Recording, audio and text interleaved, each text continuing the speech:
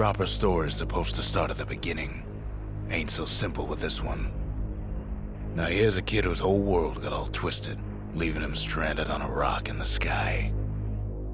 He gets up, sets off for the Bastion, where everyone agreed to go in case of trouble.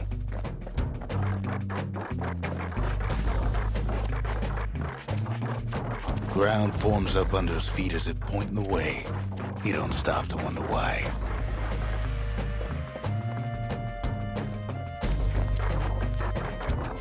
Finds his lifelong friend just lying in the road.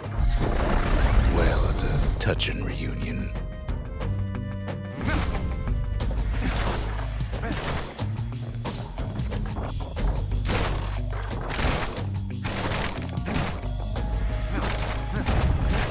He sees what's left of the rippling walls, years of work undone in an instant, in the calamity.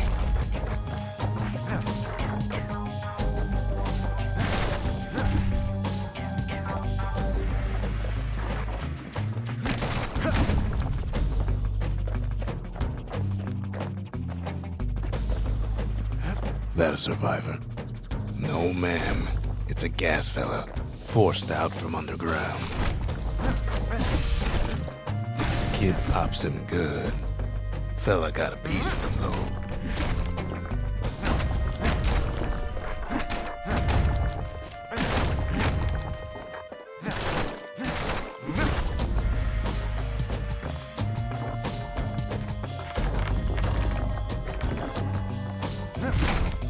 Kid just rages for a while.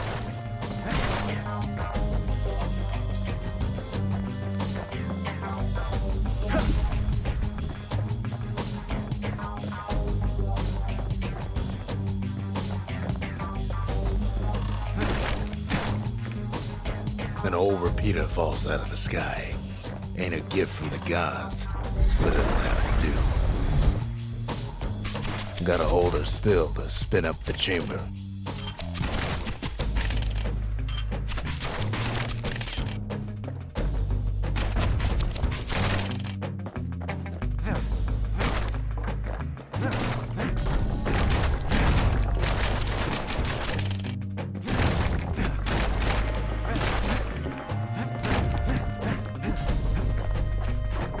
Kid's worked up quite a thirst by now, so that fountain looks real inviting.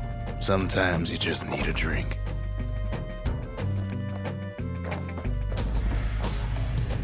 A school of squirts tunnels up around them. Must have fled here from the mines.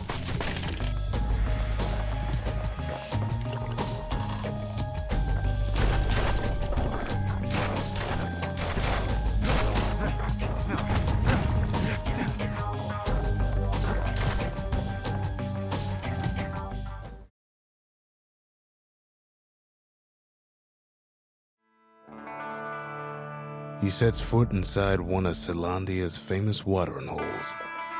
Inside's old Rondi, the bartender. The calamity got him before his drinking did.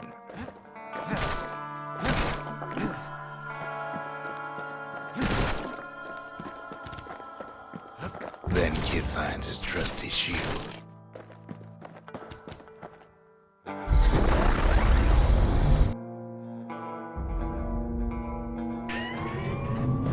The security takes him for a petty thief.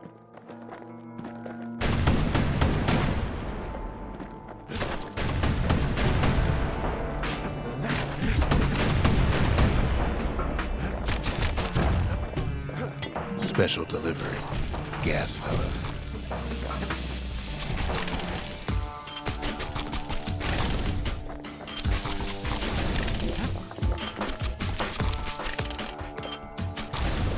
Windbags start turning up for last call.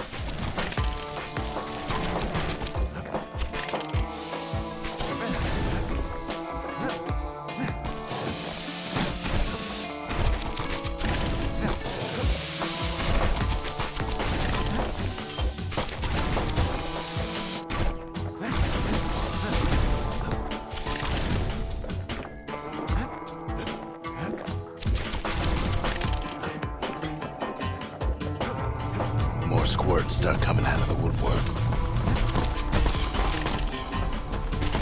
A big old fella pops out in front of the kid.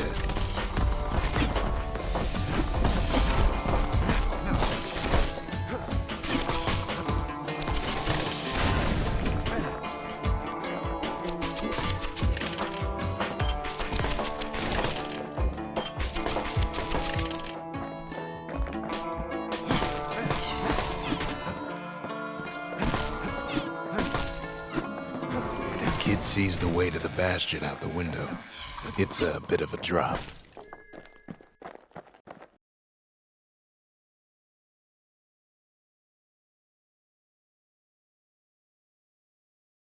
He gets a good look at things on his way down. He lands on top of a breaker's bow, and it ain't broke.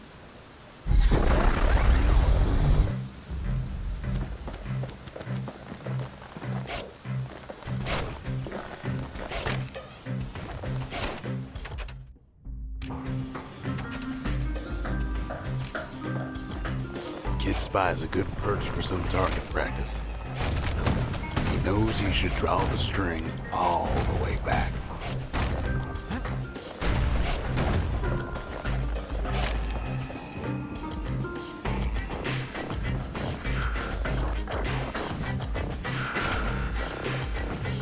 The kid pockets a memento from a breaker, once the fastest man in the land.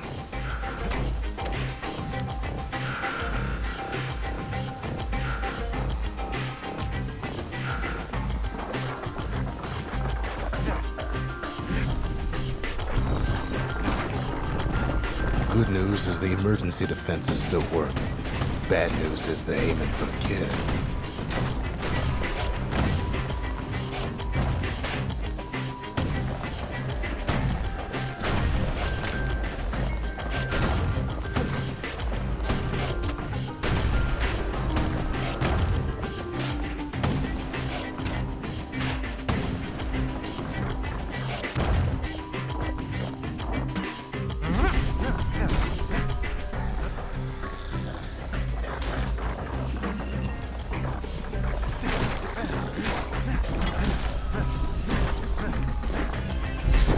Up a few pointers from a dusty old tome.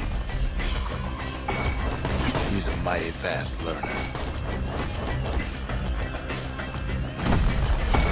Bad time to run out of black tonic.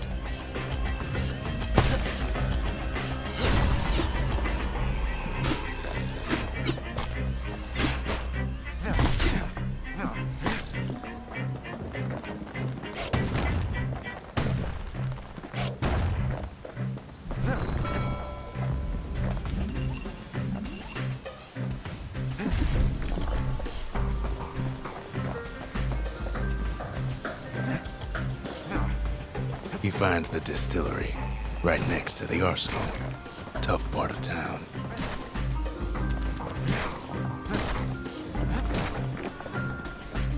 One sip of the spirits in that distillery, and the kid'll feel like a new man.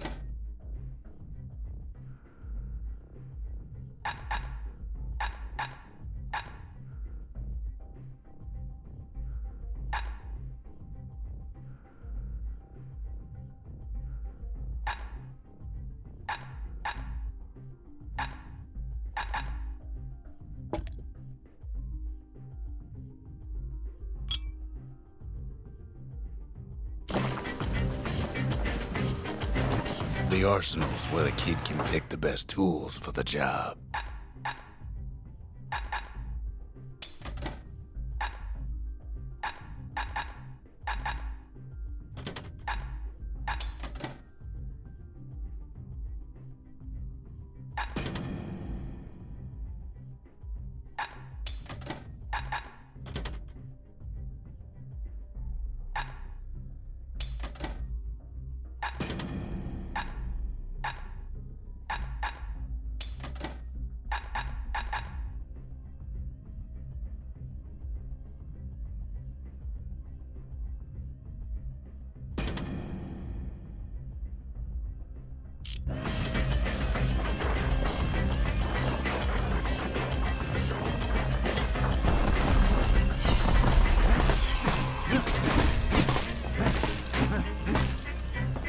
Some of them squirts birthing like crazy in a couple of corn bins.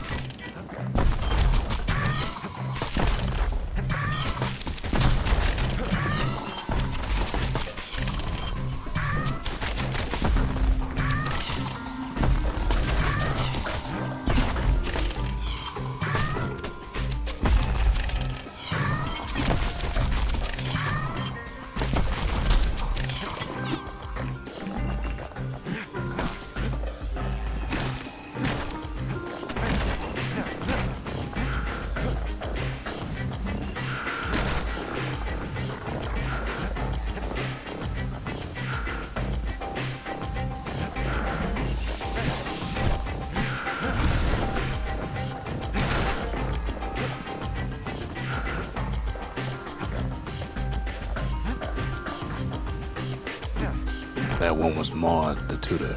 Once taught the kid good manners. He never used them, though.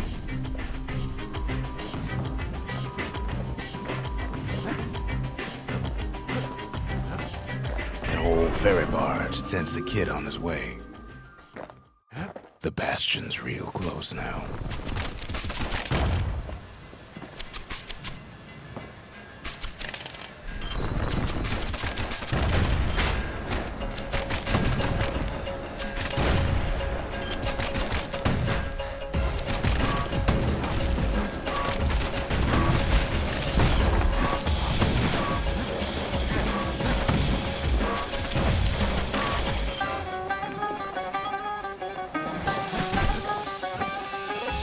Takes a chunk of alloy.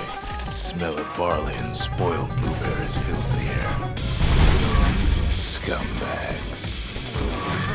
Kid maybe shouldn't have done what he just did.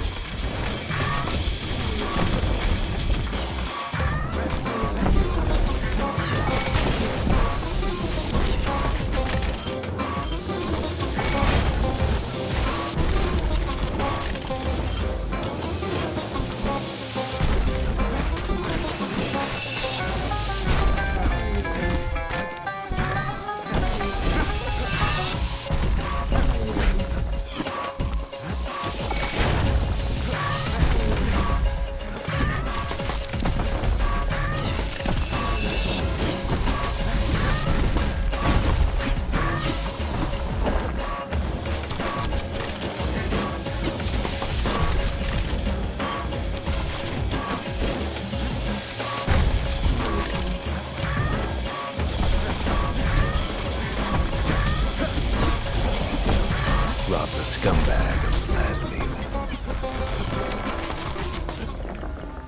Kid better watch his step.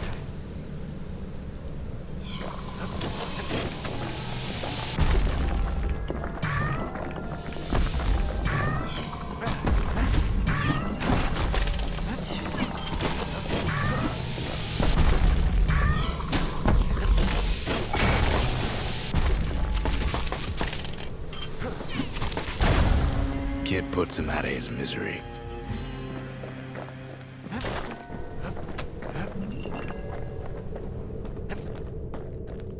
He finds the core to the wharf district. He steals the city's heart. Might as well.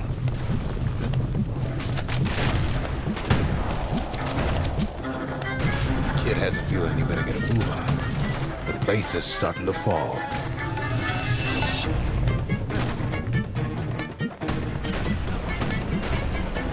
See, that core Kid took was the only thing making this particular rock stay afloat. Kid just keeps running.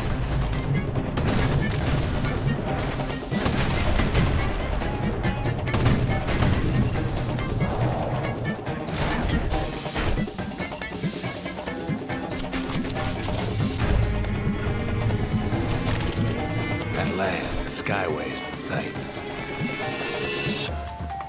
Whisks him where he needs to go.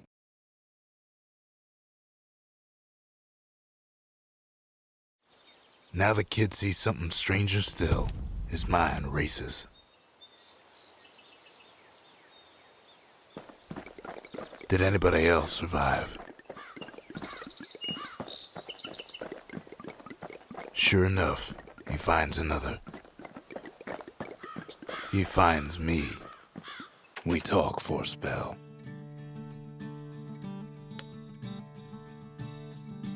All I tell him is to set that core of his on the monument there, then watch. There's a bit of the Bastion's power in that crest, enough to point the way to the cores.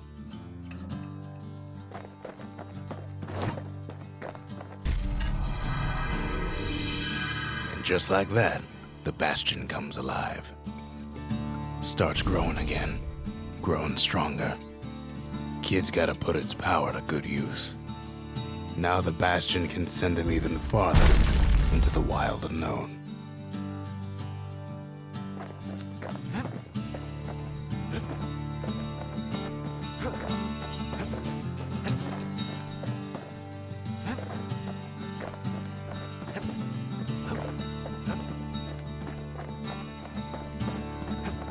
The Bastion ain't gonna build itself. Well, not entirely.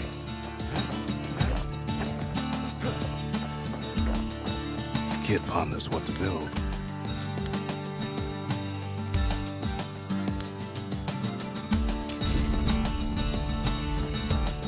Makes time to sample spirits from my personal supply.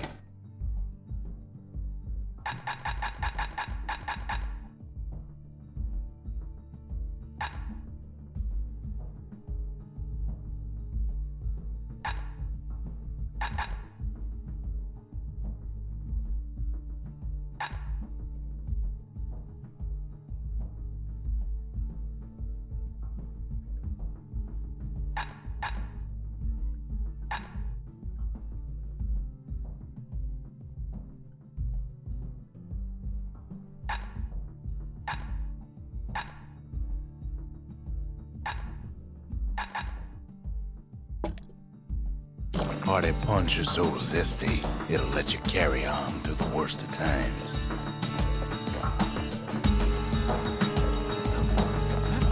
Kid don't know what's out there waiting for him. The Skyway. Now the kid can ride the wind to distant lands.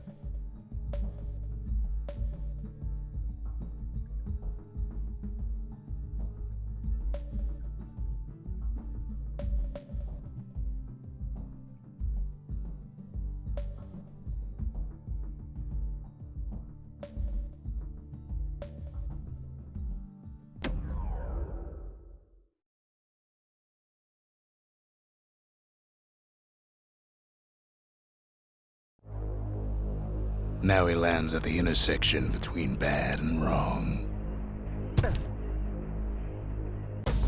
Ought to be a core down one of these twisted streets. But which one? He heads for the squirt steps. Won't be no field trip this time.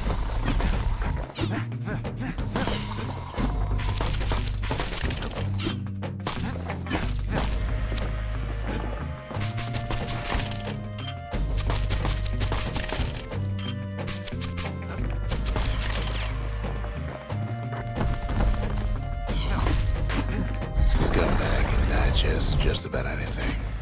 Except for this. It's quick for slicing and light enough to throw.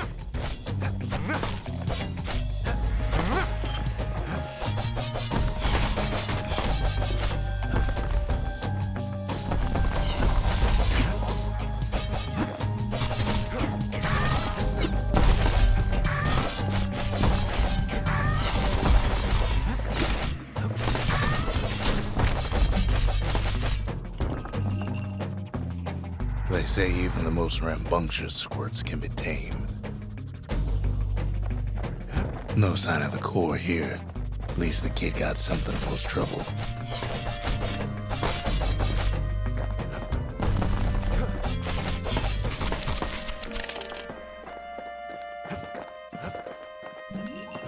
Them squirts just don't know when to quit.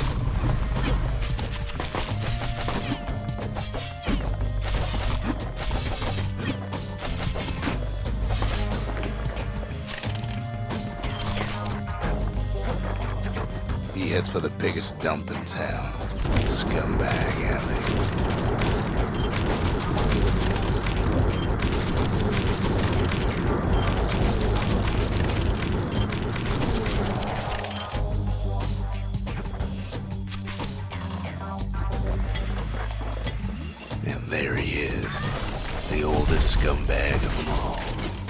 Gershel.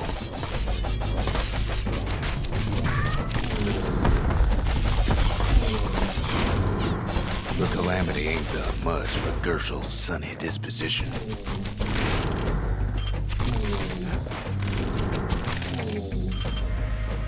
They always said old Gershel wouldn't go without a fight.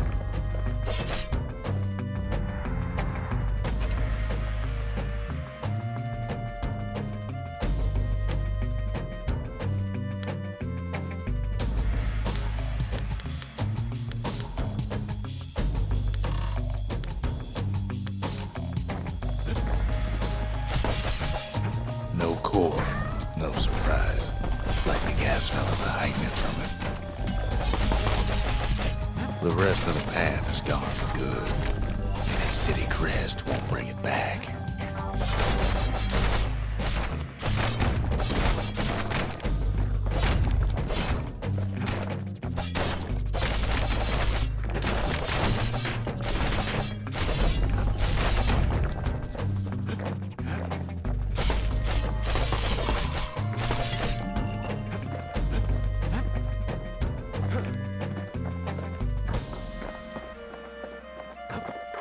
He heads for the east side, where windbags used to keep the local forge. Odd place to find the likes of Percy the Snitch. Never much cared for that big wide grin of his.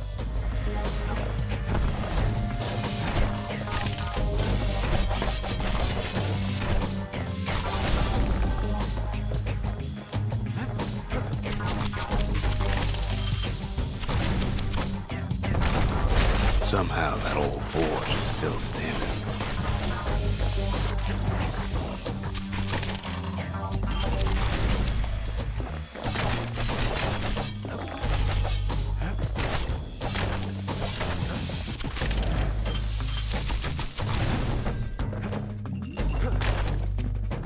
Inside the forge, Key can fine-tune those instruments of his.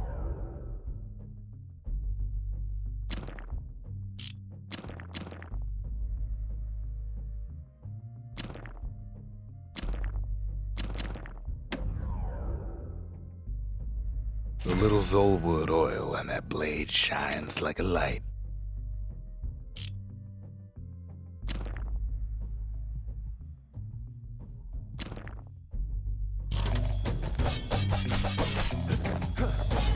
Core ain't here neither, so he's gotta guess again.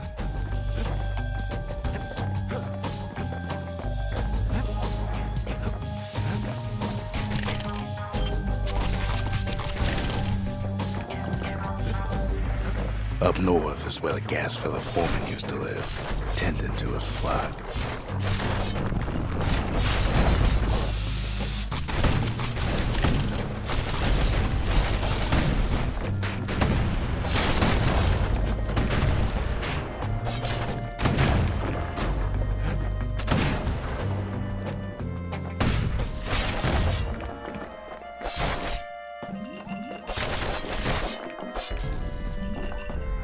Know why gas fellas all dress alike? Kids wondering the same thing.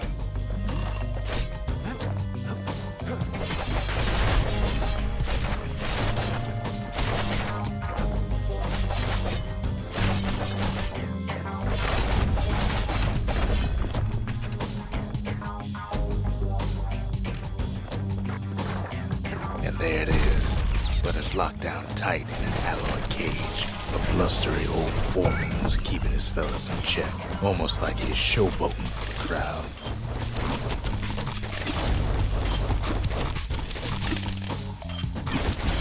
And now there's a new marshal in town.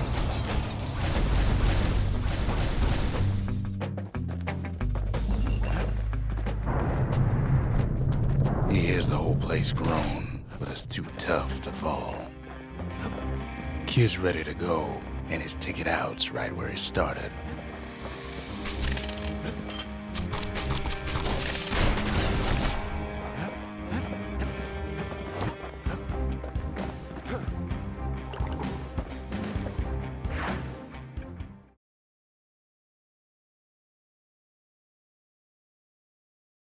He comes back, just like I knew he would. The core hums in his pack. The monument's calling for it. The windbags used to be all right. Then the calamity took the floor out from under him.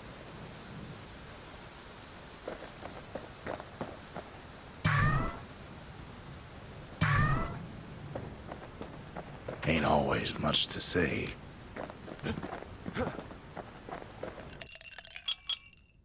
Squirt cider will toughen you right up.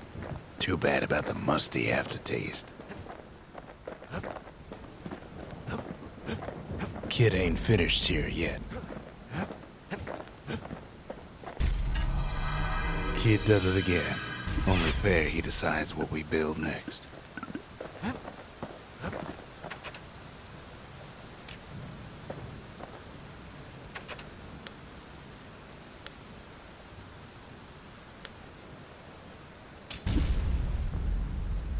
The Bastion's a place of peace, but we can hold our own if we have to.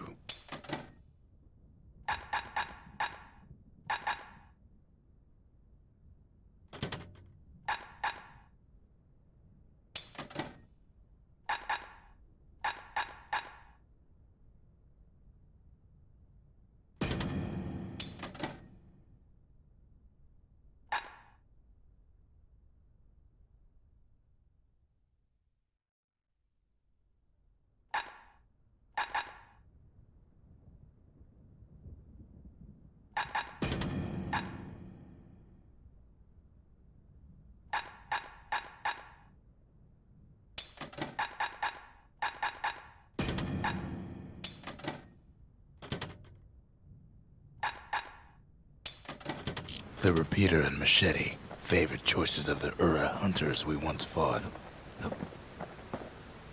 Picked up traces of other cores while the kid was out.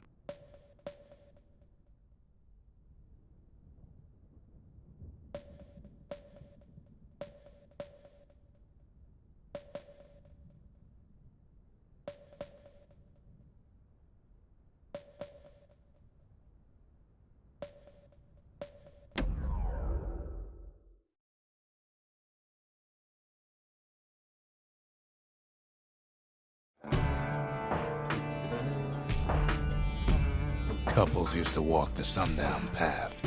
Kid ain't here for pleasure, though.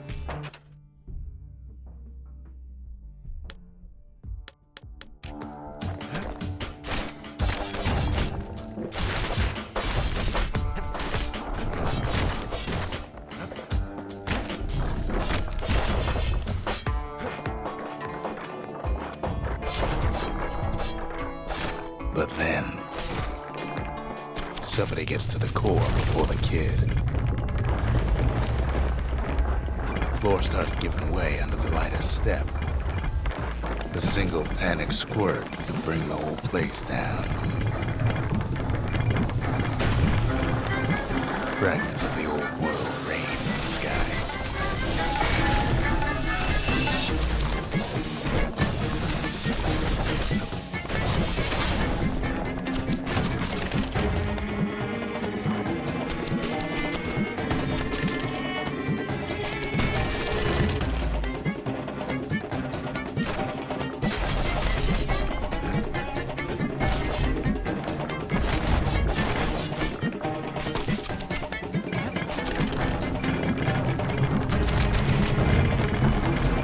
Stray valuables are lying everywhere.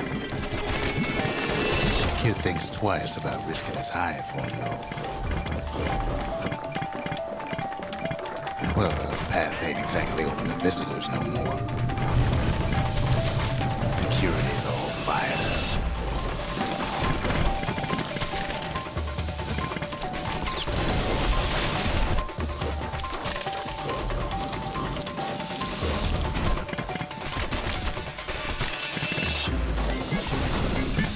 Quick and careful is the only way to go.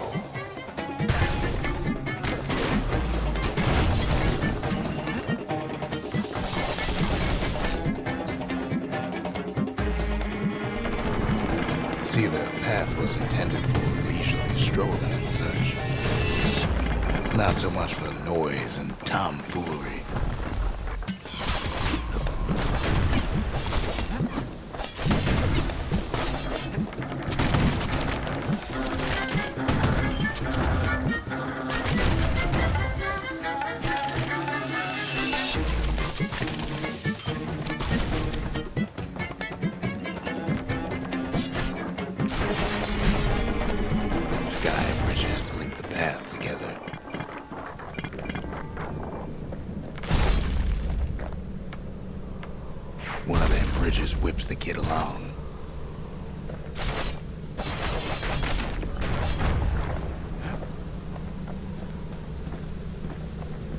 Air travel always was an iffy proposition.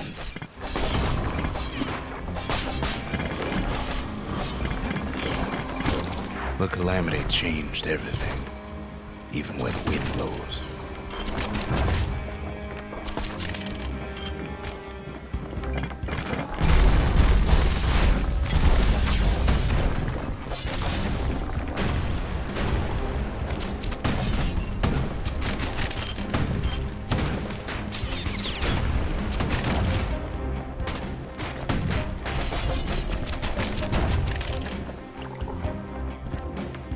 Well, if we mastered the winds in the old days, we can do it again.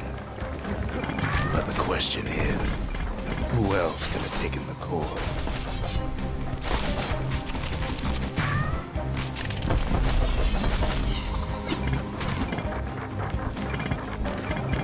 Well, ain't no survivor stole the thing.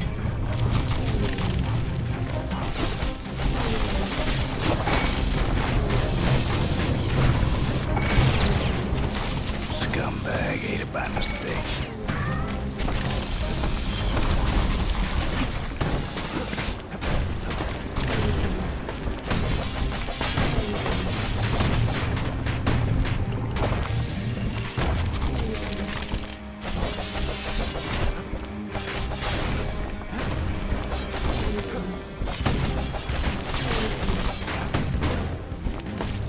Tough break. Unlike the kid, that core ain't coming back.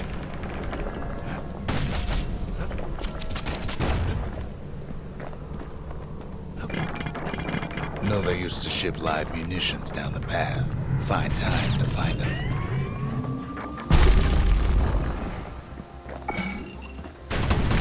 These wires to toss those things plenty far away.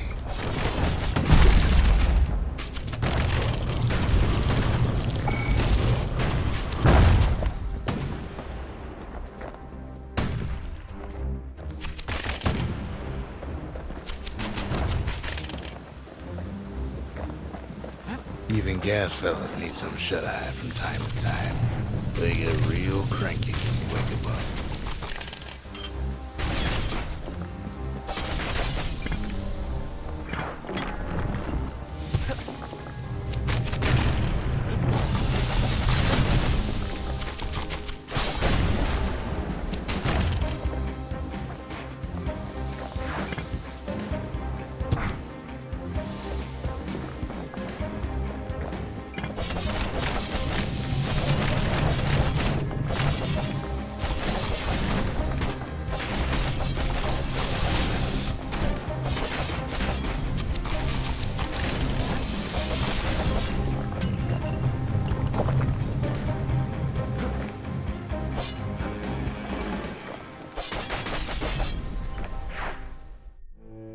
In all this toil, Kid keeps coming back to an overwhelming question.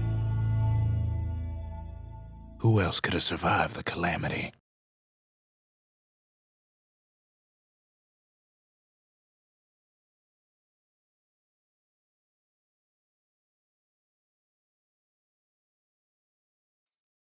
So he didn't find the core that time, but that ain't about to stop us.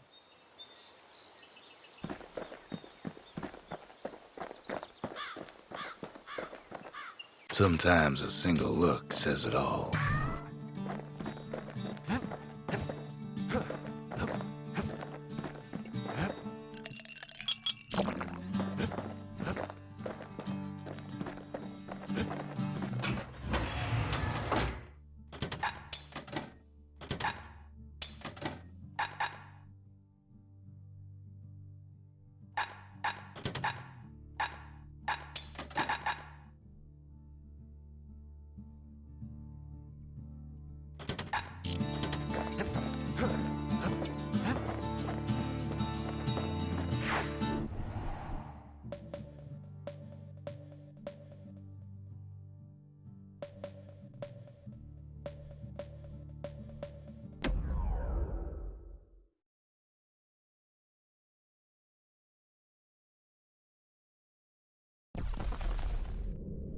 In better days, the melting pot was sealed tighter than the skin on a squirt.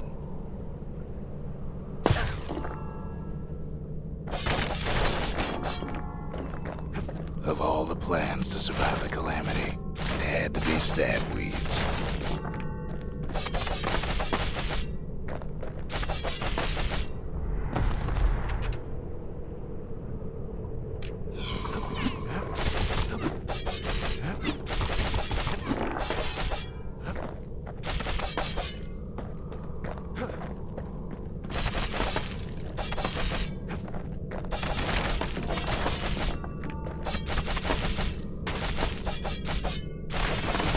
He cuts down every stab weed like there's gonna be a prize for it. If there's a core, he figures it ought to be deeper down.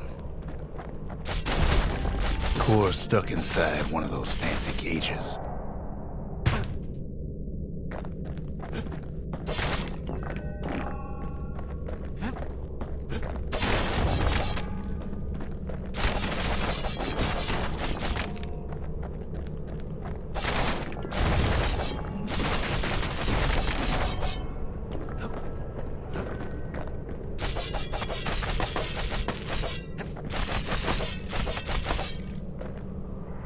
Some of the stuff lying around is downright dangerous.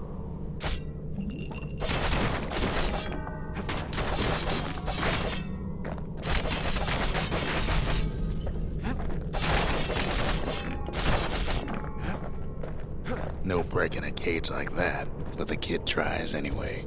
He throws a switch, gotta find a way to spring it open. Now what could possibly go wrong? Quite a bit, as it turns out. The cage starts lifting from the core ever so slow. All kid can do is wait. Shipments start falling in.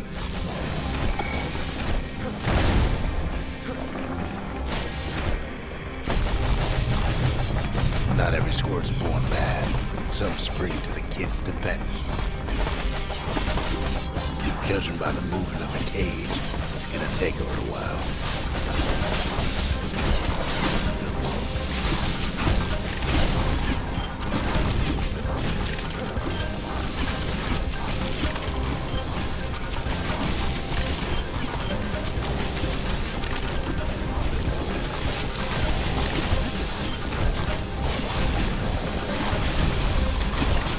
Scumbags don't take kindly to interlopers.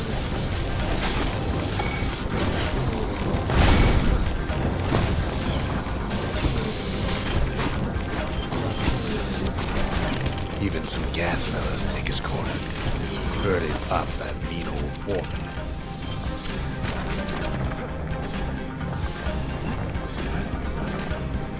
At this rate, maybe 5 more minutes, maybe 30, hard to tell.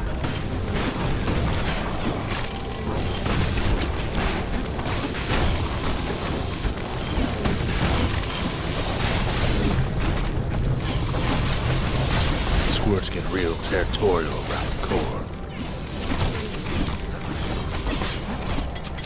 Then a shipment of free samples shows up.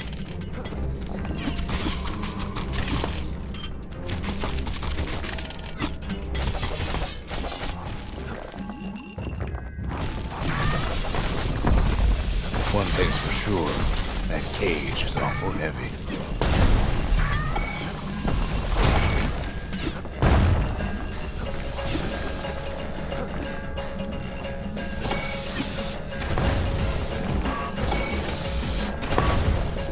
It ain't all bad. This kid buys some spices from the motherland. Tax-free. It's a troublesome scene to be sure.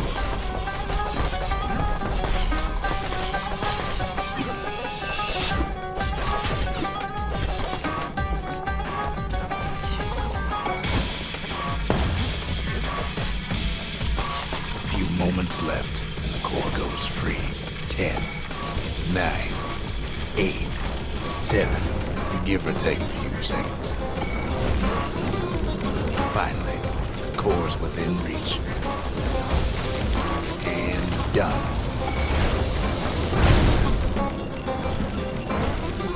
He's got it. Just gotta get to the nearest barge.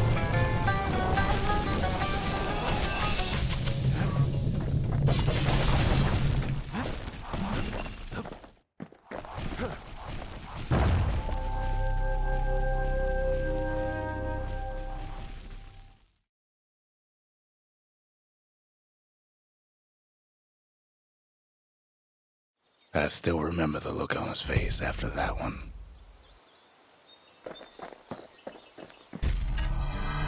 The old world's finished, but the new world's just getting started.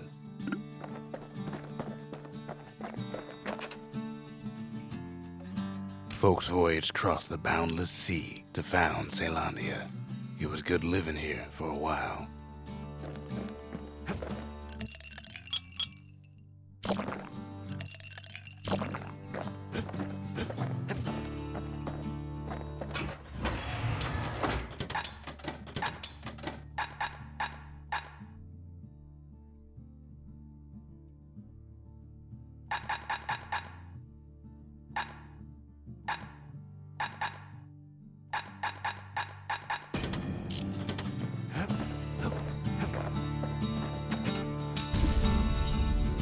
A lot of things need fixing up in this world, and we can start right here.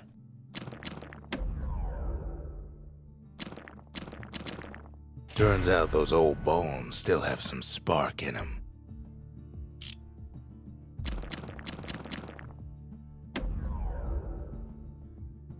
With a good length of meat gut, that bow's like new again.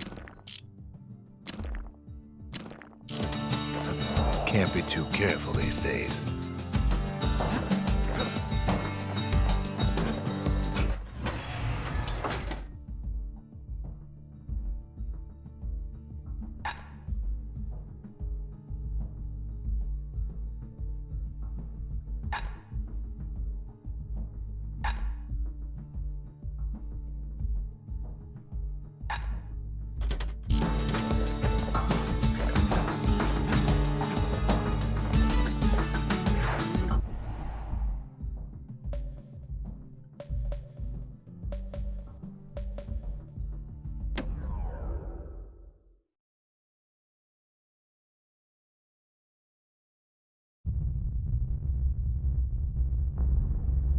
The dead welcome him with open arms.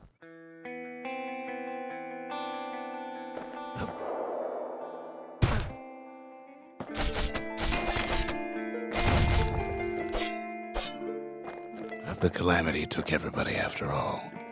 Kid sees it plain, frozen faces all around. You don't much care to see him. Not like this.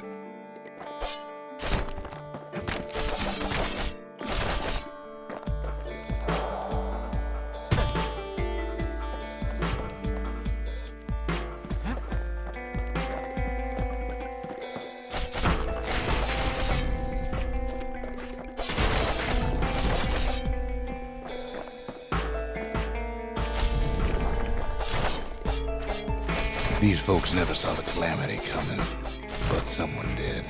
Someone close.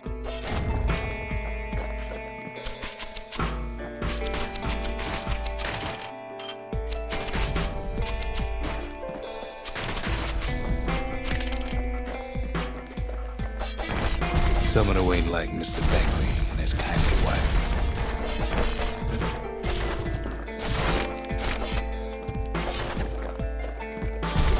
Someone like him. Kid sees him there agape, in the flesh.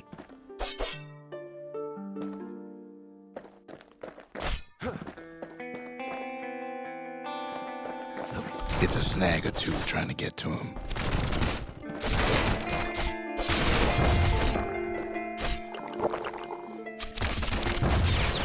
He ain't about to stop, no matter what. He's got so many questions, after all.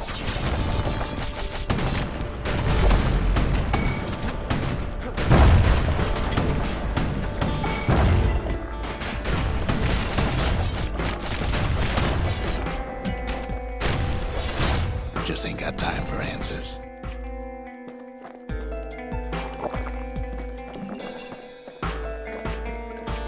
The Thunder brothers didn't make it.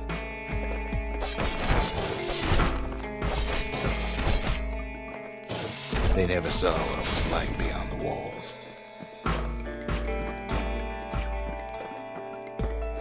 Nor did the bird boy.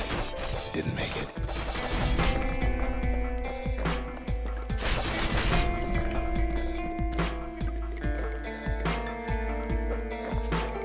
The Jawsons, they didn't make it.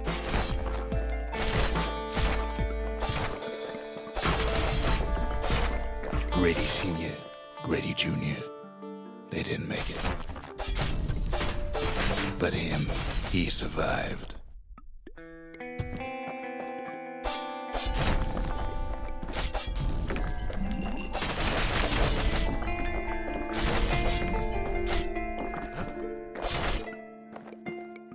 Kid finds proof enough that man ain't from around here.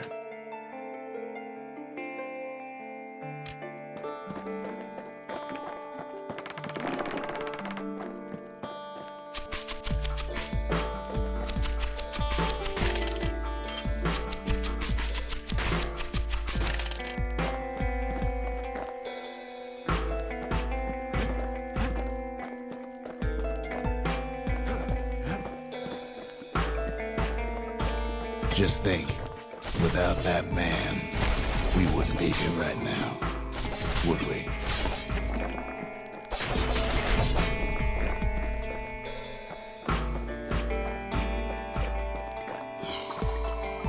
The core survives as well.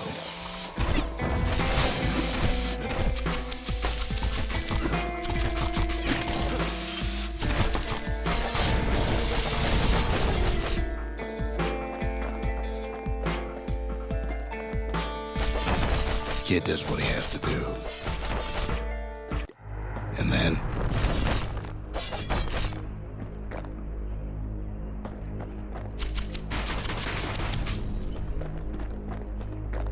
what do you say to a man who's seen too much? Kid hasn't a clue, but he says this. We have to go. Please.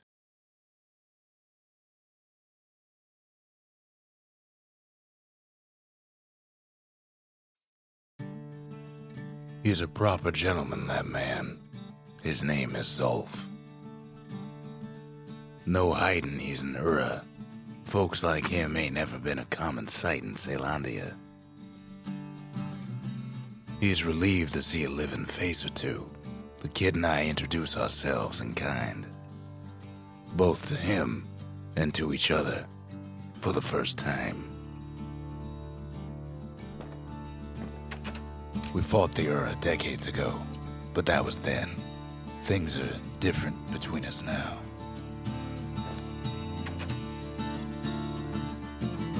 For Zolf, Caelondia was like a second home. He's real worried about his first home, too. Far to the east. He was born in the Tazzle terminals. The Ura sent him on a mission of peace to our city, and he's lived here ever since.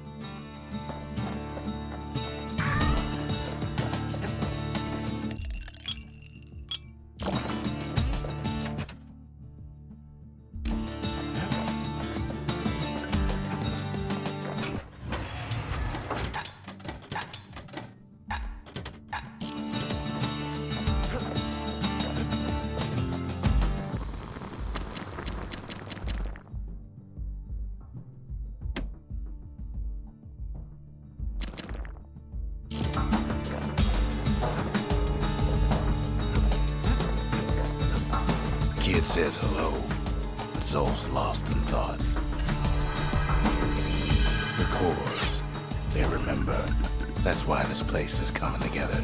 That's why things are gonna be alright. Well, look what we have here.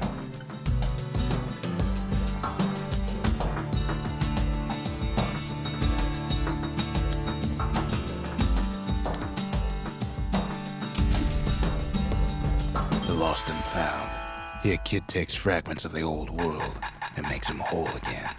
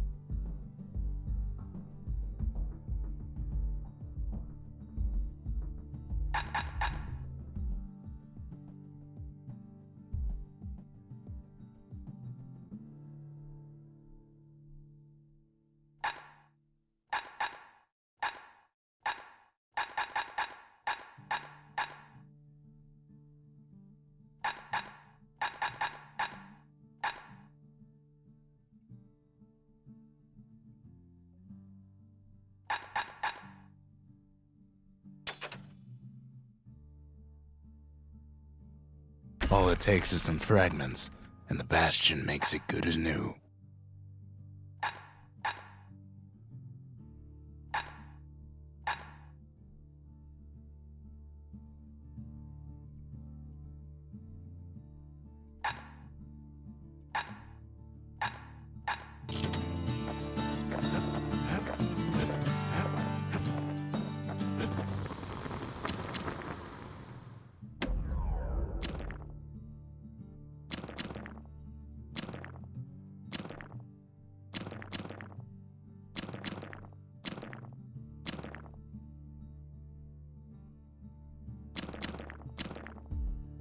That ought to make those fangs sink in nice and deep.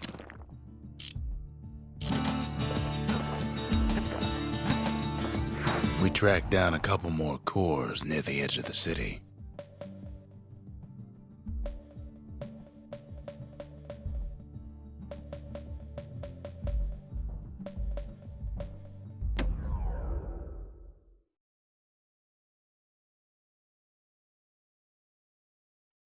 Windbag Ranch was built for gathering squirt extract in copious supply. Ain't nothing more healthful.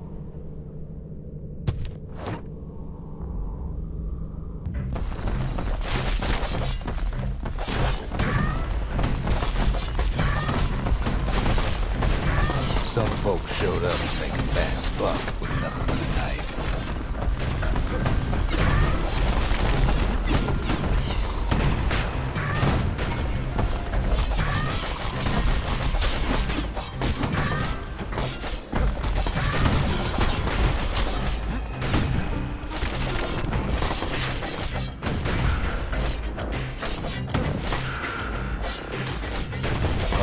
Came to train their throwing arms. Slippery little devils.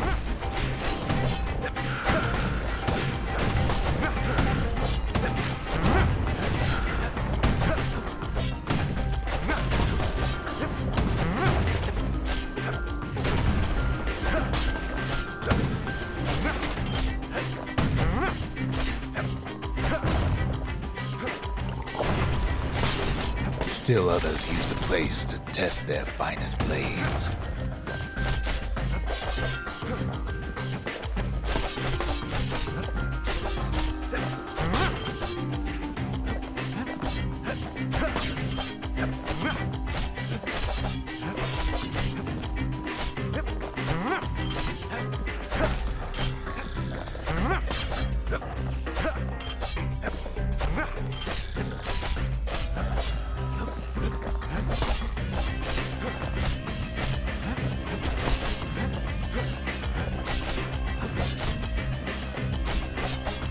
Place gets awful slick sometimes.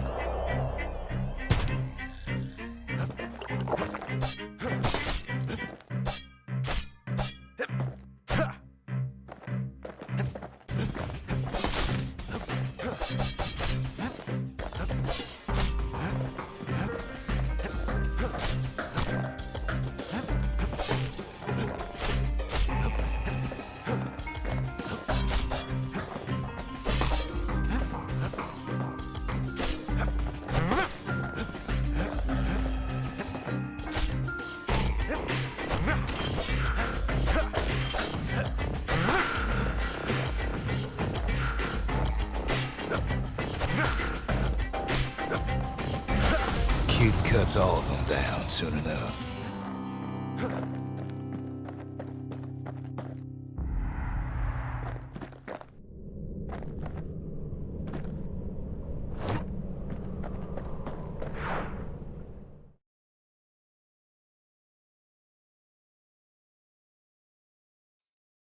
Kid comes back from Windbag Ranch, smelling good and ripe.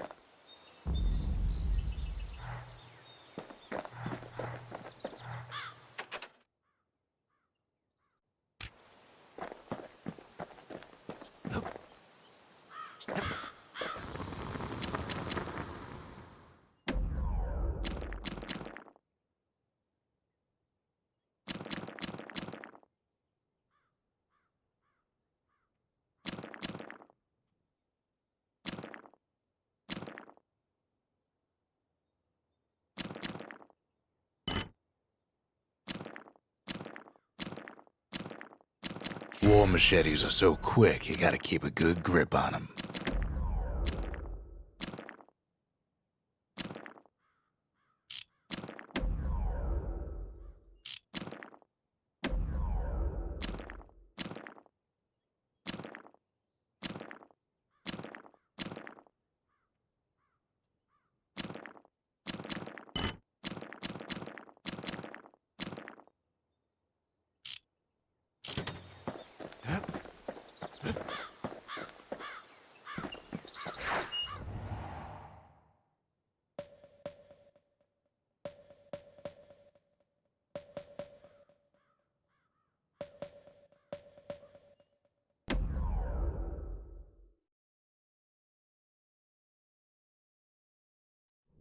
No place better than Trapper Shingle for learning to tread light and shoot straight.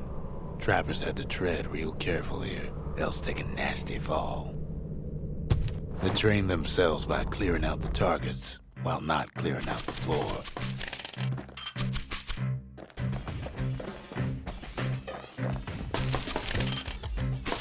Any good trapper knows never to take a step till the time is right.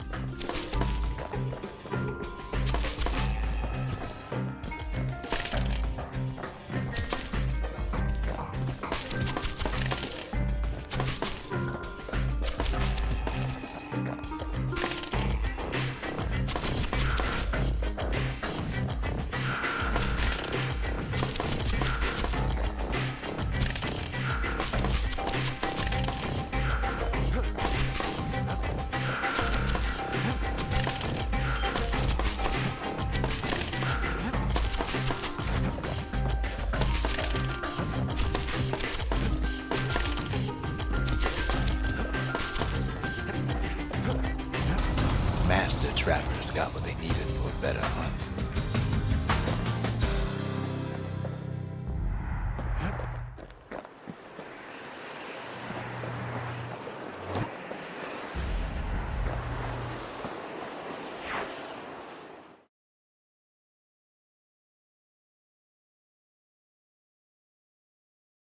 The trappers would have been impressed with how the kid handled the shingle.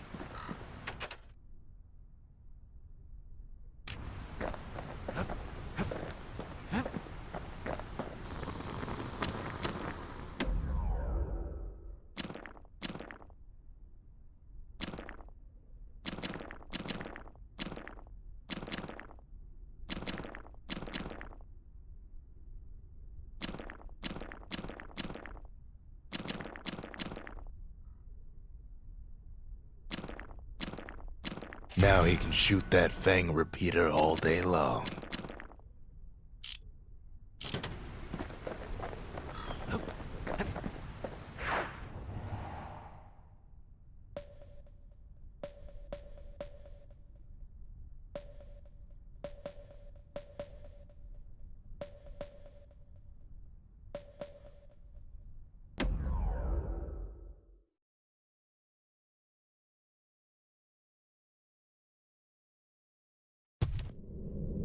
No use praying to the gods these days. No time for it either.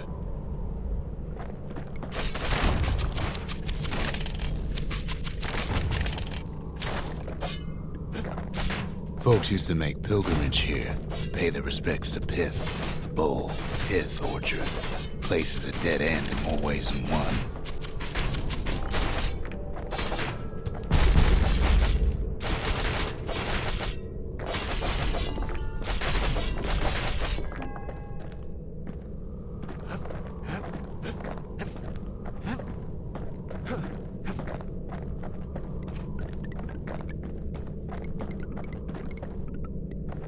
Well, the gods are long gone now, and the orchard core is long gone too. Seems Pith ain't much of a watchdog.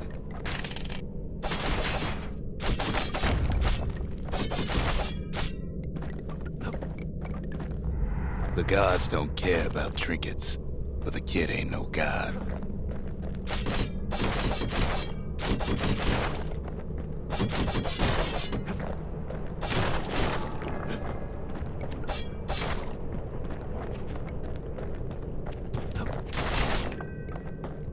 Pith stood for something once.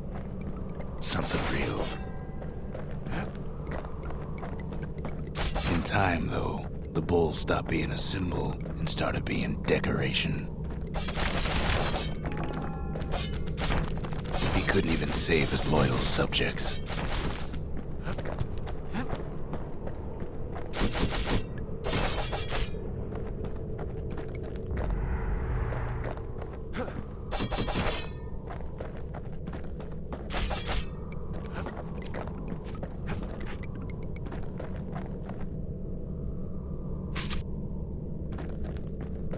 Pith makes a decent scarecrow, at least.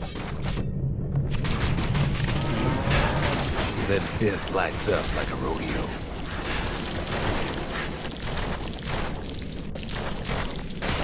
Ain't easy punching through his hide.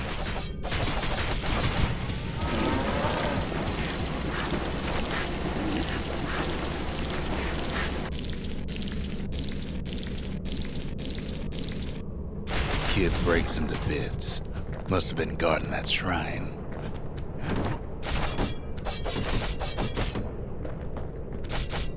So what'll it be? Invoke the gods, or tell them off? Pith.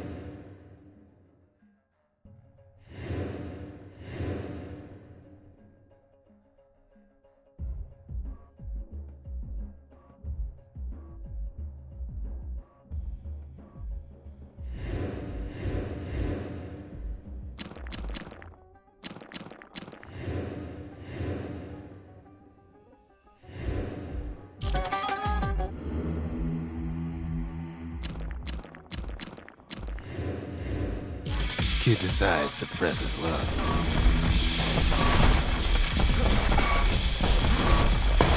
Well, if the gods are alive, they must be plenty sore.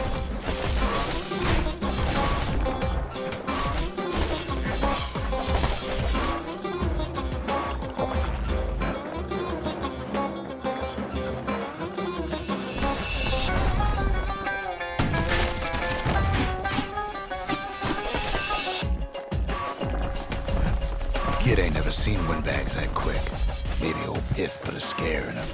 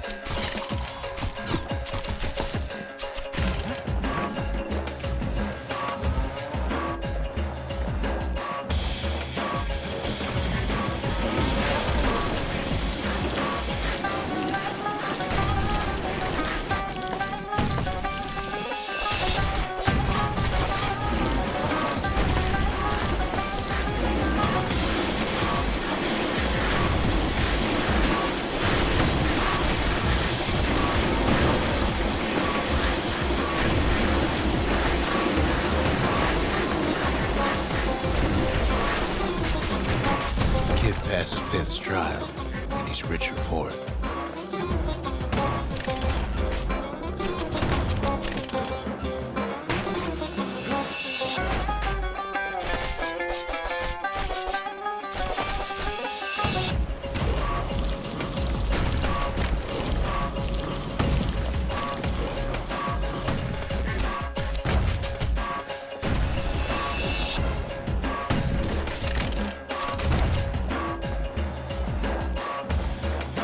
Kid ain't found a core, but at least he found Zolf's precious shrine.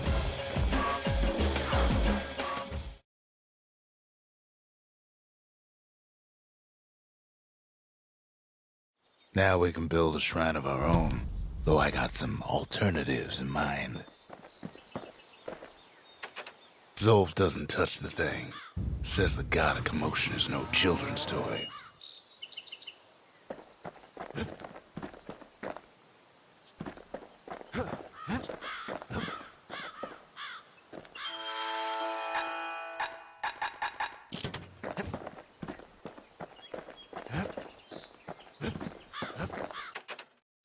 The Ura feared the gods. We turned them into toys, put their faces on our walls.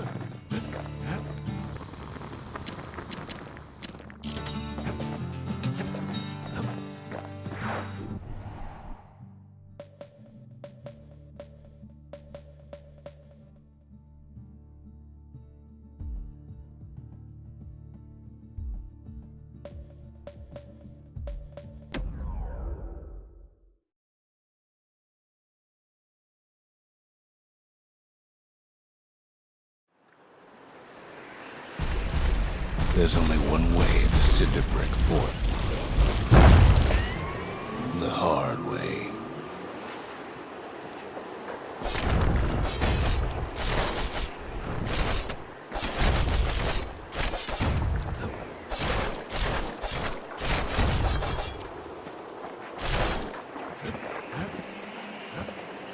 Sure, the city marshals may be gone, but now the fort's crawling with windbags.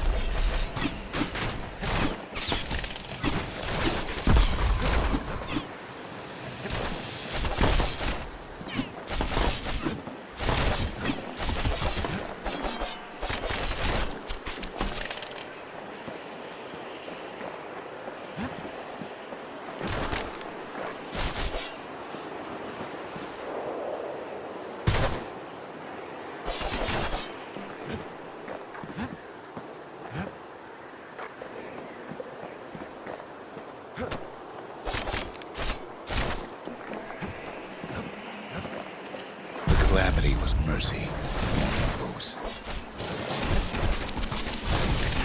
The windbags ain't so lucky.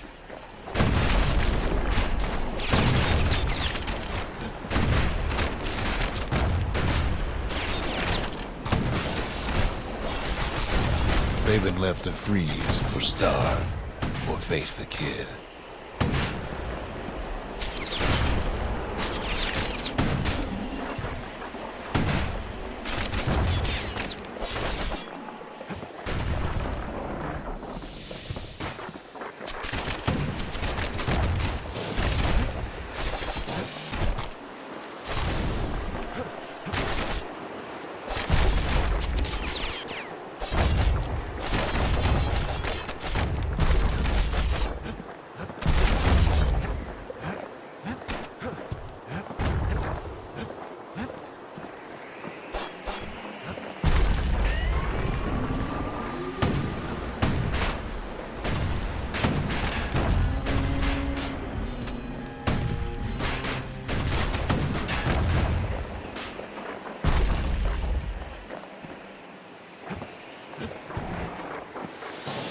Wham!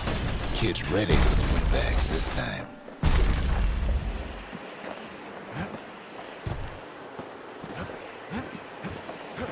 Well, windbags young and old keep fighting for the fort.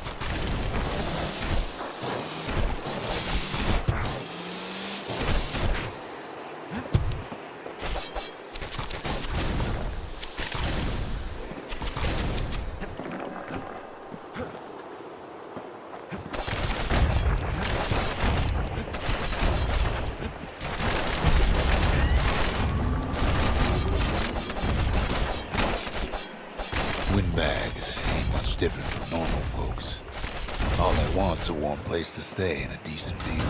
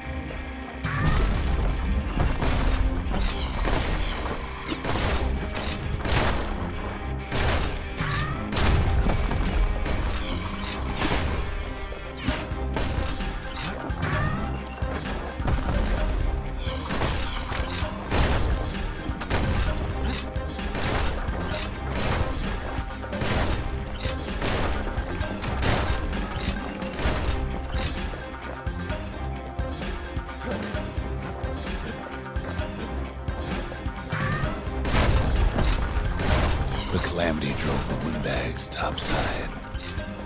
A lot of them wound up here in this very fort.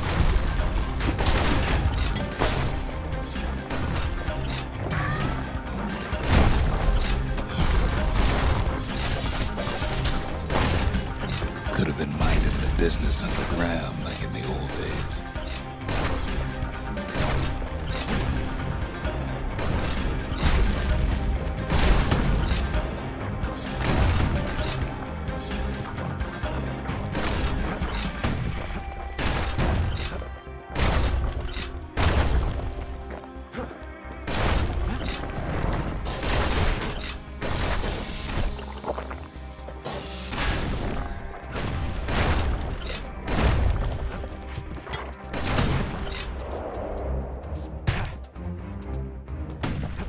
Windbags can't use the marshal's supplies, but the kids sure can.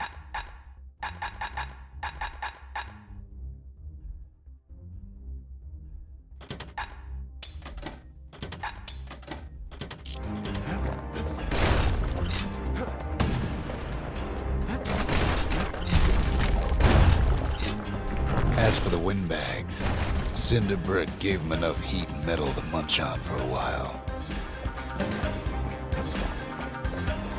Well, the fort ain't theirs by right.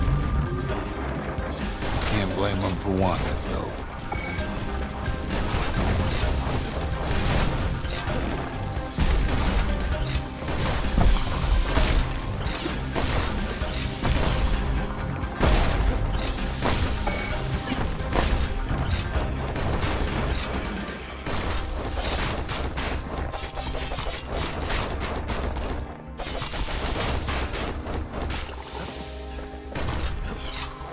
So many of those sorry things holed up inside that old fort.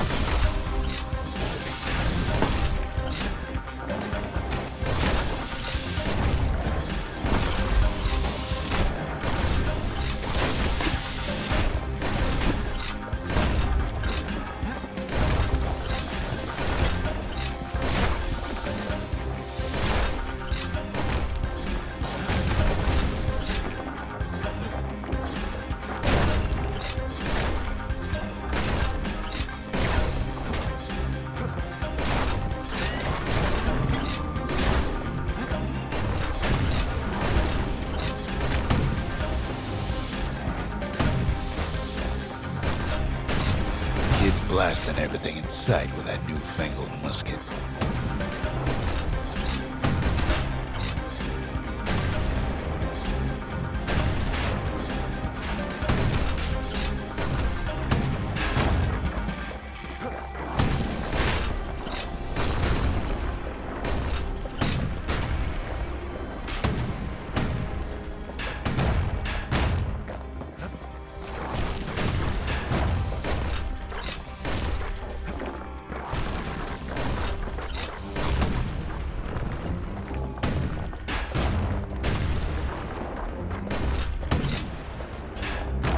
Kid's stash of grenades is there for him if things get even worse.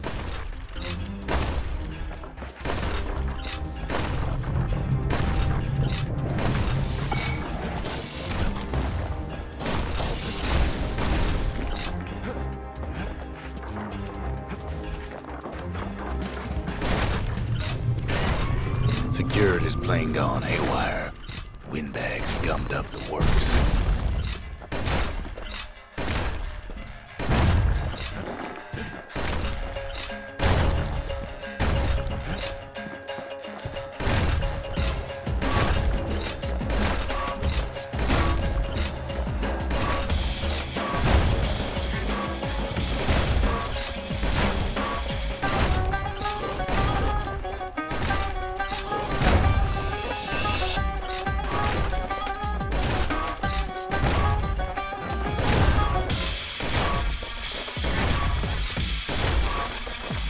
Kid ain't afraid of getting burned.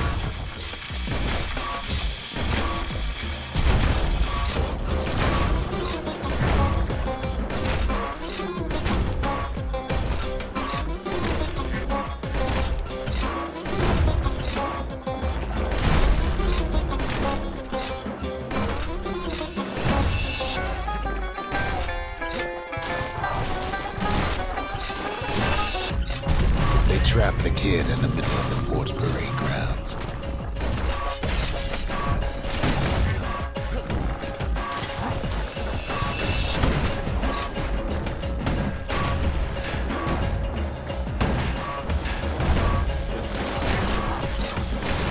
Then they bring out Glutus and Glandon and all their scumbag uncles.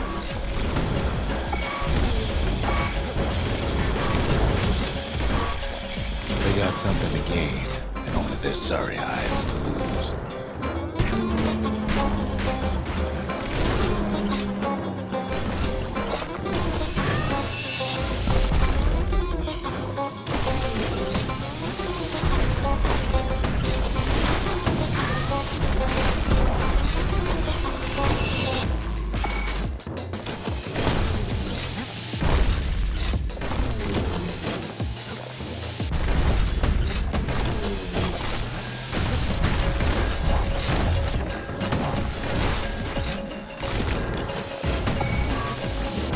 Kid takes down Glutus.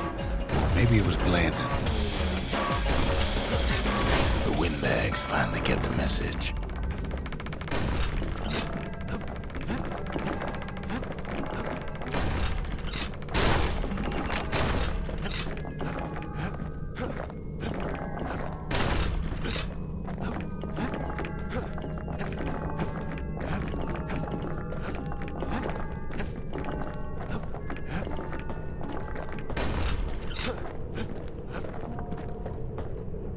Kid used to dream of getting Marshall's badge, but not like this.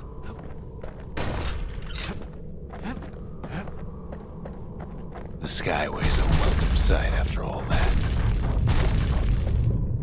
And now ain't nothing left for nobody down at Cinderbrick Fort.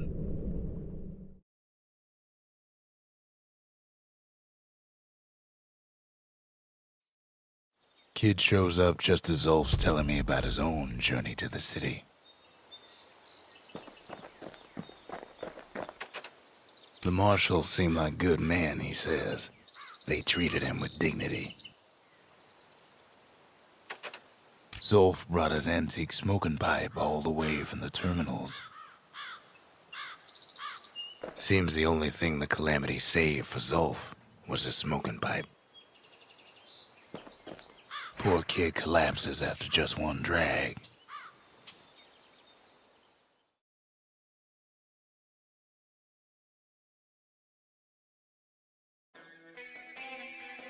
The past. Only good thing ever come out of the past is history.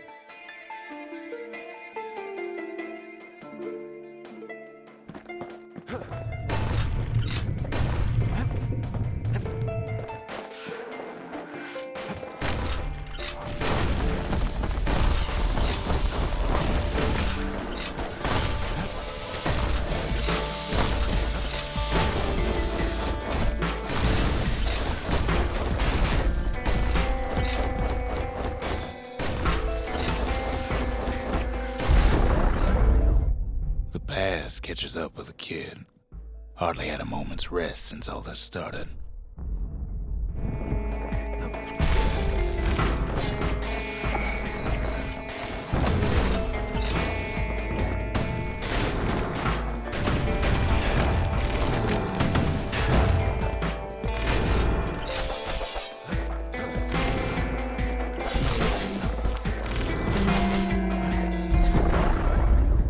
Fair to say he's led a hard life, supposing what he says in his sleep ain't no lie.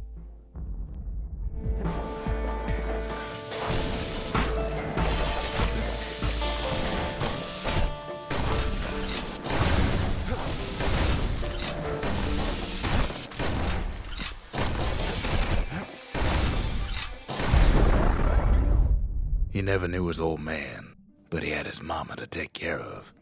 Frail thing with pure white hair like his.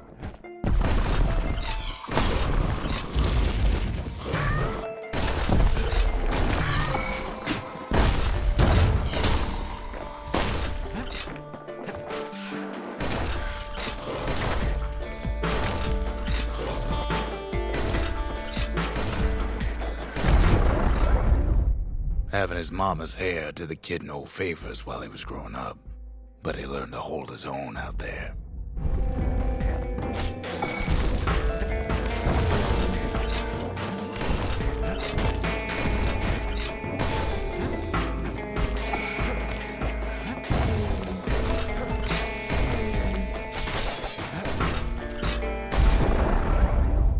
School ain't working out, so the kid signs up for a turn on the rippling walls. Make his mama some money.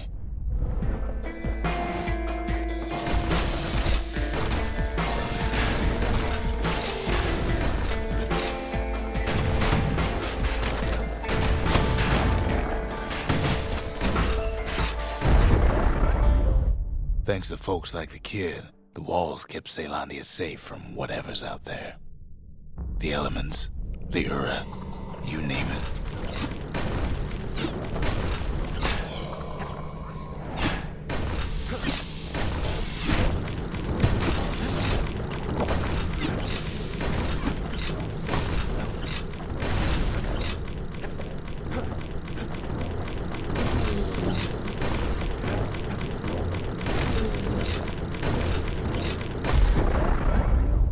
Once the kid done his time, he hurried on home. Turns out his mama's time was done too.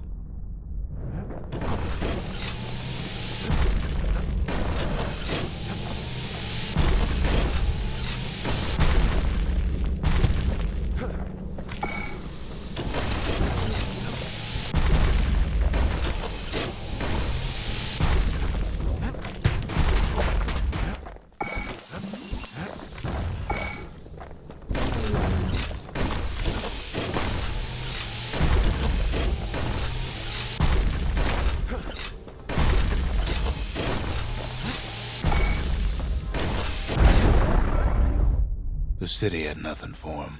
The money he'd been sending home was nowhere to be found either.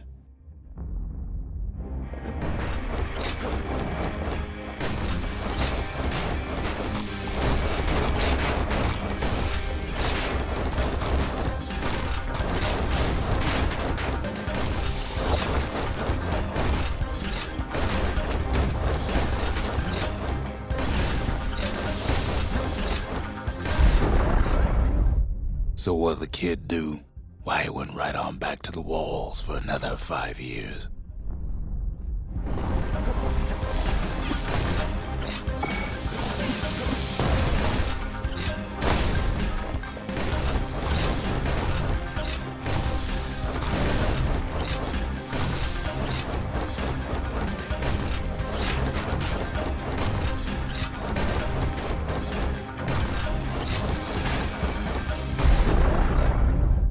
In the history of Ceylondia, nobody's ever volunteered for a second shift on the walls.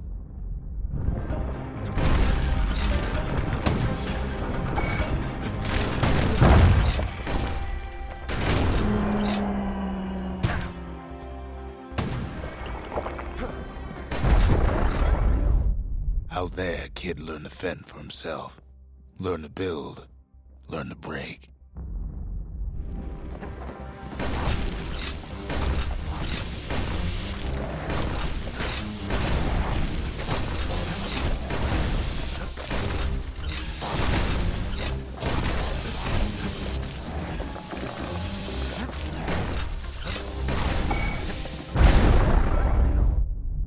time, the kid earned good standing with the marshals. They trusted him to scout out farther than anybody.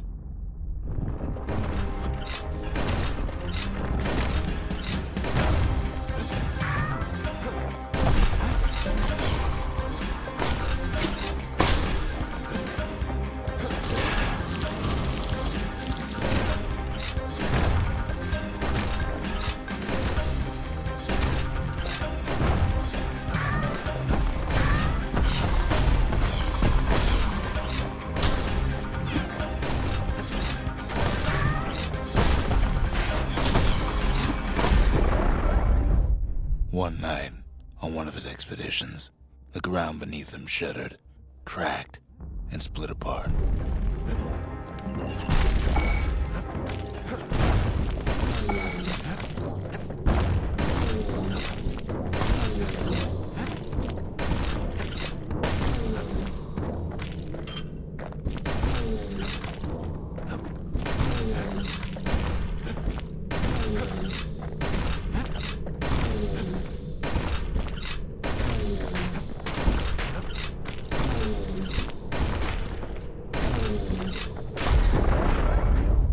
He saw nothing where the world used to be.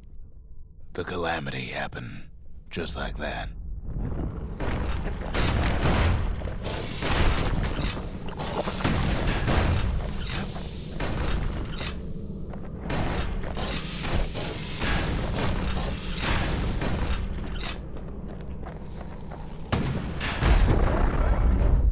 All the kid had to work with was his hammer and the clothes on his back.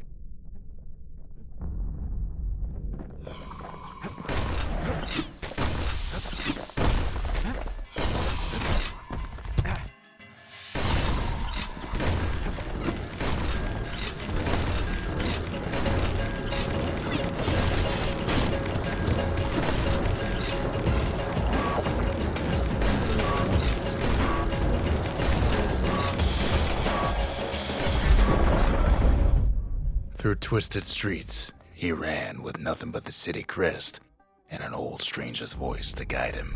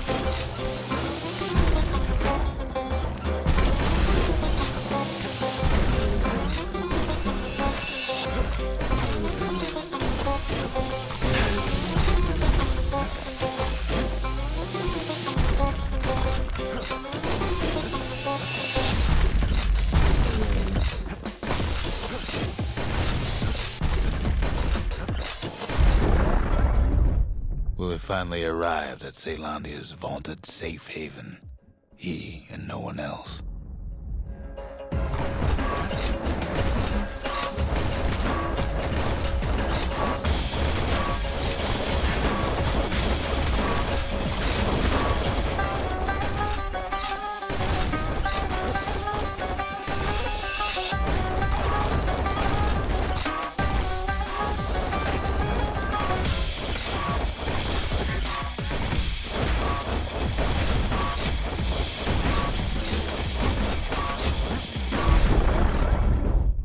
But then, all they got was more thankless work from a man who ain't even asked his name.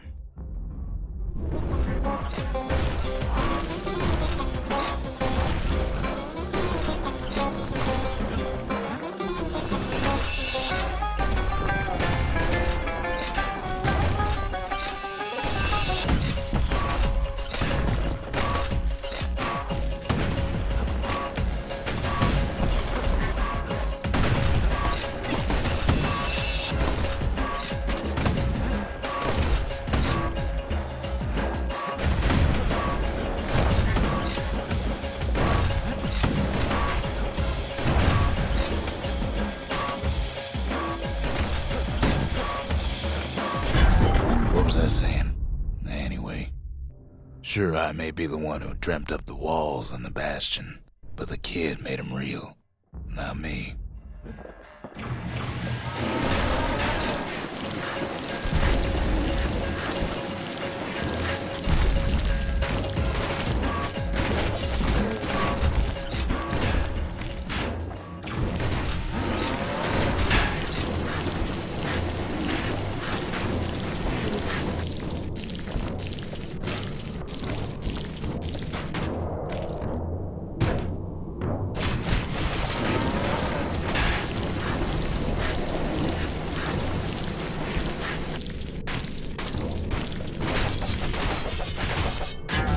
Wait, where was I?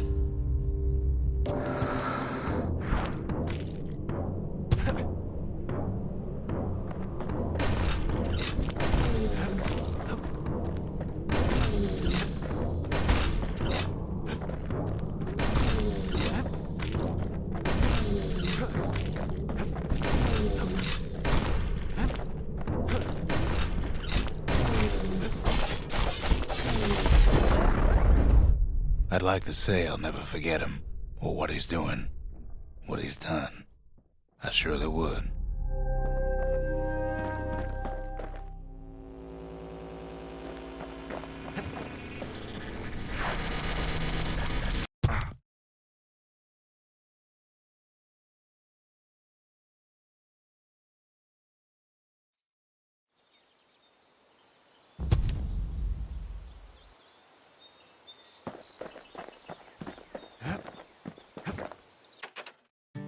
Even since the Ura surrendered to us, the marshals kept a wary eye on him.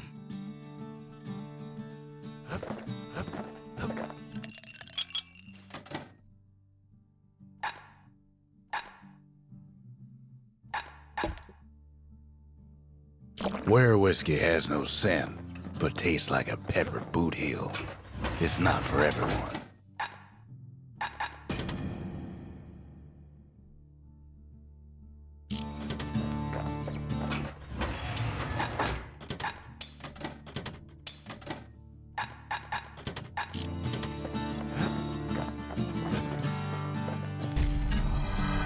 Zolf's travels ain't much compared to what the kids had to go through for all this.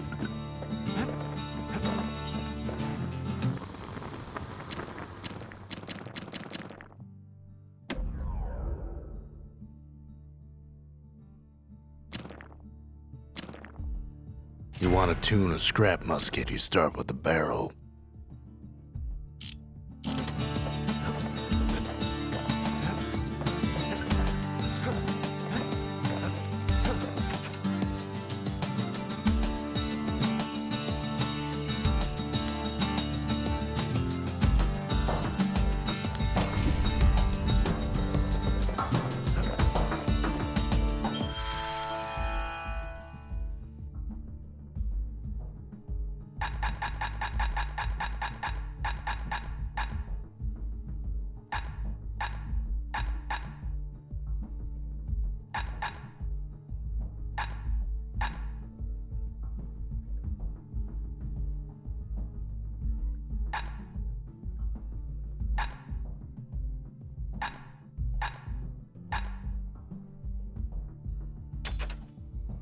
Finders keepers.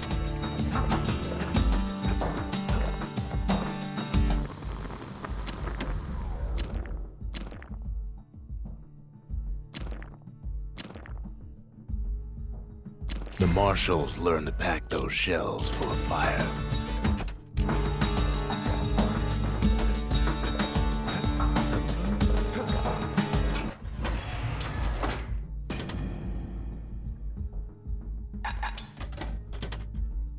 Anything survives a musket shot ought to be quick work for that blade.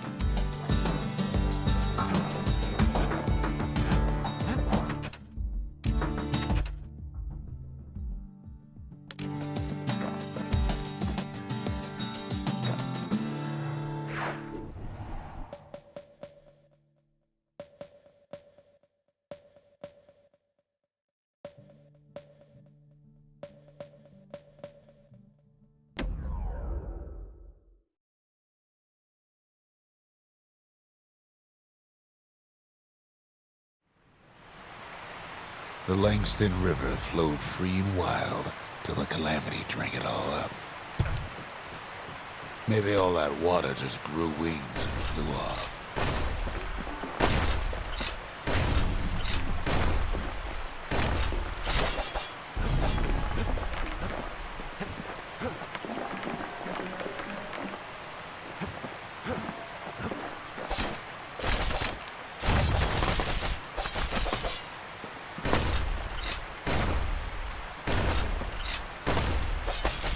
Riverbanks swarming with windbags. They're so bent on finding the core, they hardly notice the kid. Lucky for him, a certain famous ferry barge is still afloat. Weeping Nellie. She sends some squirts crying home as she leaves port. Maybe Nellie knows the way to the core. Maybe she can slip right past all the clamor on the coast. Or maybe not. A security skiff pulls up portside. Nellie's just another windbag to those guns. Just then, the windbags notice who she's sailing with. They're pretty steamed about what happened at Cinderbrick.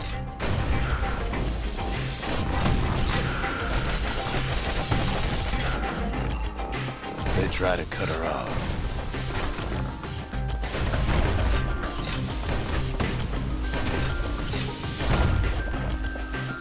They try to slow her down.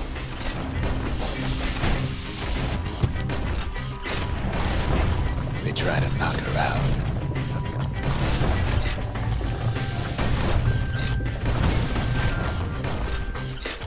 Well, Weepin' Nellie tries harder. Try as she might, though, she hits a snag. Kid's gotta help her get untangled.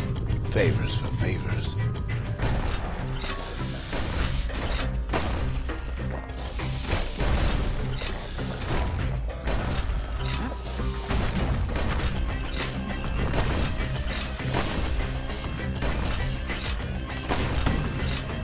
At least she picked a good spot for a break.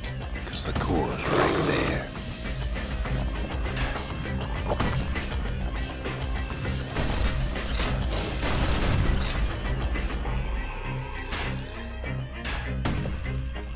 He takes a hard hit, but he ain't finished.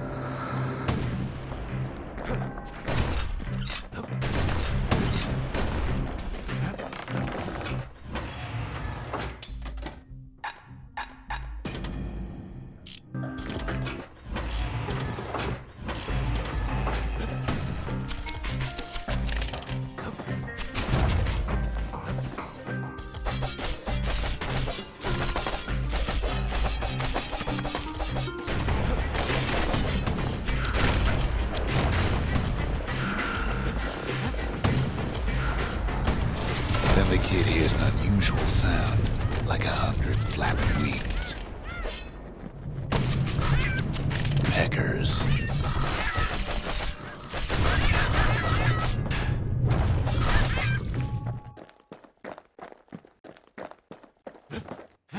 They've been watching his every move.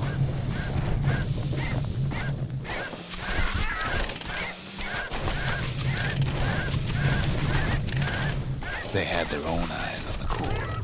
But why? Well, kid ain't got time to think it over just yet. He finds Weepin' Nellie raring to go.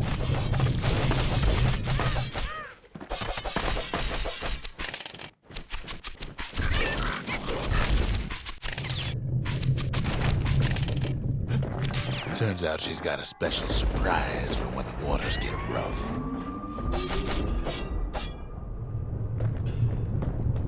She's gonna need a little help with all them peckers. Crafty things think they're king of the roost now. Rest of us only wish we could fly in times like these.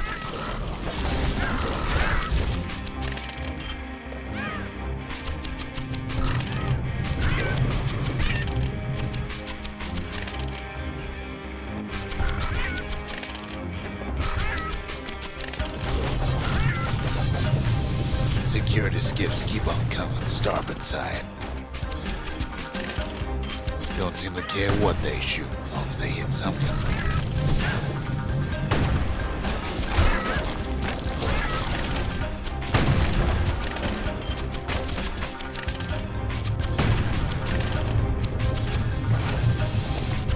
Windbags getting even better out here.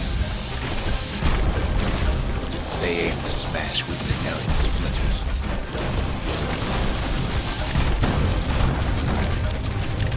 Well, it all proves too much for poor Nellie.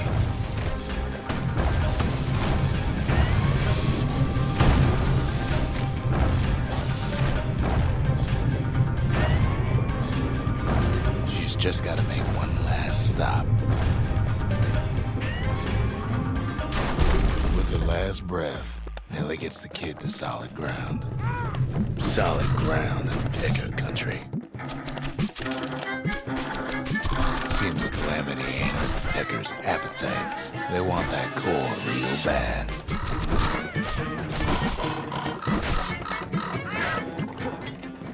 Kid shoes them off, knowing they'll be back.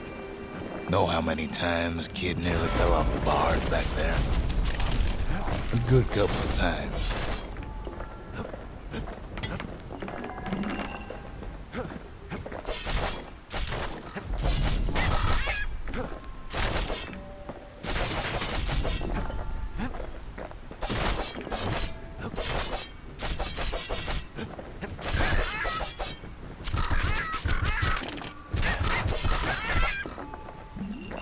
Now, listen close.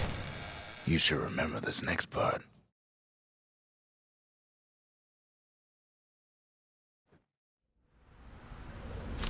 Why go to Prosper Bluff?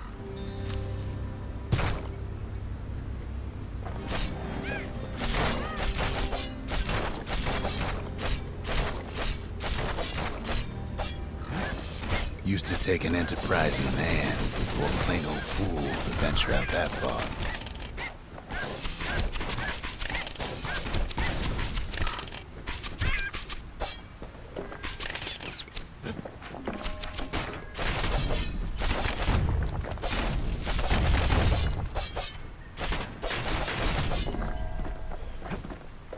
The city was the most beautiful place in the world. We all knew that.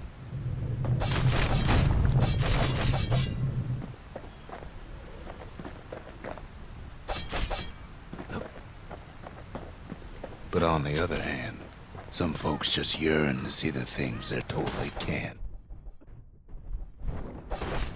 And that's why you go to Prosper Bluff, ain't it?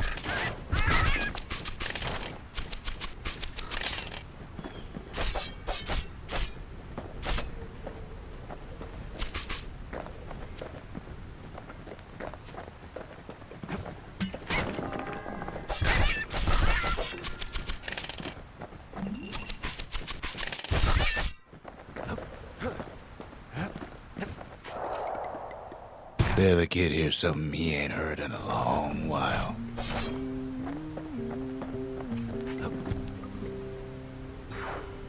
How's it go again?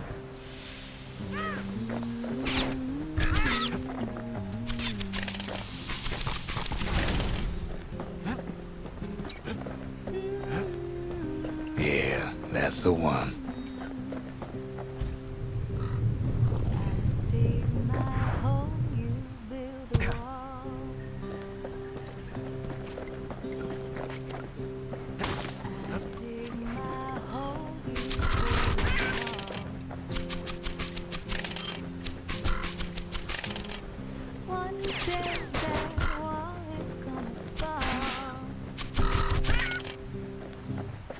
Build that city.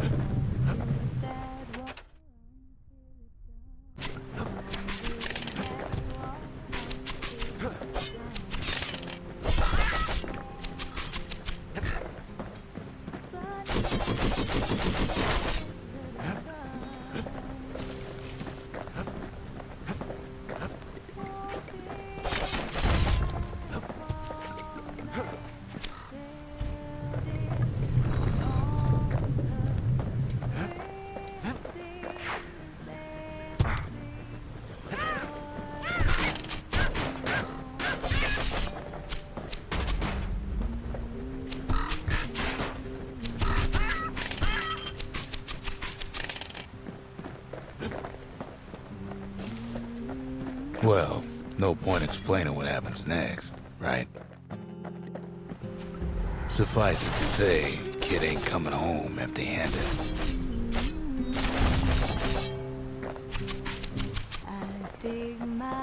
And besides, it's like the song goes. I dig my hole, you build a wall. One day that wall is gonna fall. They'll be here before too long.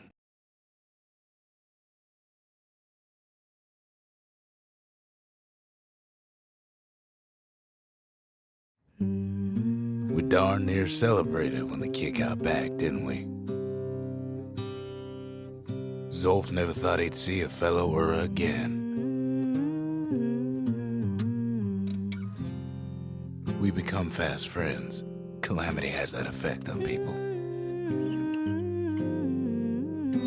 But there was more to be done. There was one last core to find.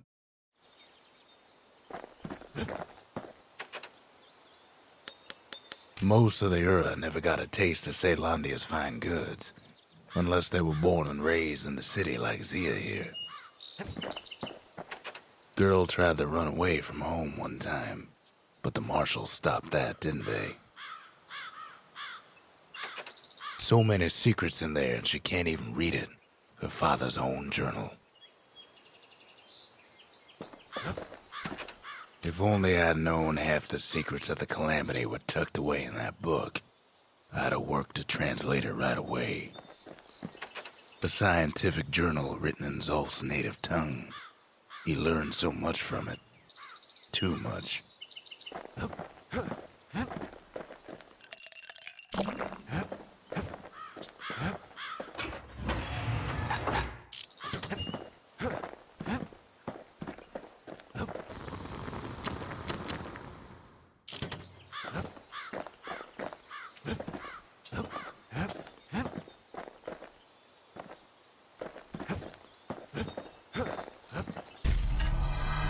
Kid's surprised when I tell him there's only one core left. I shouldn't have believed it either. The memorial. Here, kid can pay respect to the old world and earn it in kind. The valediction. Just another one of my sketches. Nothing more.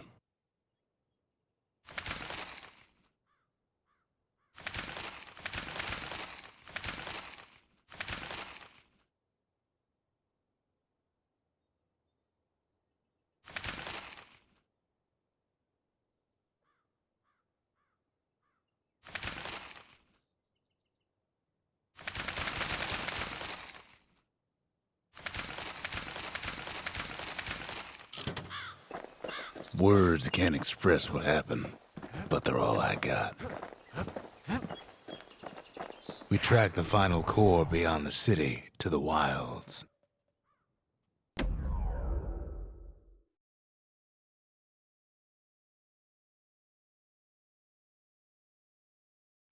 The wild unknown. Place can eat a man alive. Place is so raw, even the calamity couldn't cook it. Not all of it.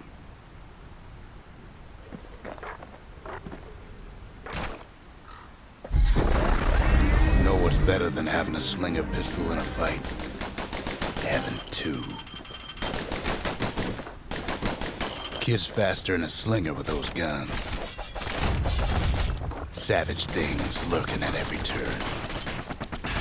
Good thing pin cushions can't see where they're shooting.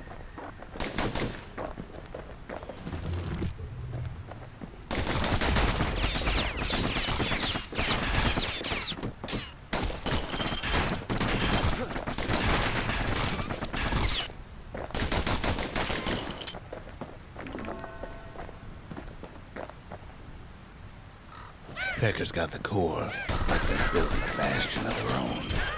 The welcoming committee scrambles to attention. Didn't expect the kid so soon.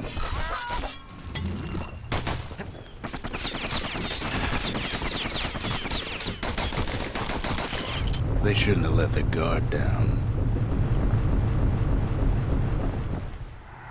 Getting that core was one thing. Getting out's gonna be another. He digs his way out of the clearing, but the wilds won't let him go without a fight.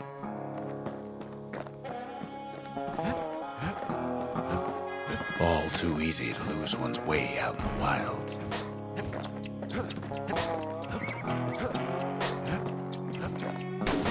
Wallflowers survived the calamity. It toughened them up.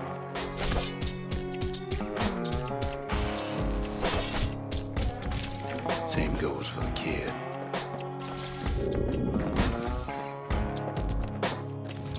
Best take it real slow when pincushions are afoot.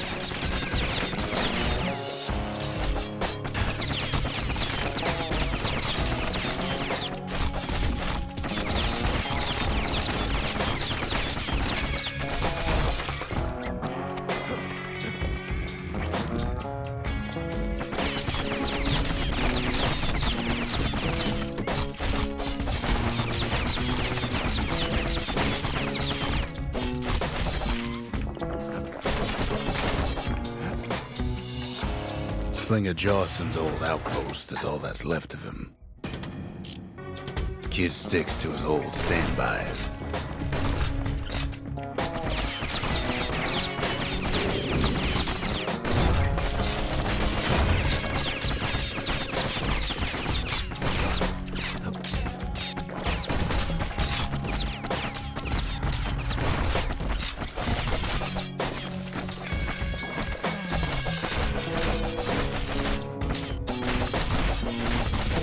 Don't ever turn your back on a pincushion.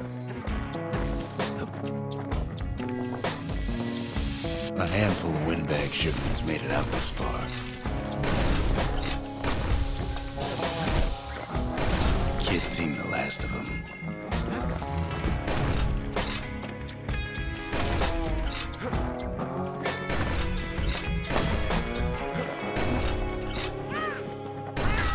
Kid's roused up half the wilds by now.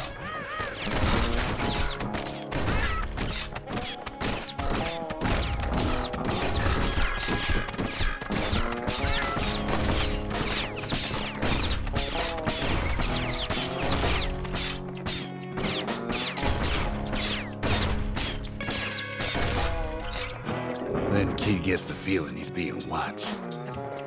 Not by me, by a lunkhead. And lunkheads ain't fond of two-legged animals.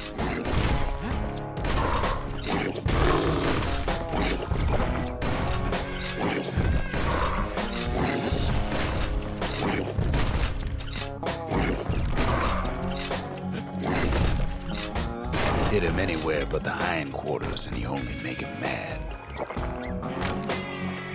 The wild's already reclaimed this place.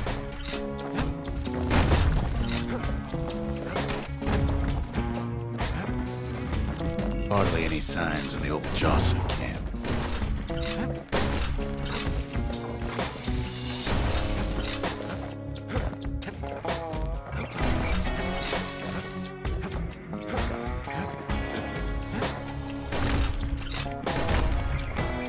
He's anxious to get back. After all, he's got the final core. His journey's over, right? Well, no. It ain't. Not by a long shot.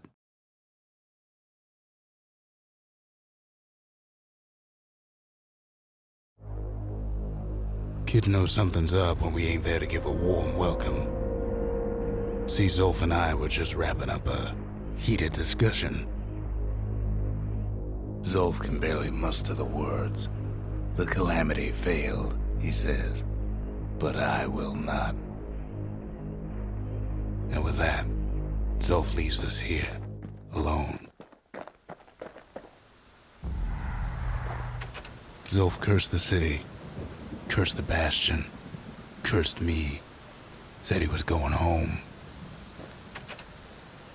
When Zolf got through reading that journal, he just snapped, started smashing up the monument till I tried to stop him.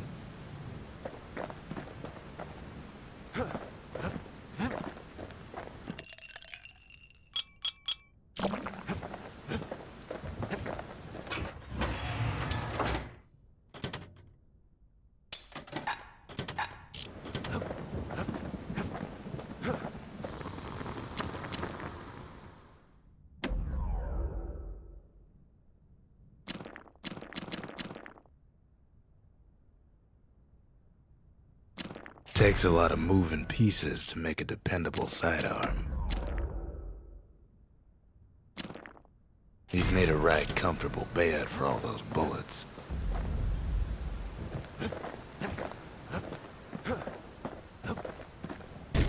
Zolf banged up the monument pretty bad. But there's a way to put her back together. The shards. We're gonna need all of them to nurse the Bastion back to health.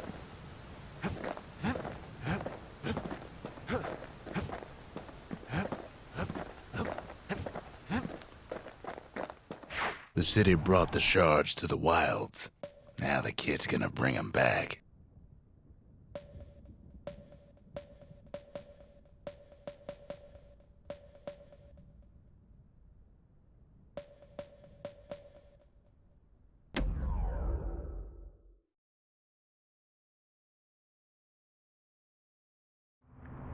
After Zolf's little episode, Kid sets off in search of shards. First stop, Jawson Bog.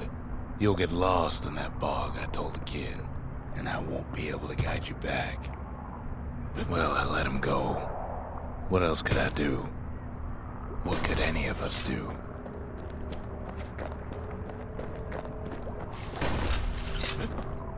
Zolf put us in a real bind. Hurt the Bastion bad. But the shards can make it better. They're like smaller doses of the core's medicine.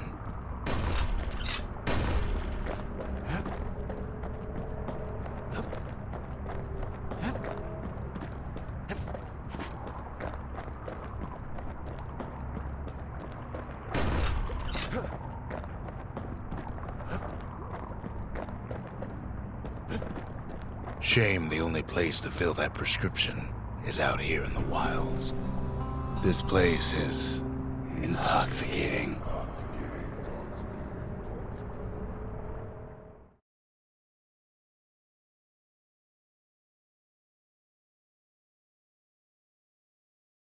Don't know where he's gone.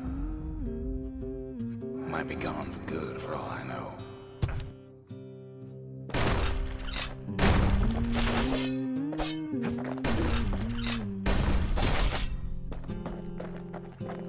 Wherever he is, somewhere I've never been.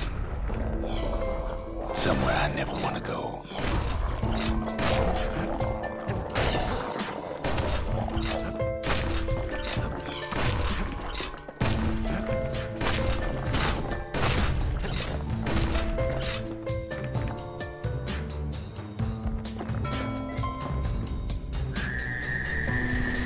We're there and welcome him with open arms.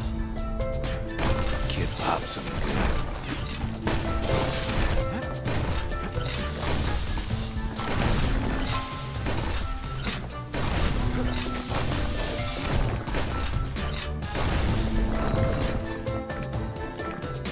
That a survivor? No, ma'am. It's a lonesome ghost of a gas fella.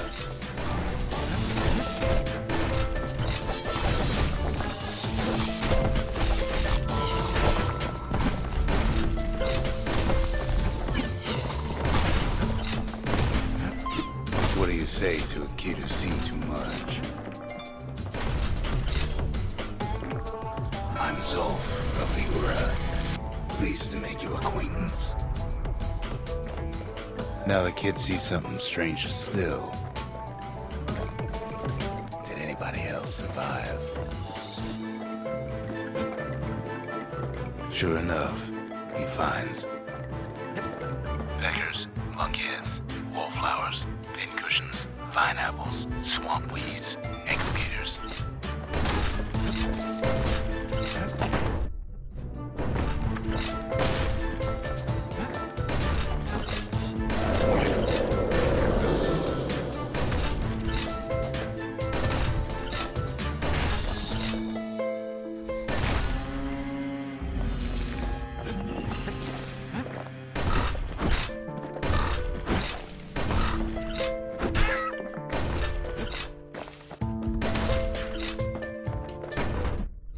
Now the Bastion can send him even farther, into the wild unknown. Kid sets foot inside one of Caelandia's famous watering holes. He has the nerve to flash the shield he stole.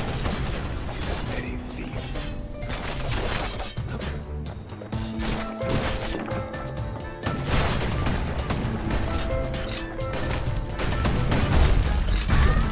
The security's just gonna have to straighten him out.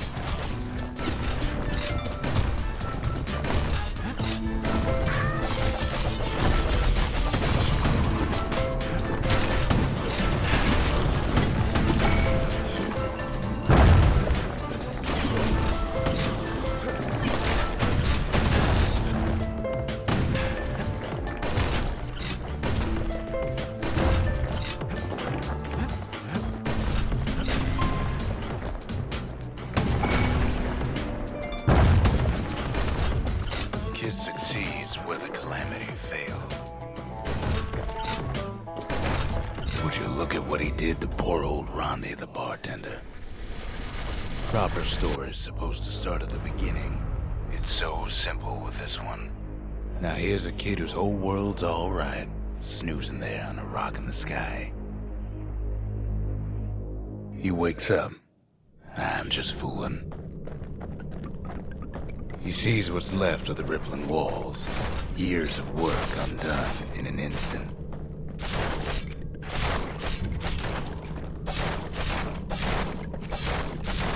He sees what's left of Piff, the bull. Gods, they're all undone. He sees what's left of his lifelong friend.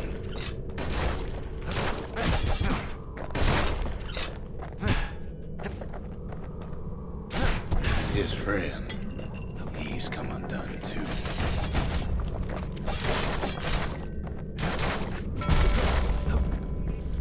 He sees what's left undone.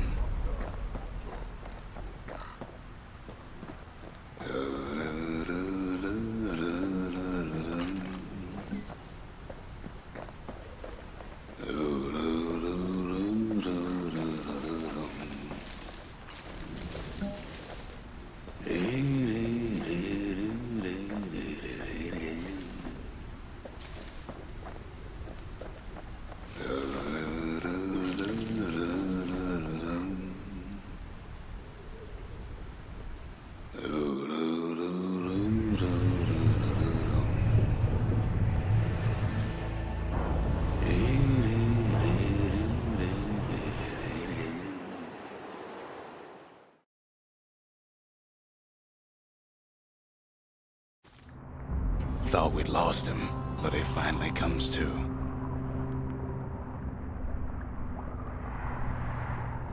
The shard ain't lost either. Not anymore. Now to find a ticket out of this hole. Bootlickers dig their nasty thorns into his heels. Disgusting things.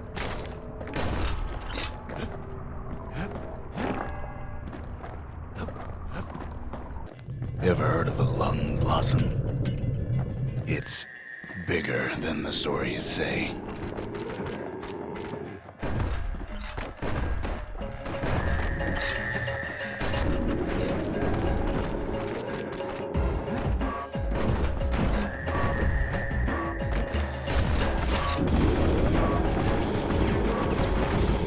The breath on that thing, like a scumbag sprung a leak.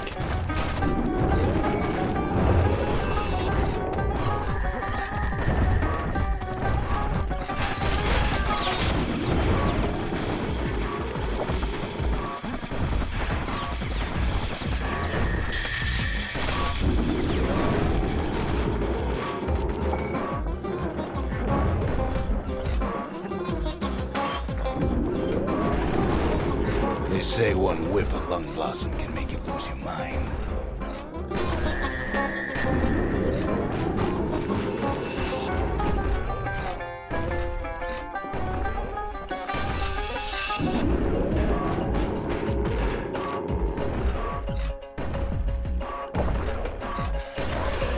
Well, the kid prunes it down to size somehow. Mother only knows what happened in the bog. Kid never much cared to speak of it.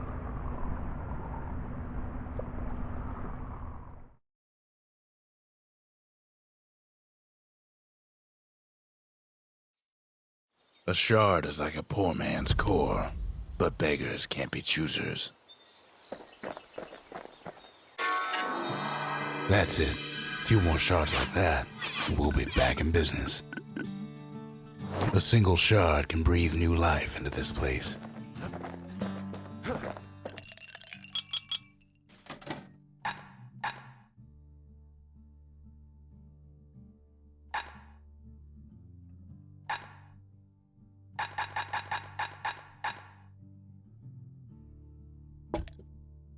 Dread rum's brewed from swamp weeds, so its effect is as bold as its flavor. The shard's got enough juice to spruce up any of these places.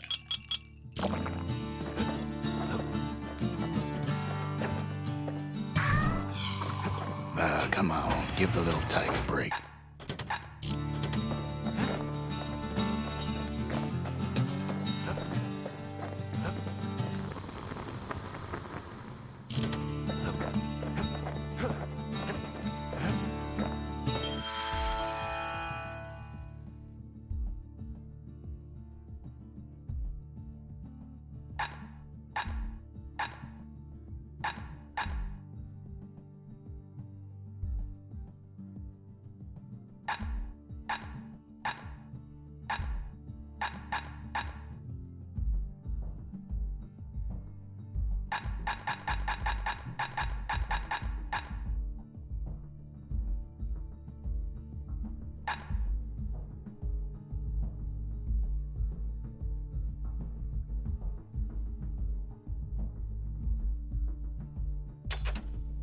It wasn't fixed, it was unbroken.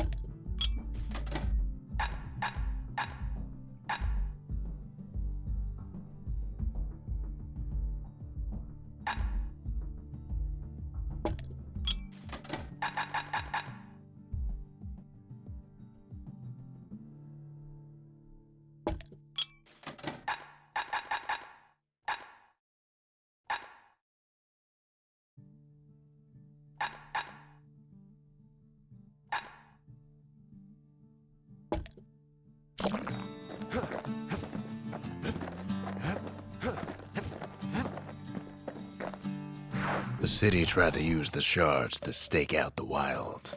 So much for that plan.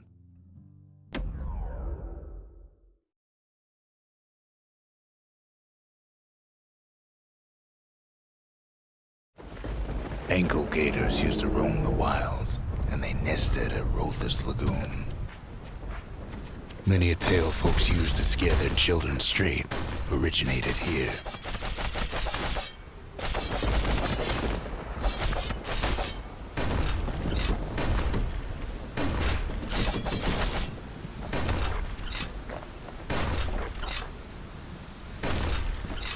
All kinds of beasts what don't know up from down, still lurking about.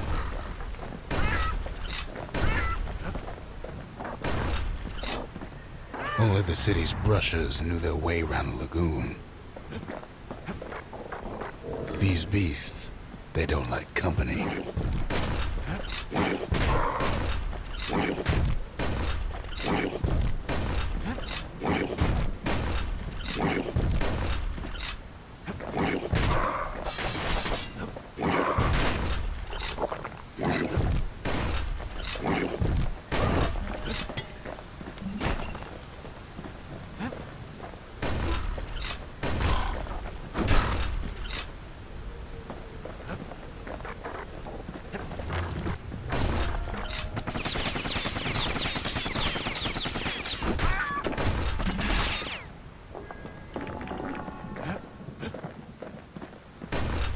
Even the brushers learned to fear this place.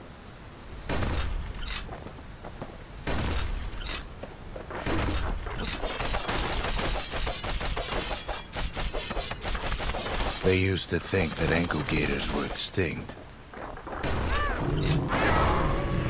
Well, they ain't. One of them's been living in the tall grass. They called her Queen Anne.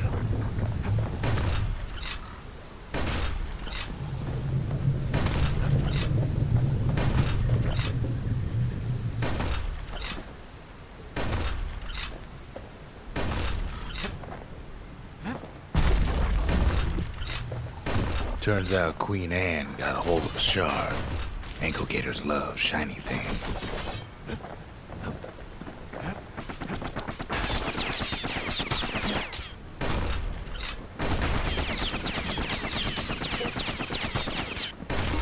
The lagoon's got plenty of other dangers, of course.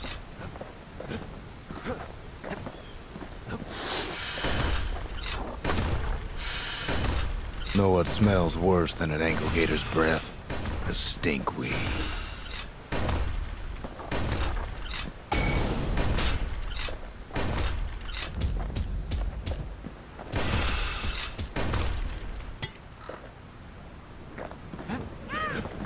Ain't time for pecker hunting, but the kid can't resist. Can't get hasty in a place like this. Can't fight Queen Anne without the proper tools.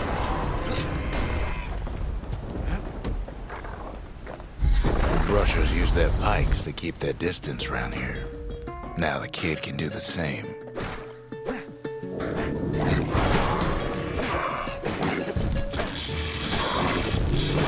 Bad idea to walk in gator grass.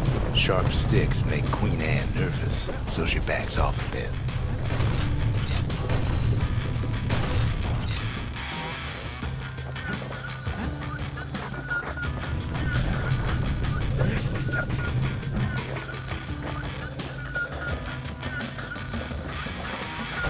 Kid's got a mean throwing arm.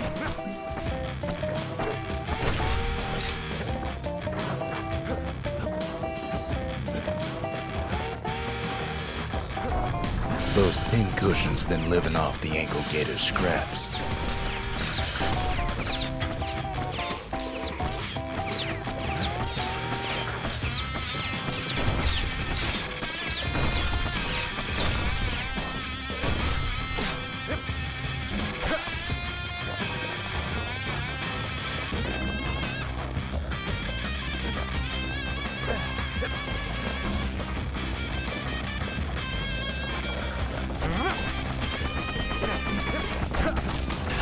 Queenie leads the kid into some kind of twisted trap. One bad step in that tall grass and it's Queen Anne's lunch.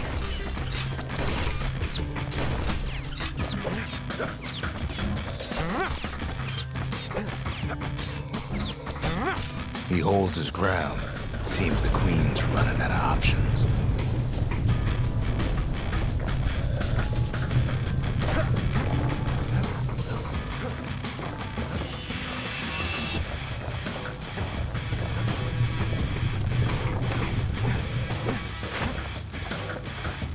The closer you get to an ankle gator's lair, the thicker the tall grass grows.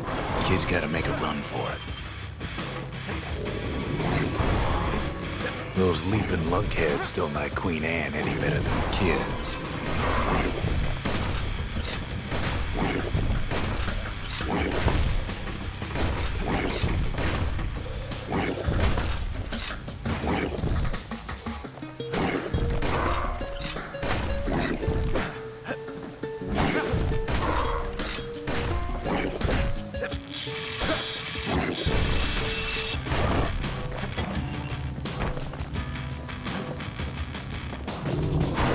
That old gator's right on his tail.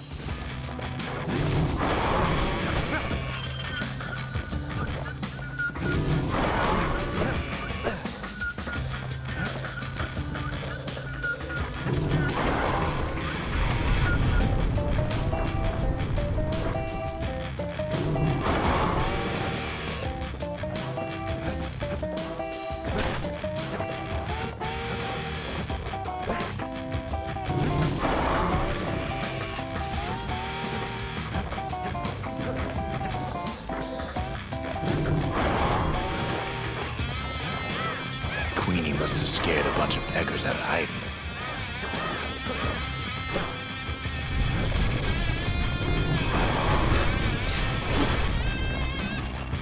Ankle gators don't much care for their young. That's why there ain't many around.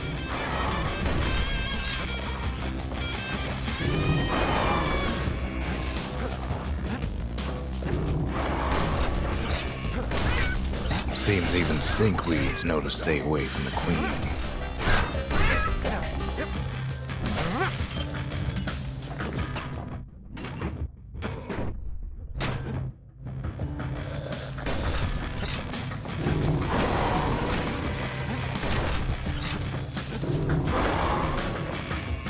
Wanna know how to find an ankle gator lair? You use a kid as bait.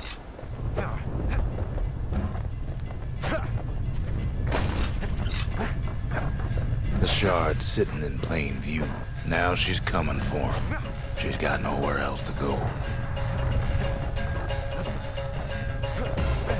They say if you run across an ankle gator, you better keep running.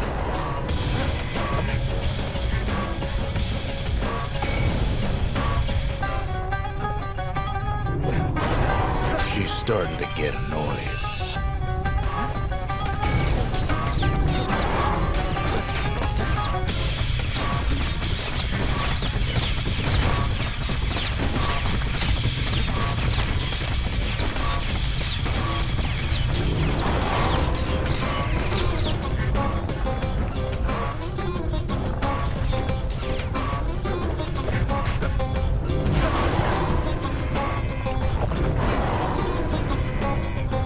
After all that, Kid lets the ankle gator go.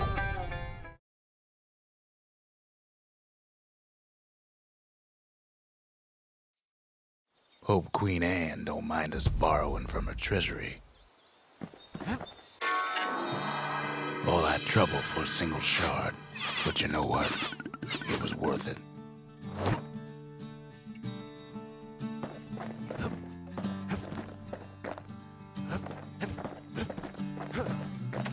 They said Queen Anne was just a folktale. Now there's living proof she ain't.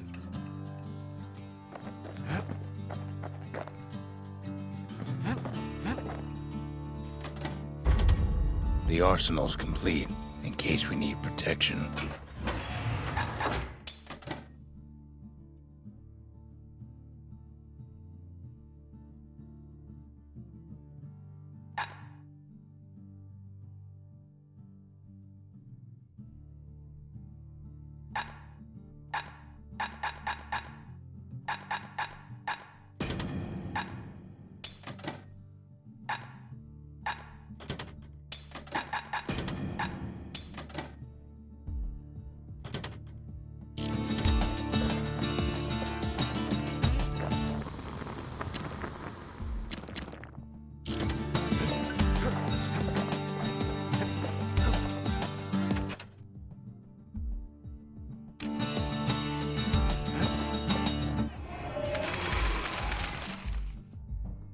Gravers, the arm of justice.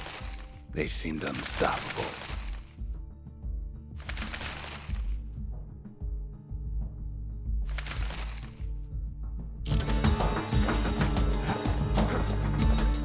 The next shard should be farther out there in the wilds.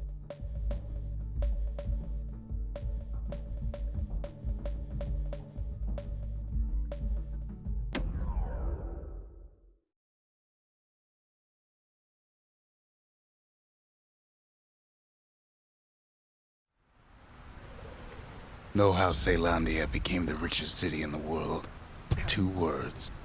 Point Lemaine.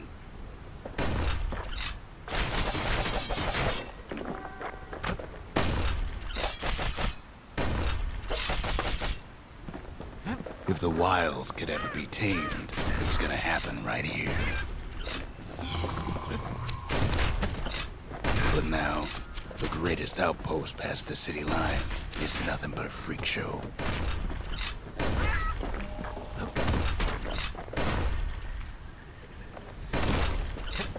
The army's triggers once had the place on lockdown.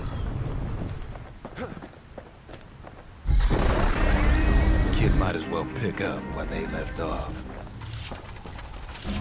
Blam! Just like my fighting days. Gun like that can even put the wilds in check.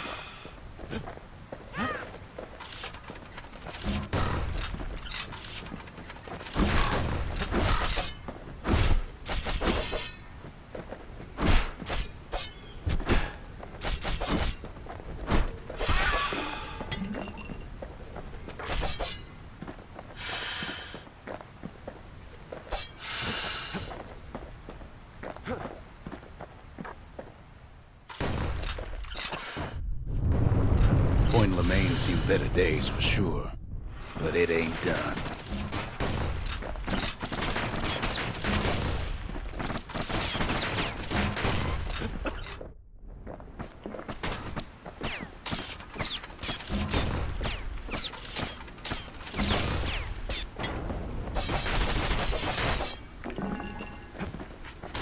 Whole place shudders in a fit.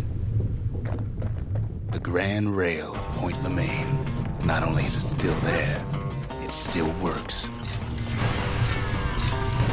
Of course, it's no longer shipping hides and alloys and spices, but it can give the kid a lift.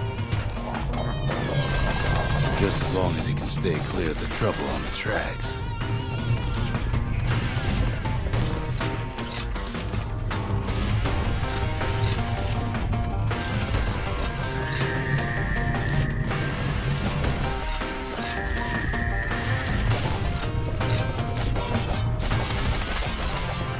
Grand rails all grown over with things of calamity chewed up and spat out. Things eager to take back their turf.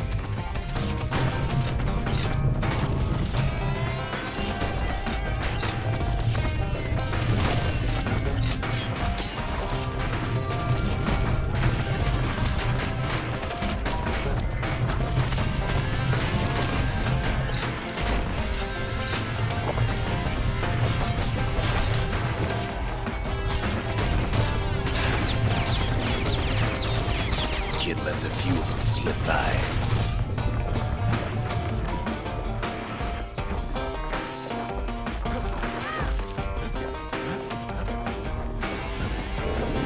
Lunkheads settled in like they own the place.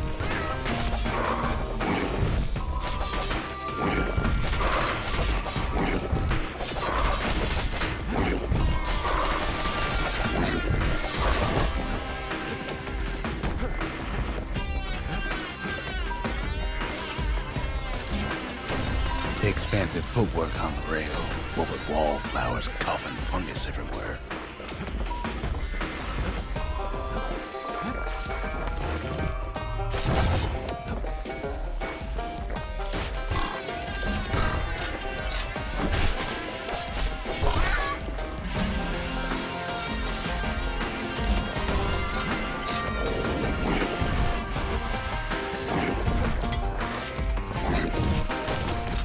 Place used to be closed off, but now it's split open like a rotten pineapple.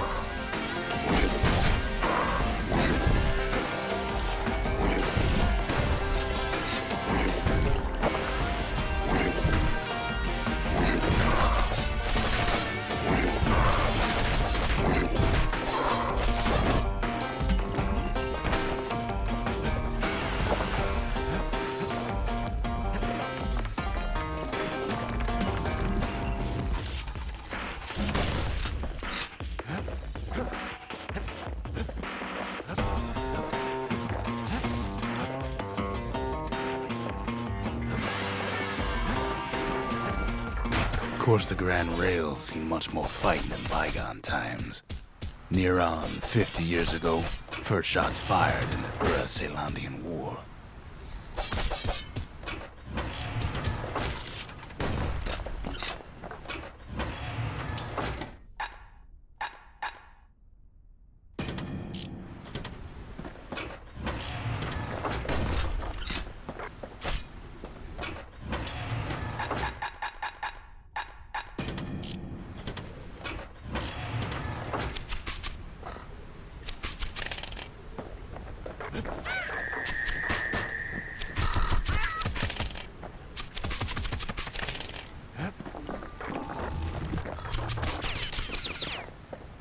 It was right here that Zulf's Ura forefathers decided to mix it up.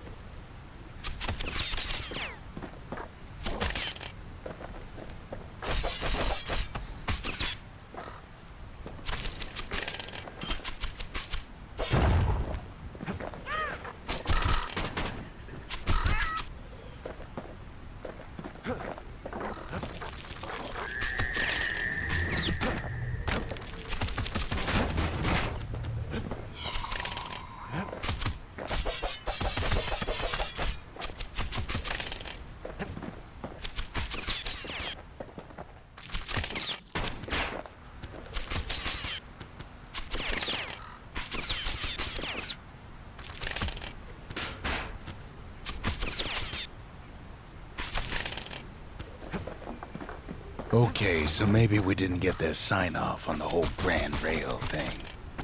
That was bad.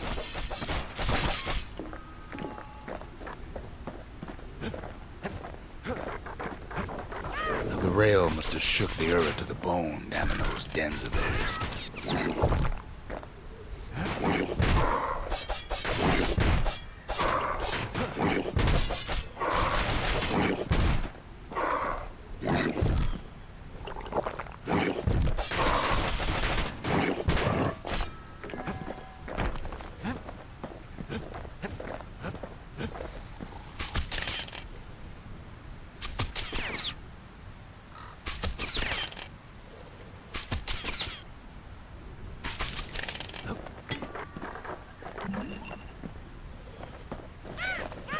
Well, the rail won't last much longer now that the kid took the shard. It's still got one good run in store for him, though. All the rotten wood there on the rails turned it into swamp weed central.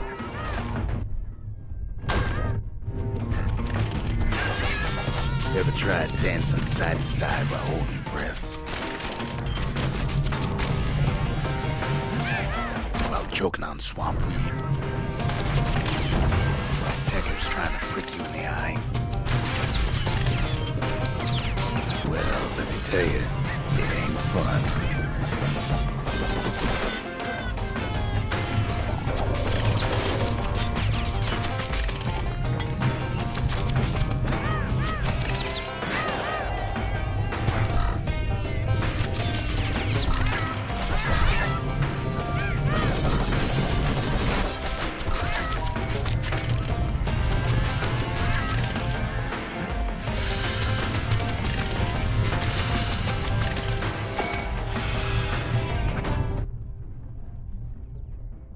But then, at last, it's the end of the line.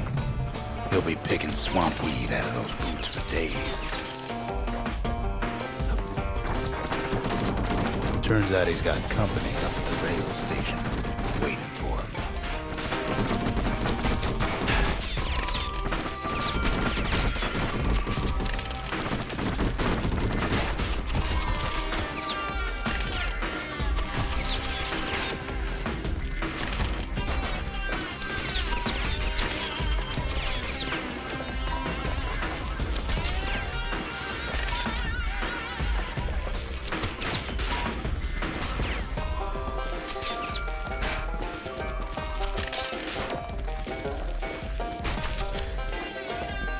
Not just another wallflower or pincushion, mind you.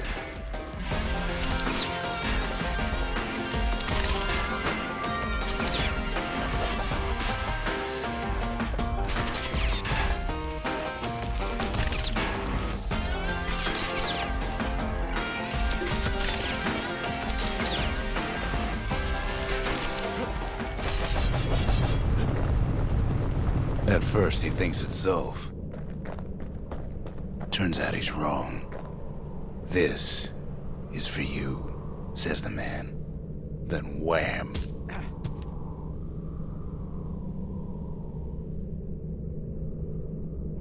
When the kid comes to, the man's long gone, but something else is there.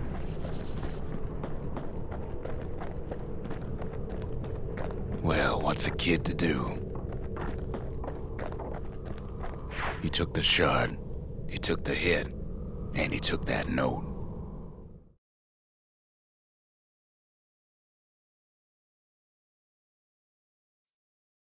That note cuts straight to the heart of things, don't it?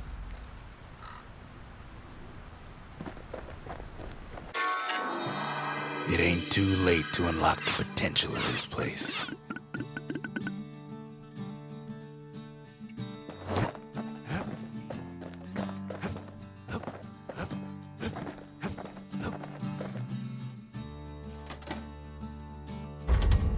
We need an awful big lost and found under the circumstances.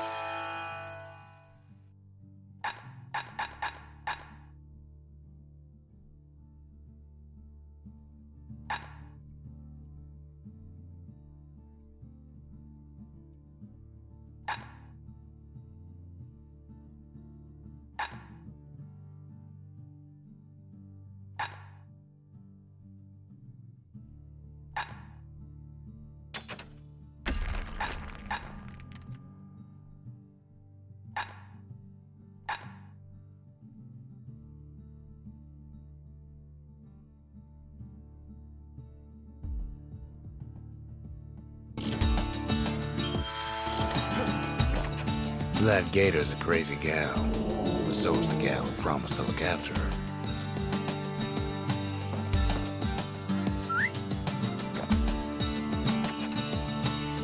Finding gourmet ingredients ain't easy these days, but we'll take what we can get. The note says it plain. Zia, go east to learn the truth about the calamity and our people. I'll be waiting. Sincerely, Zolf. Zolf's messenger was one of his people. Wonder just how many of them survived, and what exactly Zolf told him.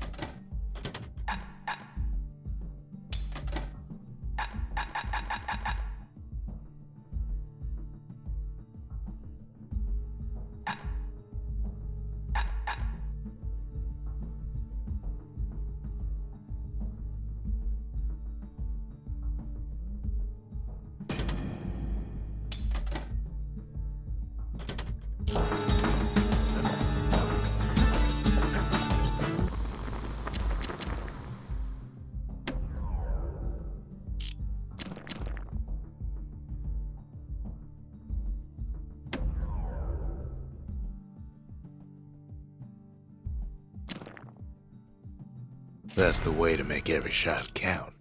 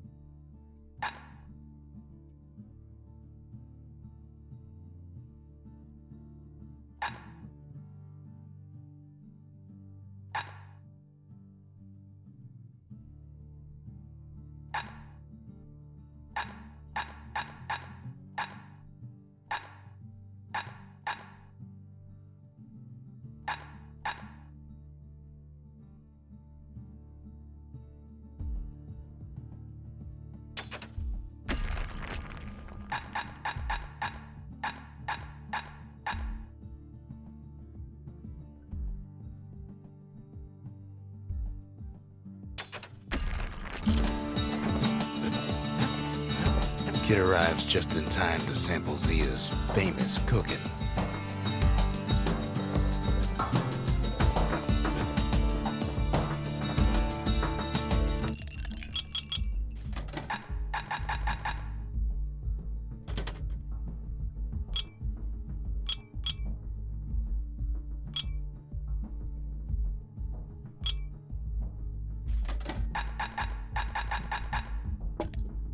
Stay absinthe is like drinking a cool breeze. Just don't go spitting needles everywhere.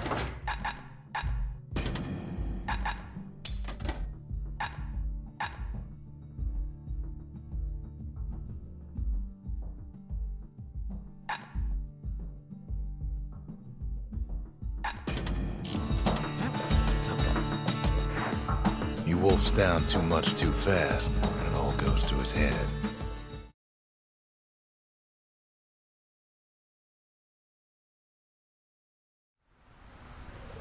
I've said a lot about the kid, but he ain't the only one wrapped up in all this.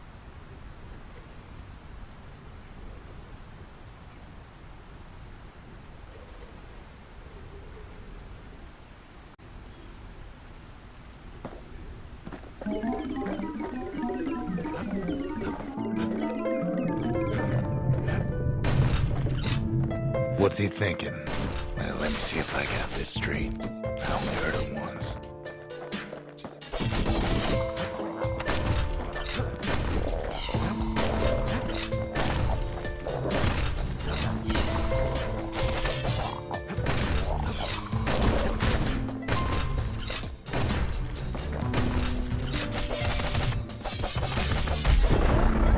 Once there was a normal Ura girl, but she wasn't born in the tassel terminals like the rest of her people. She was from Ceylondia.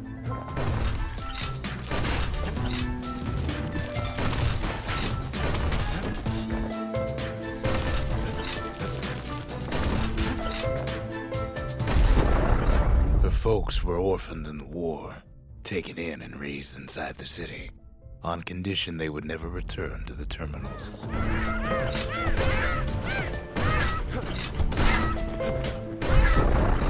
Ura refugees who came into the city had to stay for life. It was a way to reduce the risk of city secrets leaking out.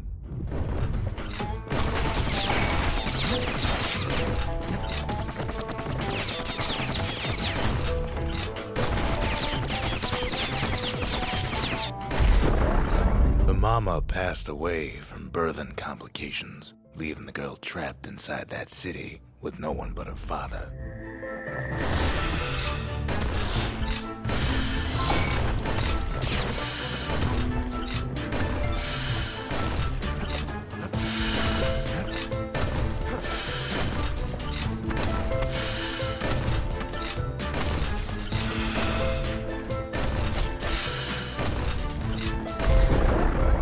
Father was sharper than a brusher's pike, so he got a job working for the city's mancers. His daughter barely saw him.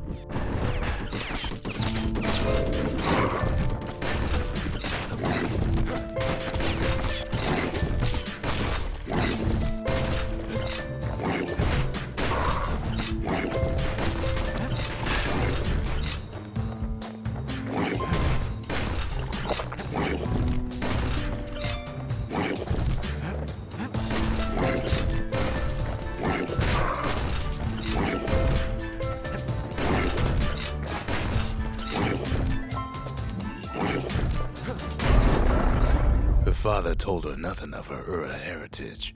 He told her nothing of the Mancers. It's for your own good, he said.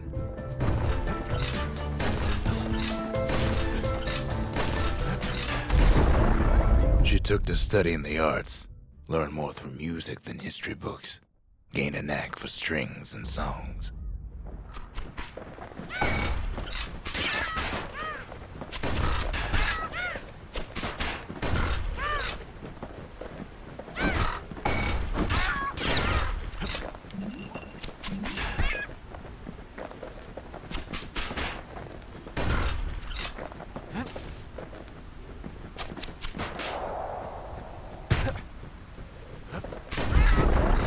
At first, she tried to be like other girls, but her classmates spread word that her father was an Ura trader, selling out the city.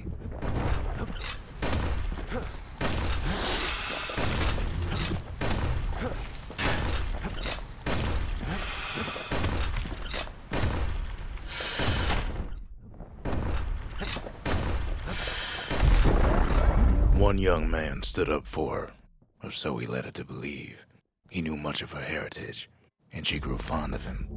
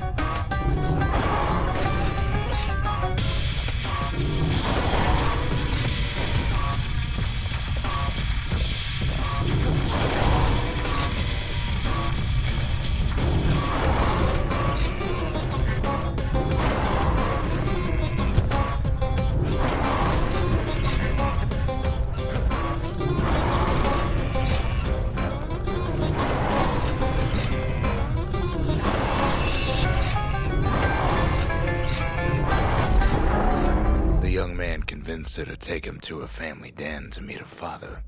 Spoke of how he wanted to meet a man from the terminals.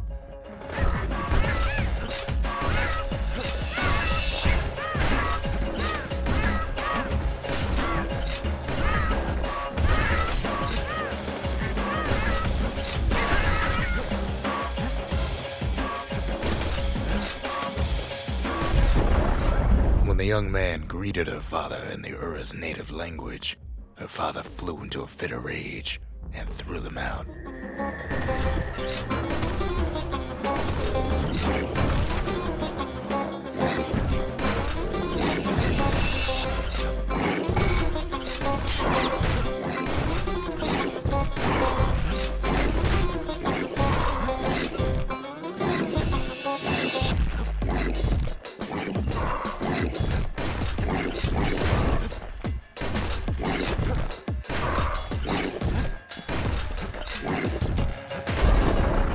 The young man never told her that the Ura's native language is not to be used by foreigners.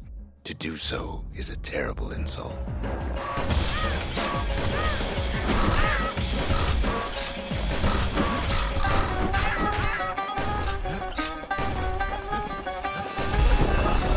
It was then that she decided to escape. The two of them could flee the city together and go to the Tassel terminals.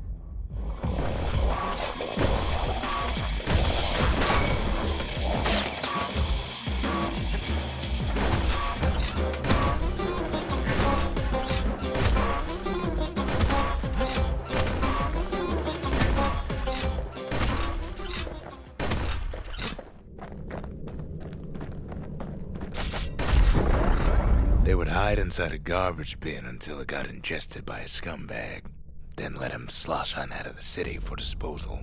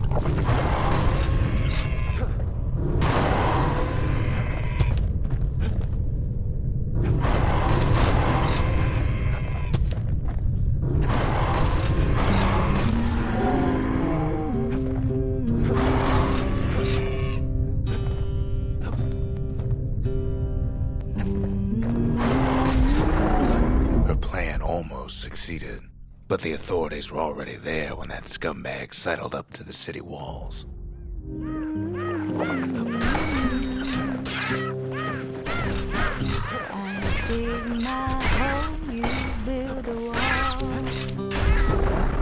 The young man had sent the authorities a tip, told him her father was using her to sell secrets to the Tassel terminals.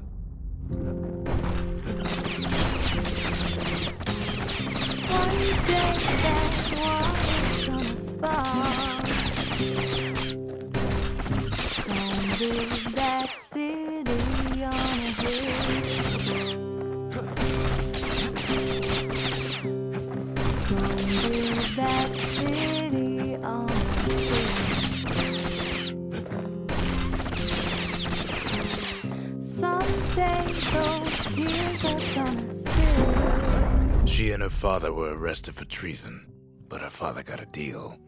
Returned to work for the Mansers, and she'd go free.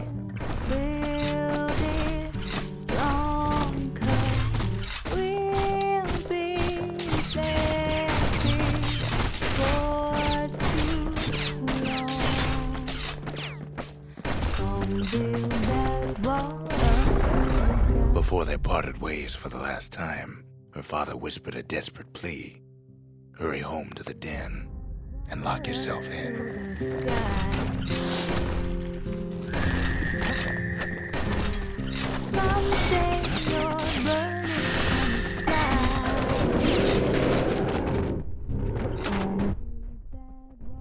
Until it's done. Don't build that wall until it's done. But now you got no way.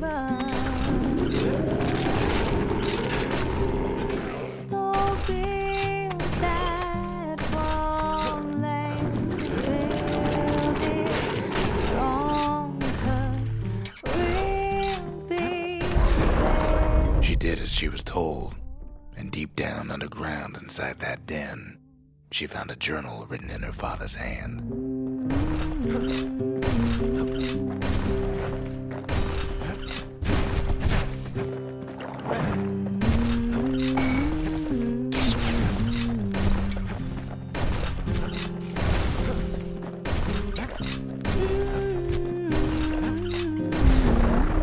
The next day, the door to the den turned to ash. The girl came up for air, and she saw the calamity all around her.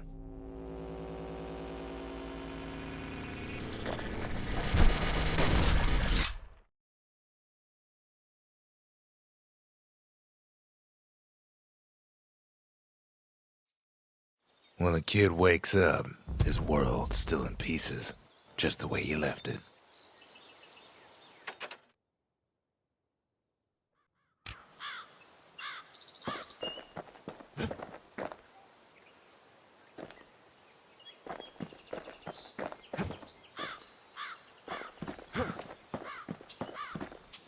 The shards are getting harder to find.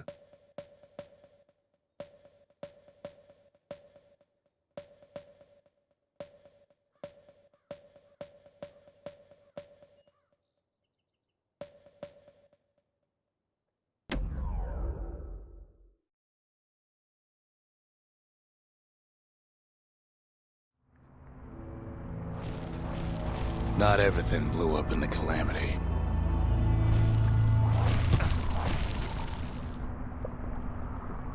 Why, Colford Cauldron here blew up way ahead of its time.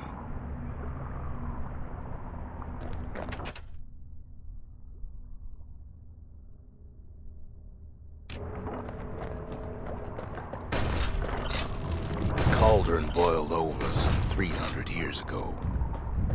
They say it filled the skies with ash and the lakes with molten rock.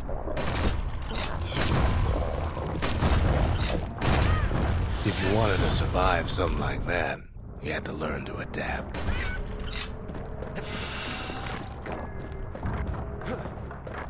Best to keep out of the cauldron.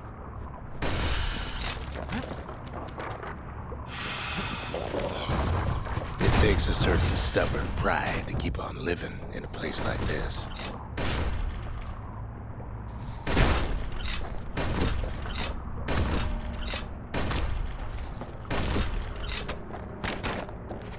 As for us, we learned an awful lot from Colford Cauldron. That learning led to some interesting inventions.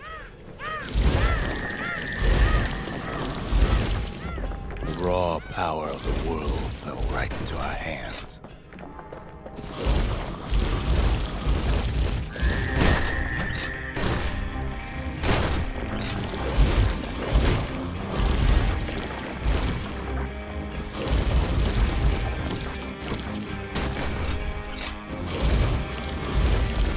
Playing with the cauldron's fires became an addiction.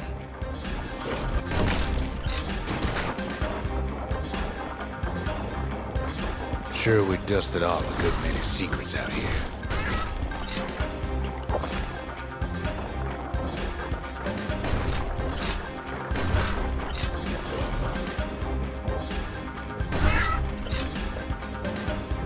But we discovered other things we're better off not knowing.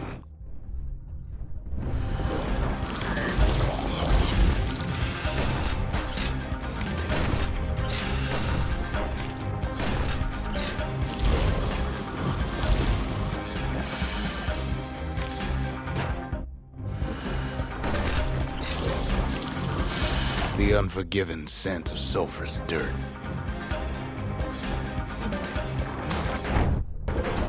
The taste of air so hot it sticks to your lungs.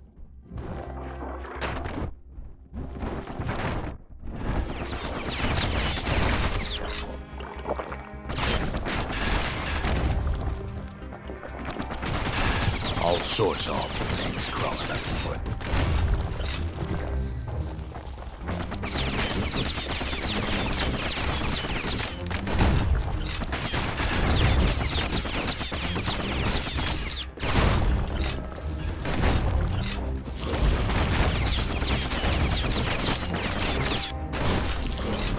You can cook those things, but you can't eat them.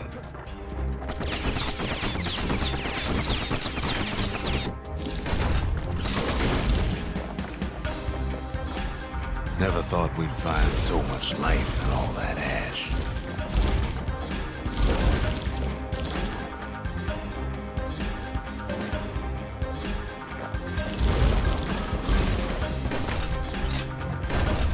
The more ash we swept aside, the more life we found.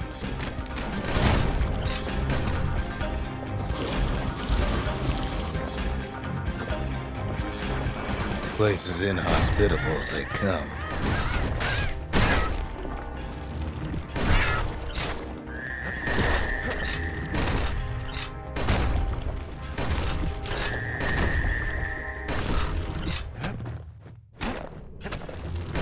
But still we pressed on.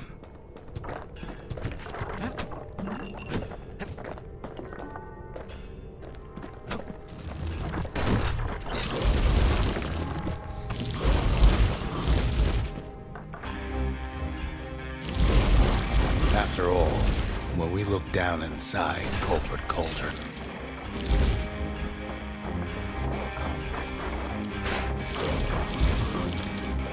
looked down through all the smoke and flames,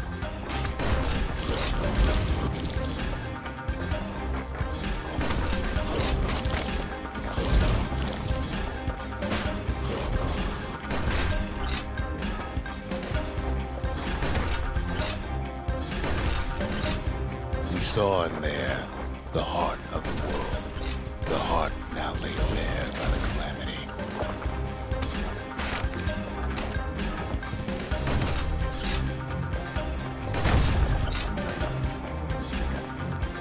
We had to have it. As for the kid, he just has to get that shard out of there. Too bad taking that thing woke up every last stink eye from here to Charleston Bog.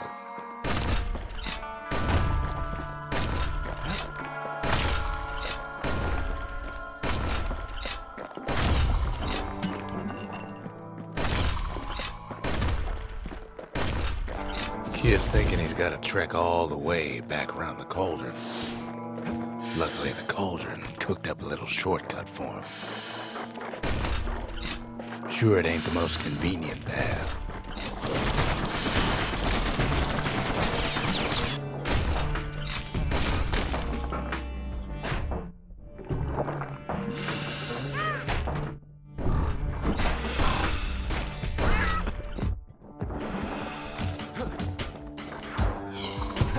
Biggest stink eye he's ever seen's waiting for him on the other side.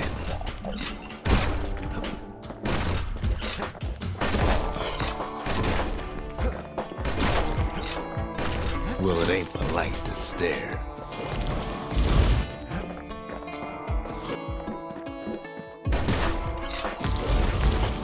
And where there's one stink eye, there's always more.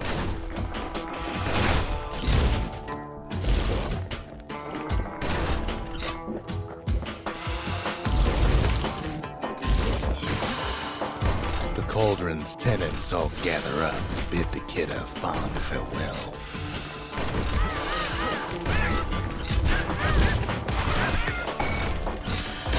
Kid don't shed any tears for him though.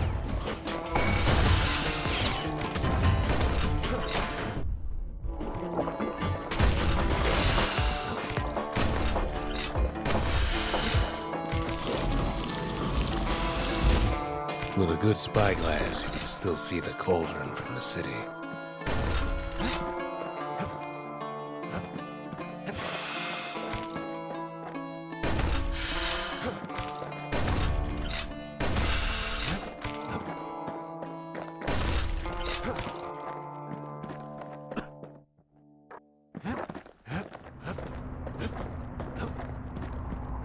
But all the fires died out. There's nothing left of it.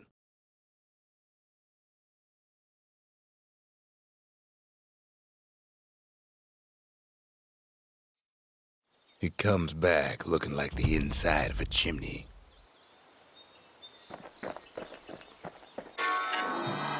The shard works like a charm. You can hear the monument's heartbeat again.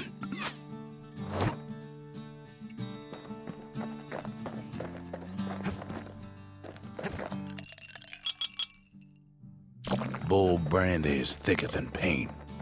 Makes your skin feel as tough as knife bark.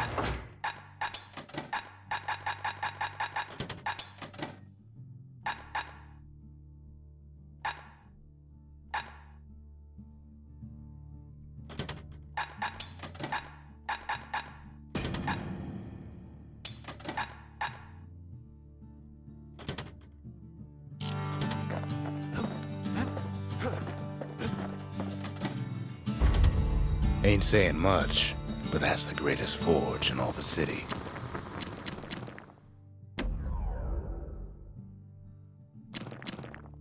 At least it won't get cold around here with that thing around.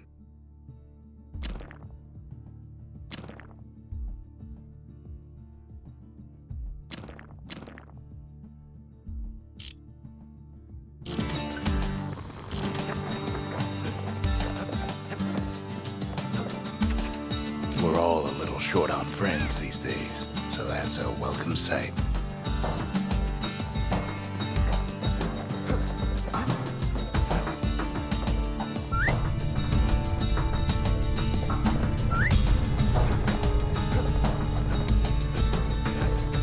They said the wild could never be tamed, if only they could see us now.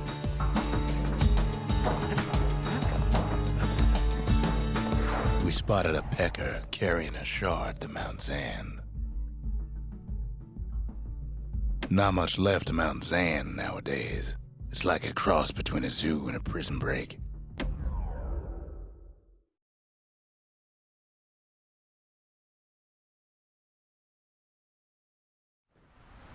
Can't rightly call Mount Zan a mountain anymore. There's no more mountains now. There's no place left for the beasts of the wild to go.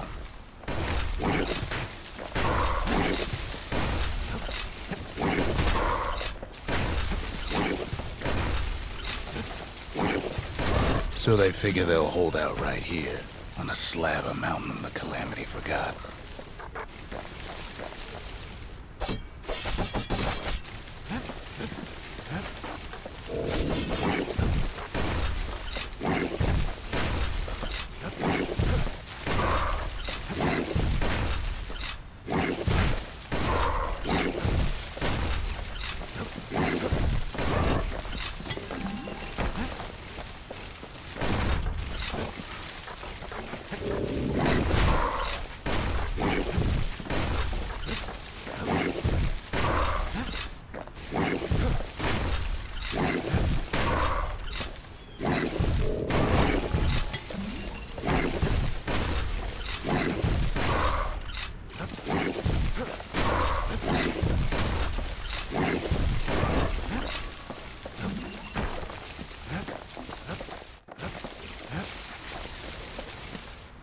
Good thing for those beasts the Calamity saved leftovers. We only found their little lair because they found themselves a little shard.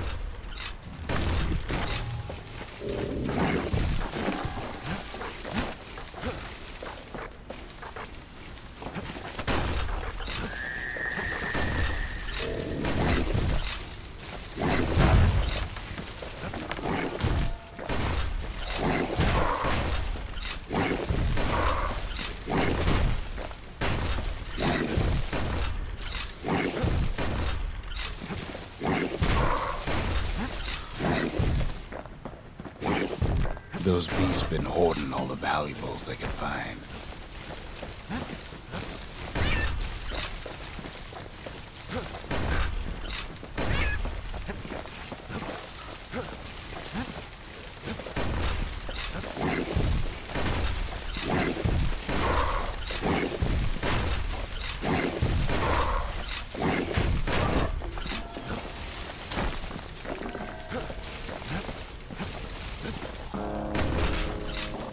The creatures of the wild, they've been building a bastion of their own.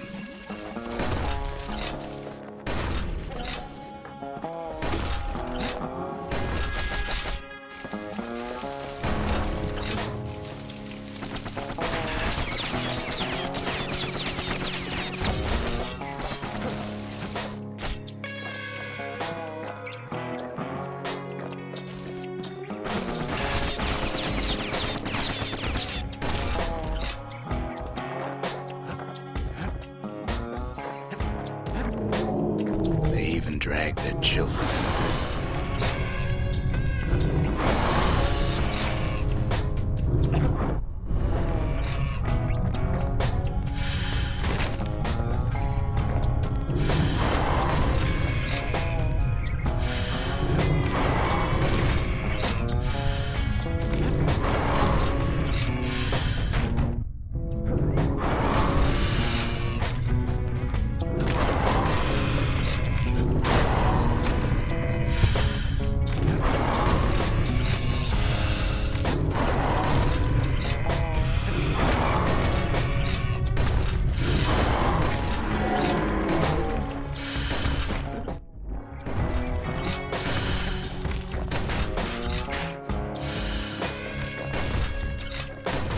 Without a doubt, the situation stinks.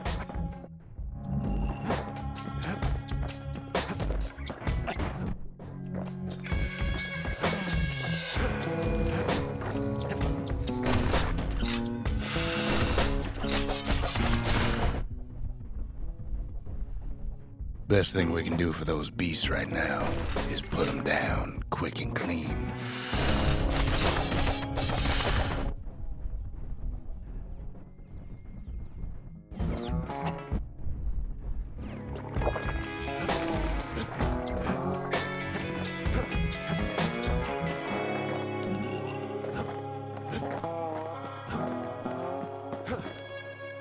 There's only one kind of mercy left these days.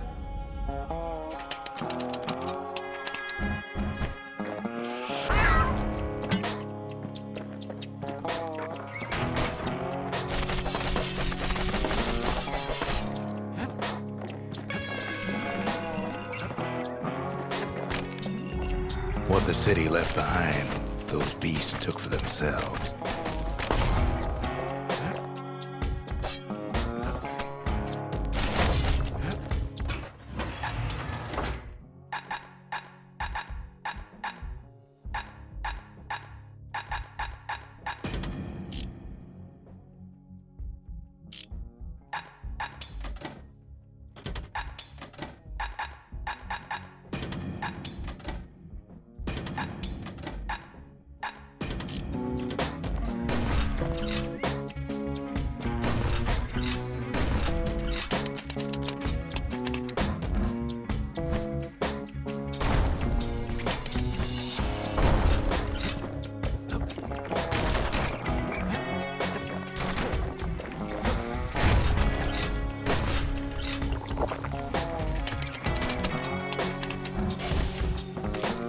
Takes a lot of convincing, and our mortars have to do the talking.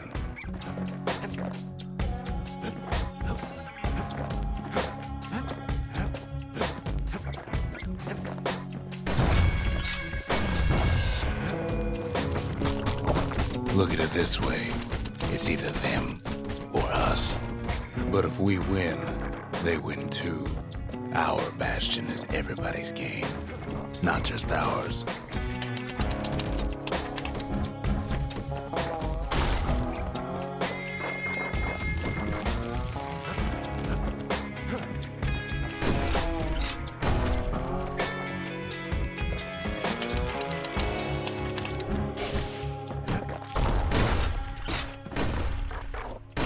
Unfortunately, there's no explaining that to a simple beast. Those beasts been hard at work fixing up the place.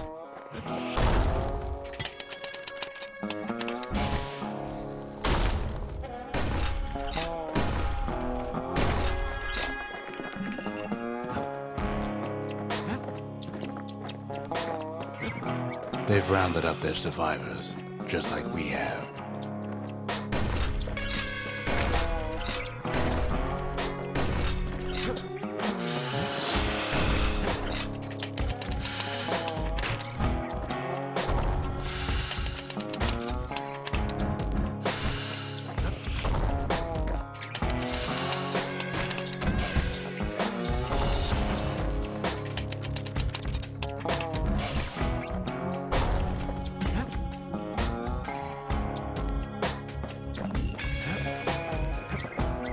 They've been searching for cores and shards, just like we have.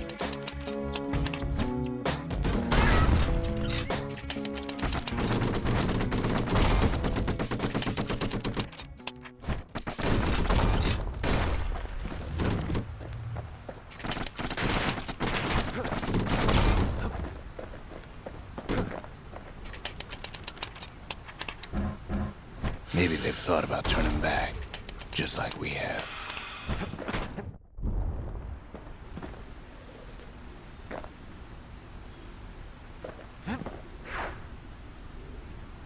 We just really need their shard. Kid got it fair and square.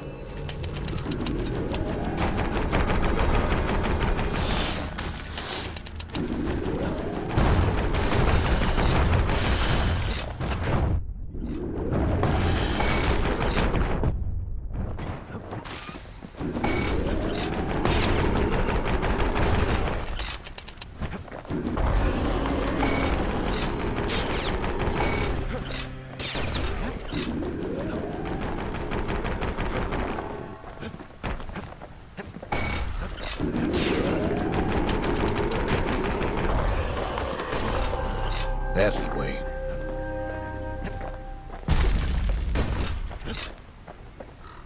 He's done what's best for him, don't you worry.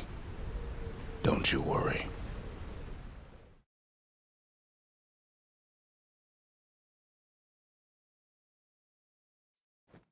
We'll all be better off once the Bastion is complete. The monument's getting better. Zolf sure did a number on it, though.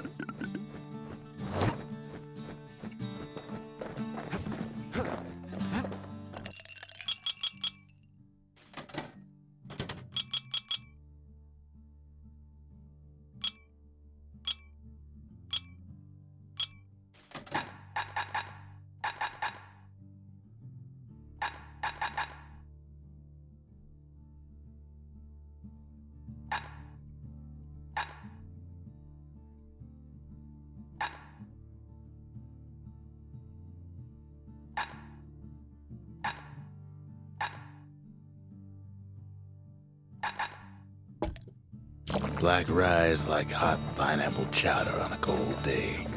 Brings back memories. Fixed that thing right up, didn't we? Made these goings-on a little livelier. Suppose it's true a little song can put things in perspective.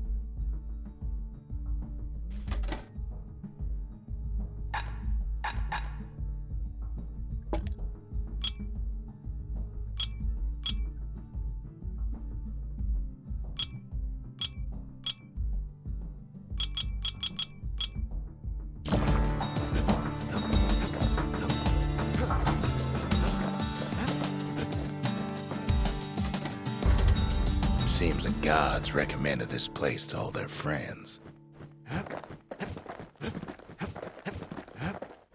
Just a couple shards left. The quarry's gotta have one, right?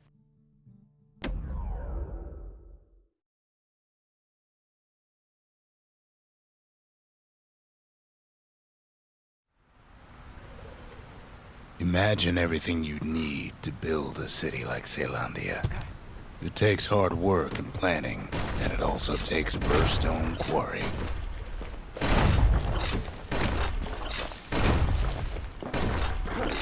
The Ura tunnels beneath the quarry must have softened the blow from the calamity. Same goes for its natives, rattletails.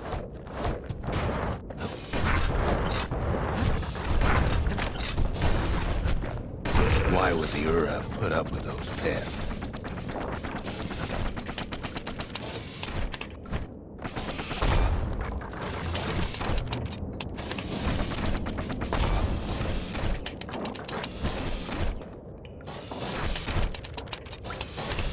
Rattletails ain't the worst of it either, but more about that in a little bit. Windbags smaller than the naked eye can see are nesting in those rocks.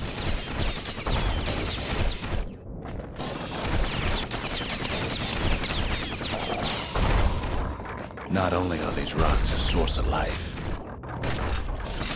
we found that the oldest ones remember things.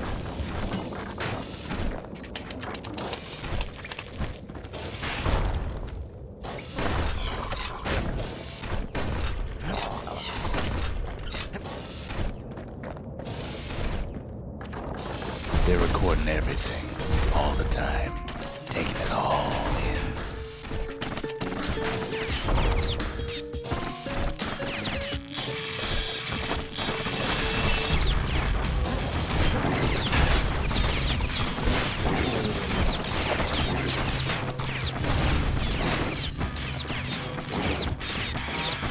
No wonder all those beasts were drawn to the quarry. The rocks were calling them.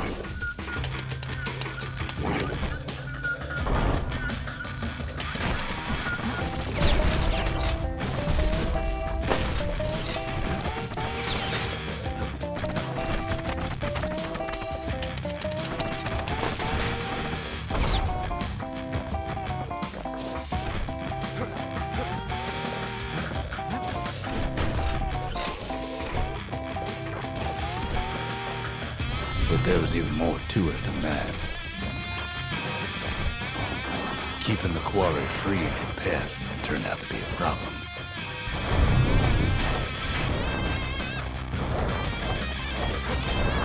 Rattletails kept tunneling in to snack on windbags. Without those windbags, the quarry might not have its special qualities. Windbags tended to the rocks, so we had to keep the rattletails at bay.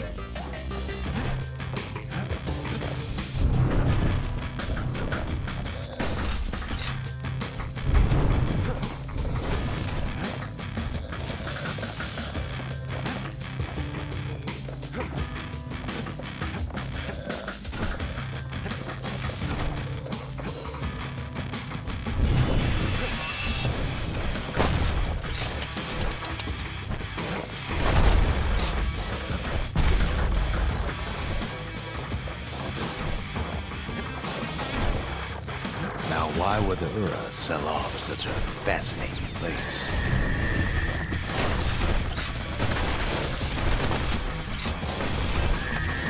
The Ura always were a superstitious lot. Might be the gods told them the quarry's bad news.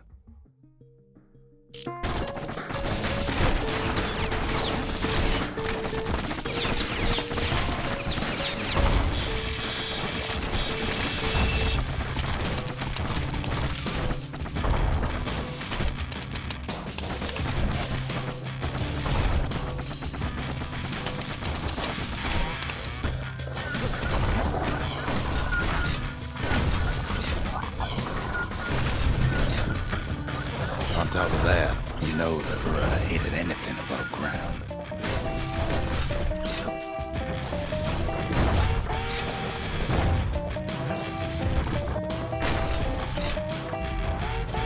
Might be the quarry just got too much sunshine for their liking.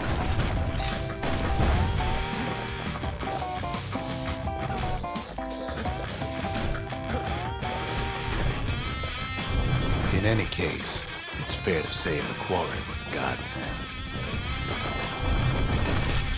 Those rocks, all polished to a mirror sheen.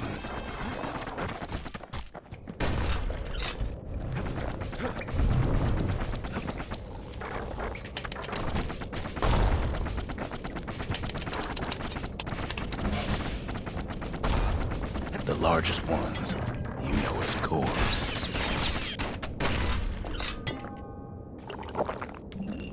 Single core could keep the lights on in an entire city district.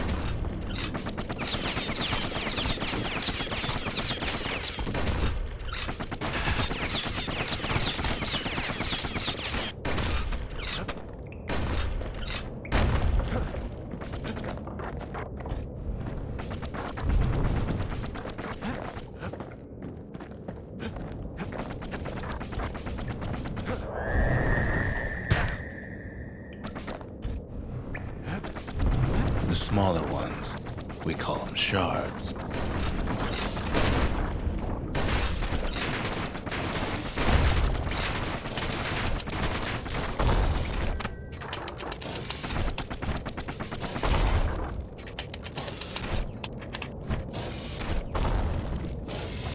The shard's got a fraction of a core's power, enough to fuel a voyage to the motherland.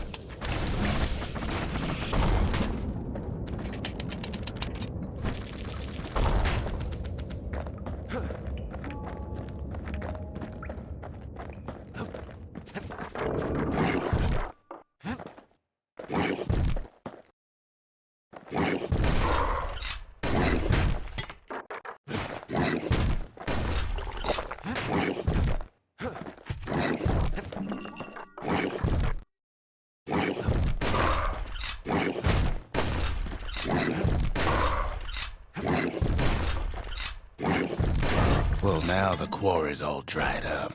These rocks are much too young to be of use.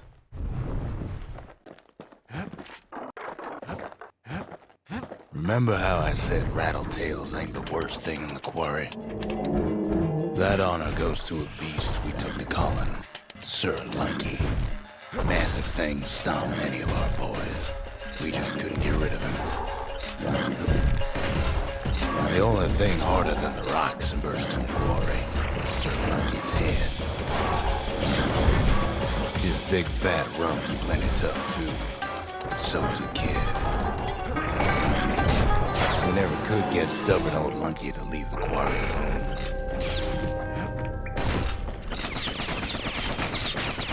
Then the kid hears a voice calling from down the hall. "Are you all right?" it says.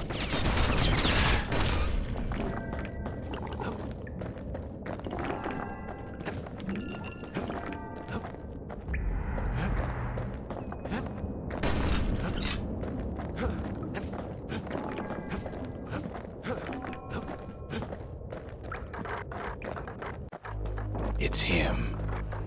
"I've come to warn you," he says. "The Bastion is under siege. Let it fall. You should not go back."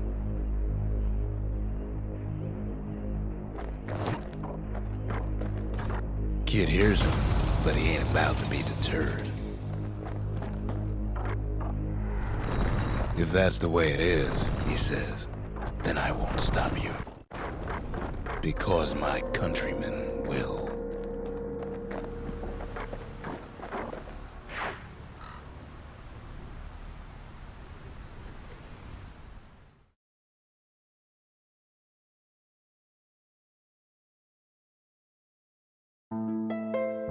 Say what you will about Zulf, but he's a man of his word. His countrymen don't much care for pleasantries, though. Too bad for that.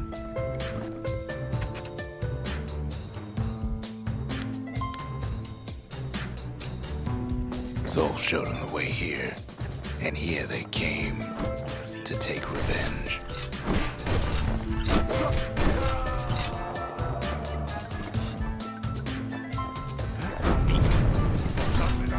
They got inside the Bastion and shut the door. Kid's gotta go in through the back. I should have told him sooner about all this.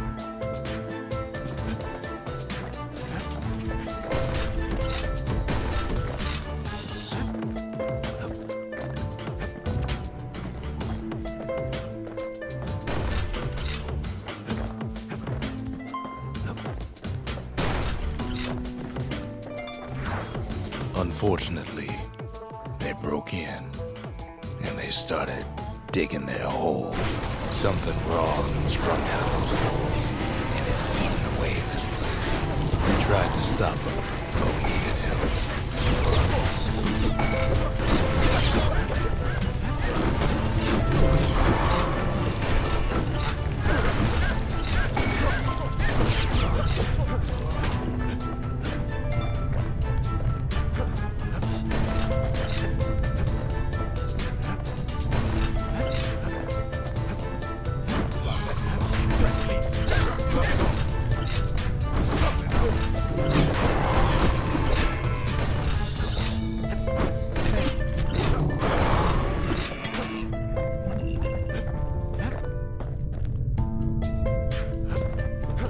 Somehow, some way, he sends those Ura packing.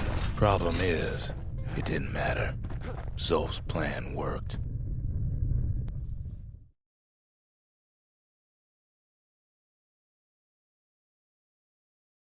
We find each other as the dust settles. Then I tell him why the Ura came. To get us back. For the calamity. It was Caelondia's master plan to wipe the Ura out. But part of that plan backfired, didn't it? If only Zolf knew the whole story. What were we to think? They must have got her, taken her back to her rightful home.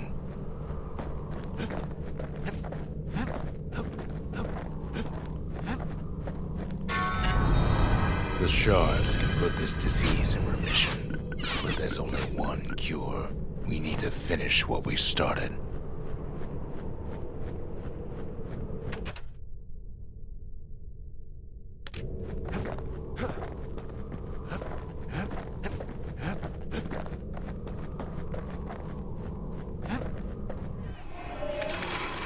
The culture, a still life of old unwanted keepsakes. The mercy, the windbags ain't the only beast that drew a bad lot. I've asked a lot of the kid, but this is something he's done on his own. The conscience, we haven't lost everything, long as we have that. The sanctuary, if we can build, we can rebuild. Now all we need is one last shard. The Ura swooped down from the east. At least now we know the way.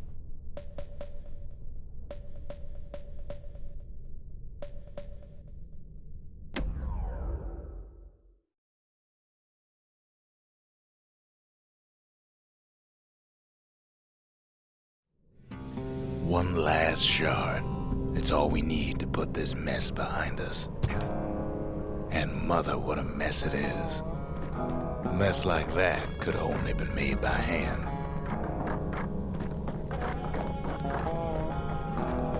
Zolf said the calamity failed, and he's right. The Uras stand as living proof of that.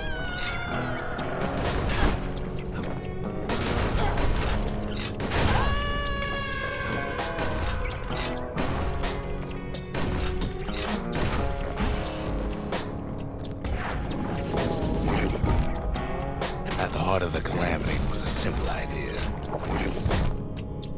We never wanted to go to war again.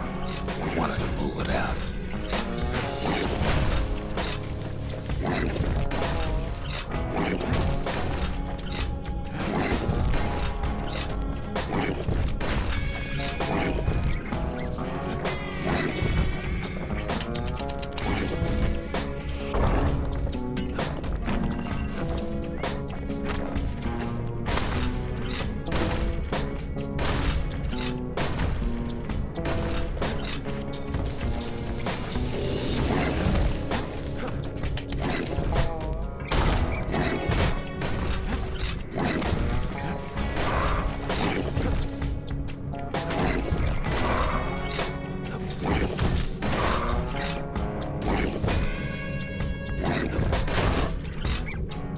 Put a lot of folks against that problem.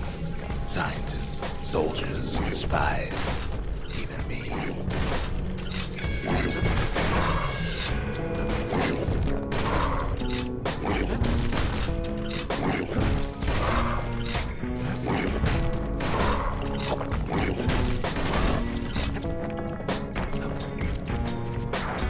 We sought solutions far beyond the city. Traveled near as far as the kid's going right now.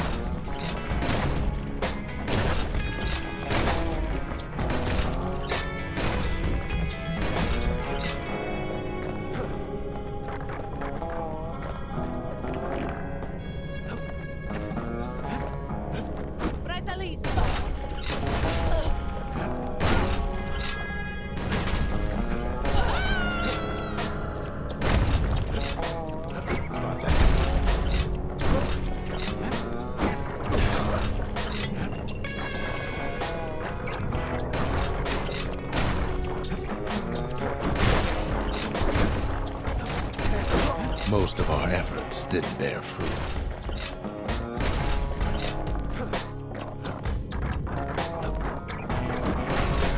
Then there was a breakthrough, but it didn't come from one of our people.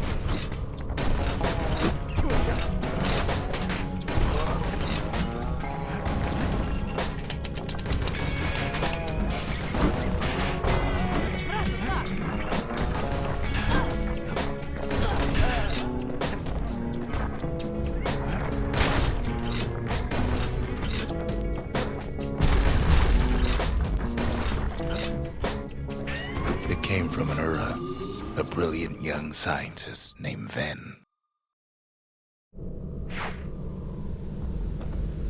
Ven worked for the Mancers, the sharpest knives in the city's drawer.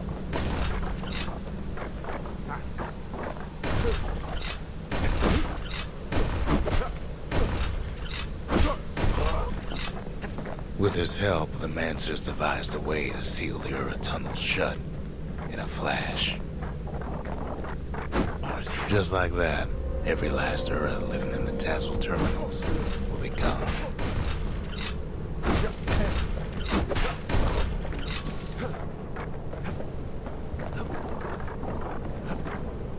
This discovery was never to be used, they said, except as a last resort.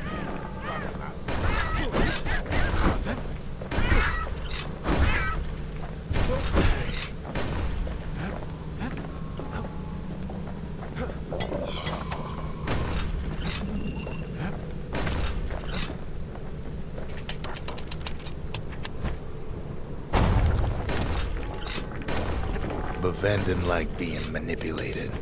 He had plans of his own.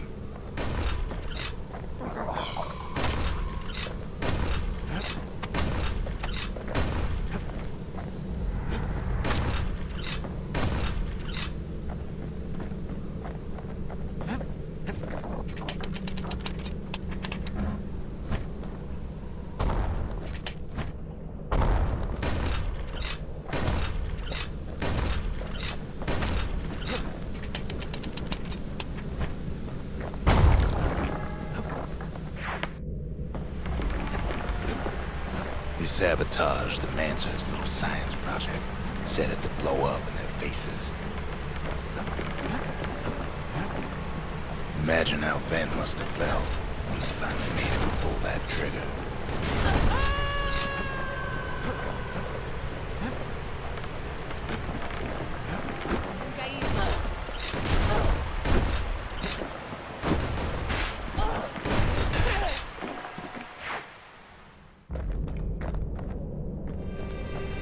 But remember, the Bastion can fix everything. We just need that shard.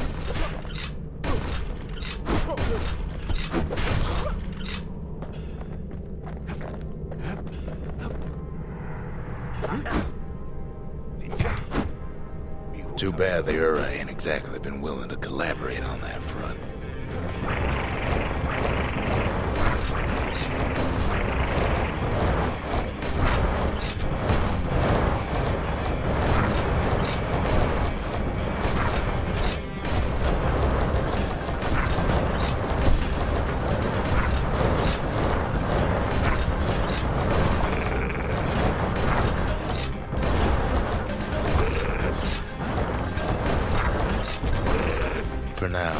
kid had little choice but to pick up where the calamity left off.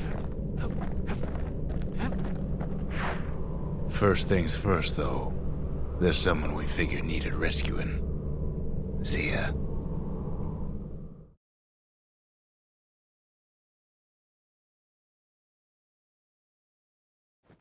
The Ura fell back, no doubt planning the next move, but we knew ours already. What else is there to say?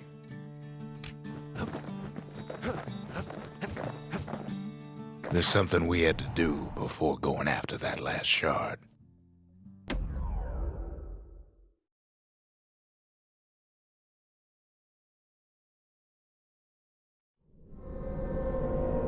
Well, now it's personal, ain't it? It's personal for him, and it's personal for me. He is straight down to business. They never saw him coming.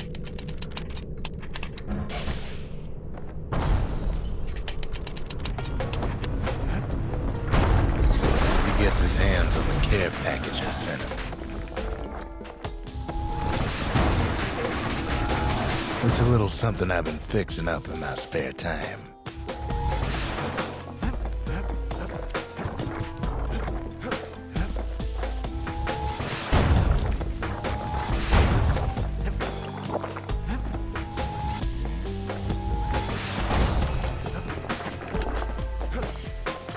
They got their own security and everything.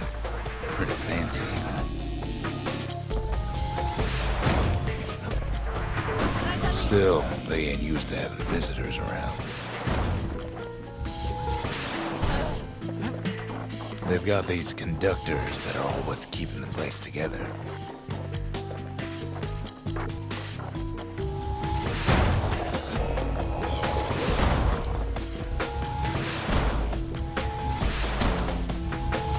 Break enough of those things and the calamity rocks slink back into the ground.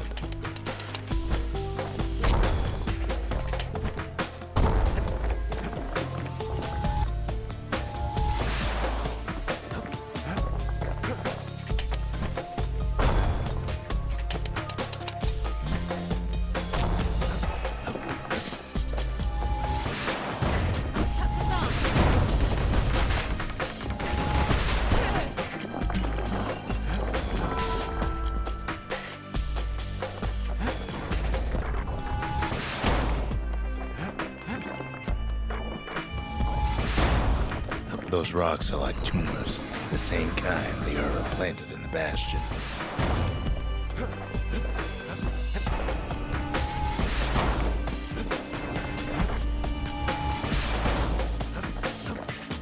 Well, the Ura must be in a panic right about now.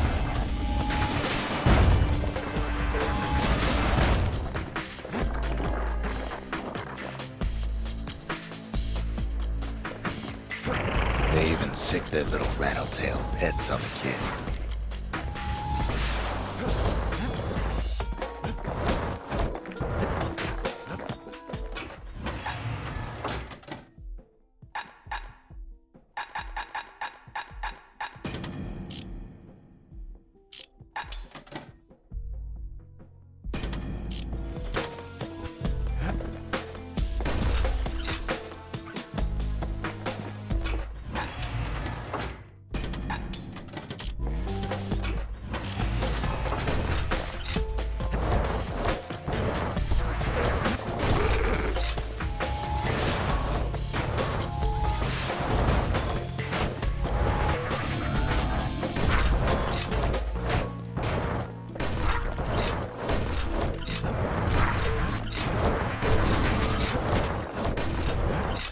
Those rodents are just a bump in the road.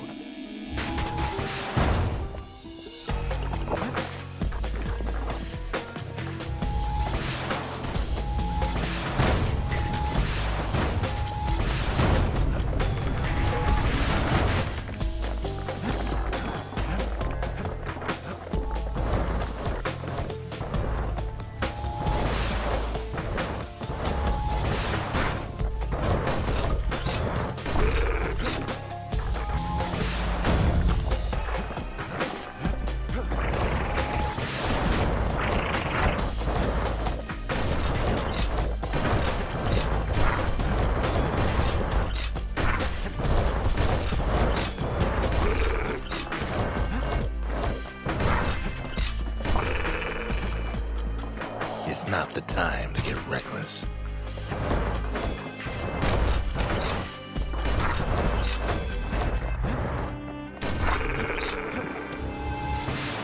Kids picking the whole place apart, piece by piece.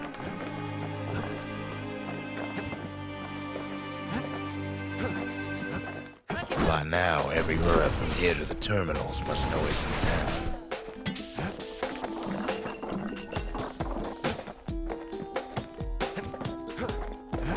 Most of the Ura's conductors are squared away in the middle of the hollow.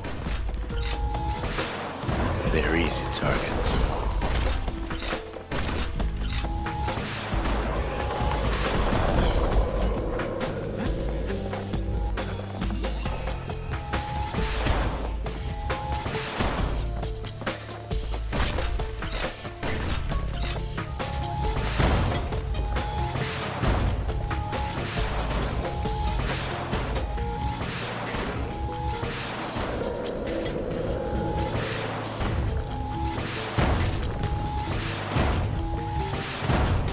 Those calamity rocks must be eating that place apart from the inside.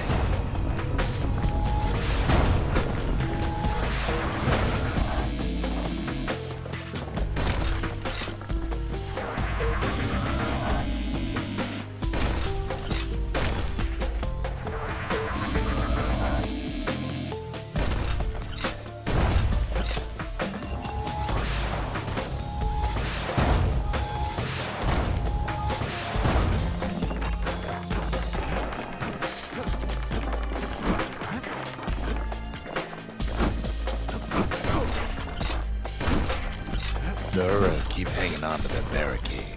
After all, their homeland's not much farther.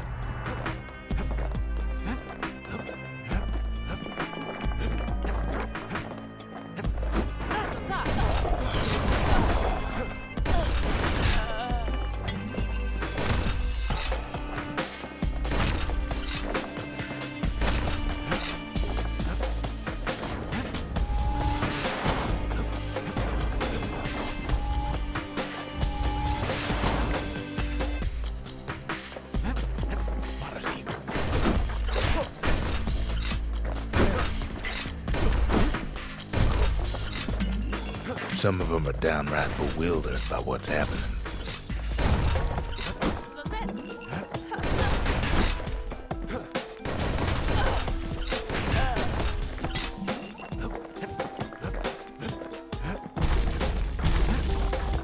Maybe they know they've lost this, lost to a kid.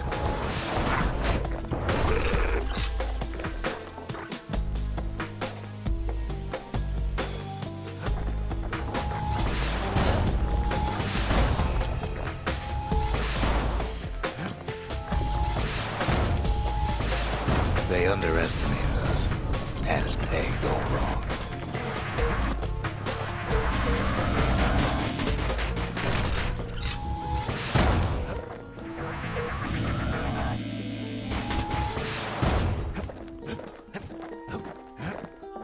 Yes, our people caused the calamity, but here we are trying to fix it.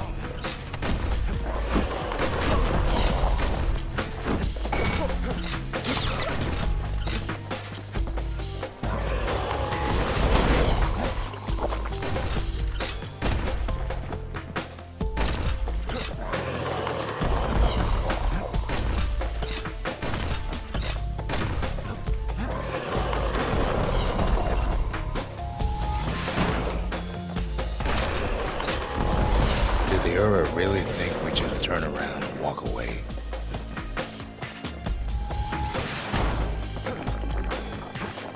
Shame the opportunity for civilized discourse is over. Suppose old Zolf should have got to know us better.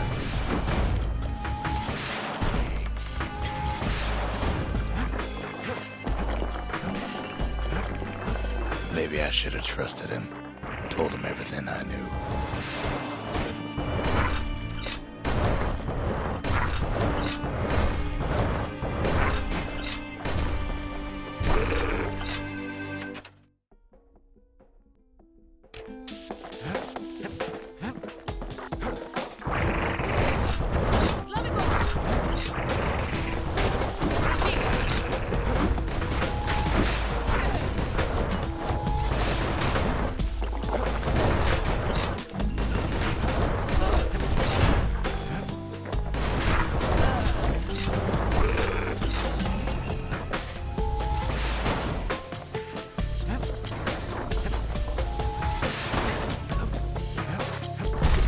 hour grows desperate, the Ura bring out their big guns. Zolf, the Ura, they have every reason to be angry. Beyond angry.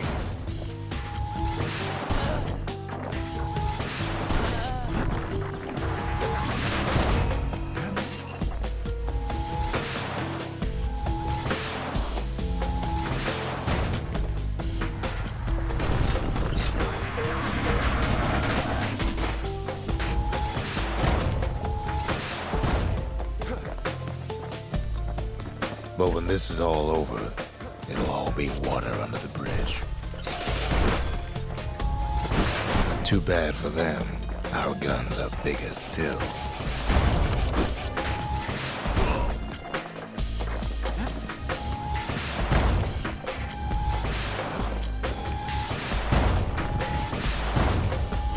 There's nothing standing in his way no more.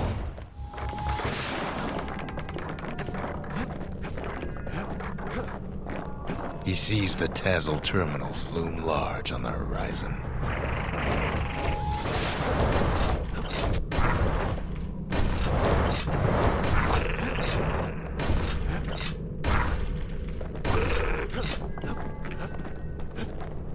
Way out there on the edge of the world, that's where he finally finds you.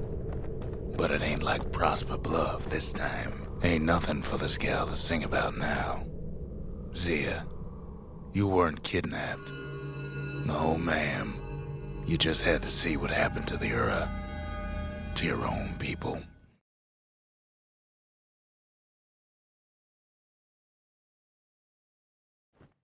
You had to see if everything Zolf wrote to you was true.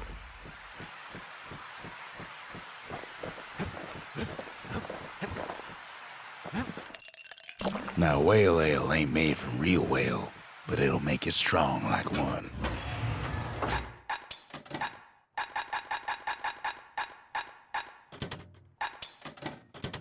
Kid loaded down with some of Ceylondia's finest firearms. Sure you didn't drop that twangy thing on purpose, just to see if he'd go after you? They lost everything, didn't they? But they just keep on fighting like that's gonna bring it all back. I don't need to see what happened to the Ura. I'm trying to undo it, remember?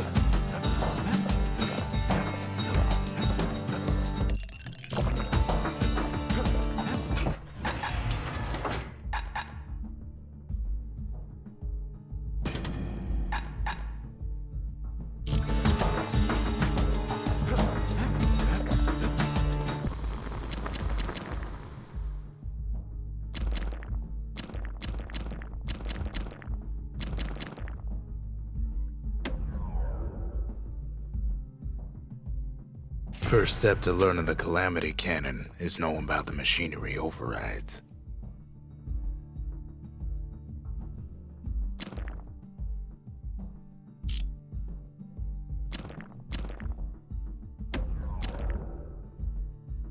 Now, who would have taught a kid to do a thing like that?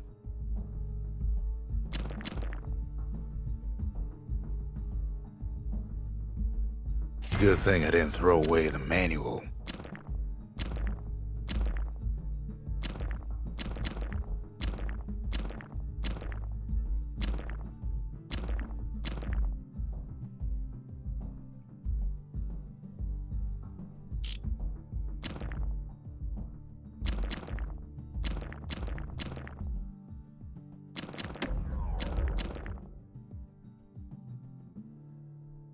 To master the musket, you gotta get rid of the recoil.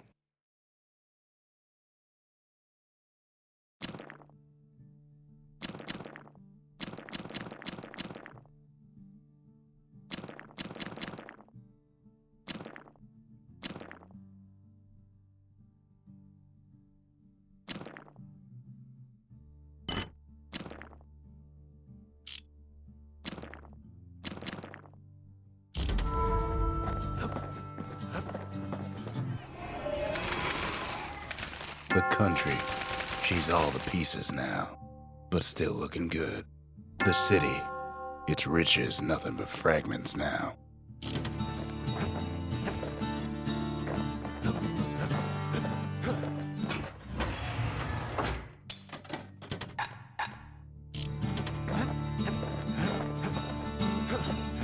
Once the kid gets that last shard from Zolf, it'll all be over.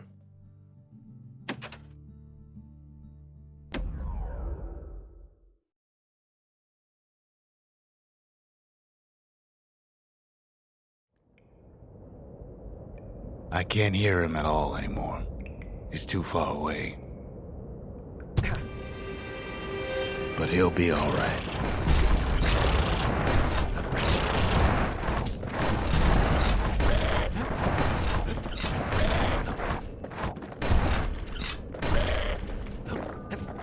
Just needs to get that shard from Zolf and come on home.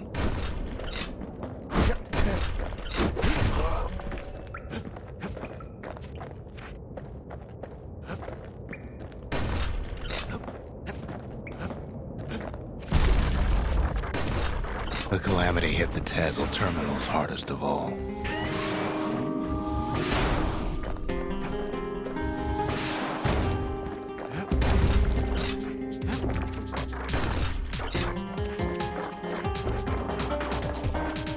You know why Zolf went back there. The place was his home. All his old friends and family were there.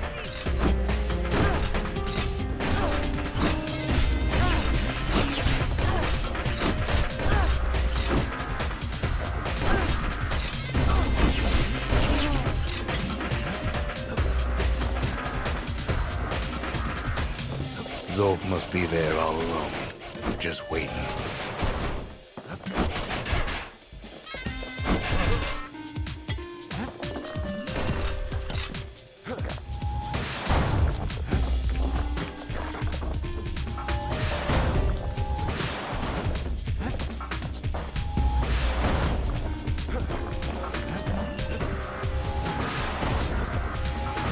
You know what's funny?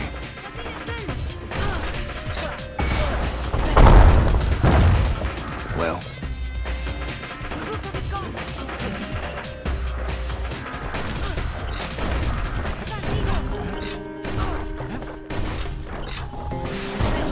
all of us are waiting for a kid.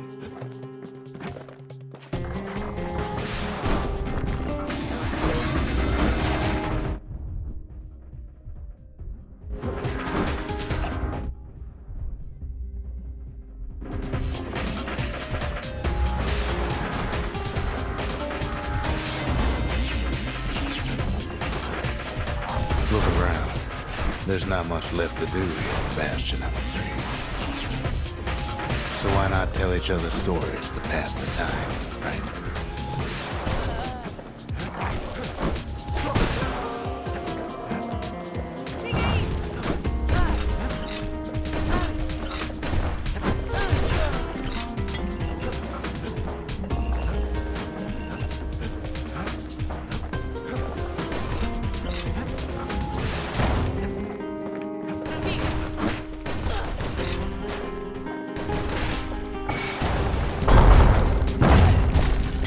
But Zia, there's another reason I've been telling you all this. There's something I want you to understand.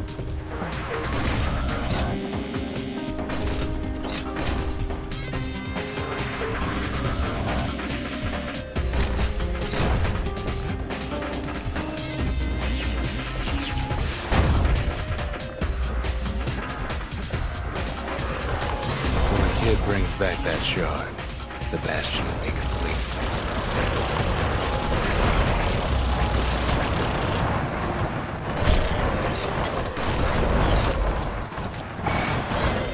This disease the Earth planted here will go away.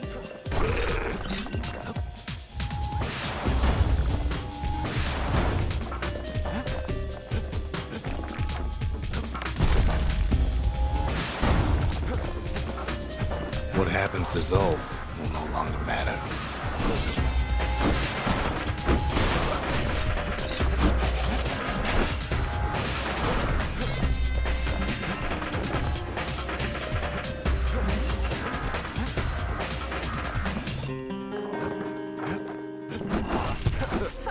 Zealandia will be whole again. Everything will be back to normal.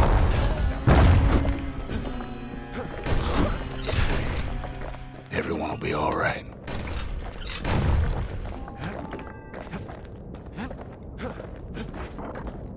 Problem is, we'll all be gone.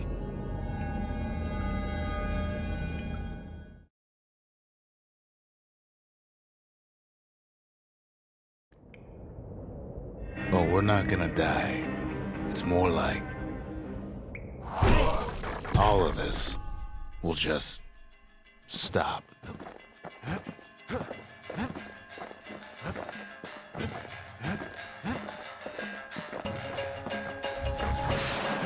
Things will go back to the way they used to be. That's the power of the Bastion.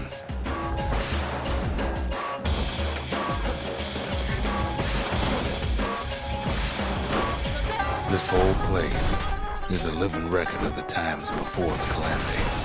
The way things were before this story.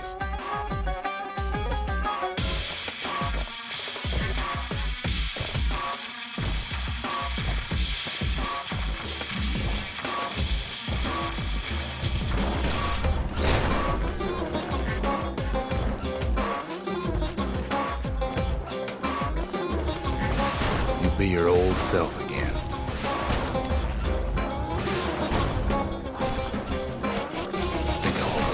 That didn't go your way.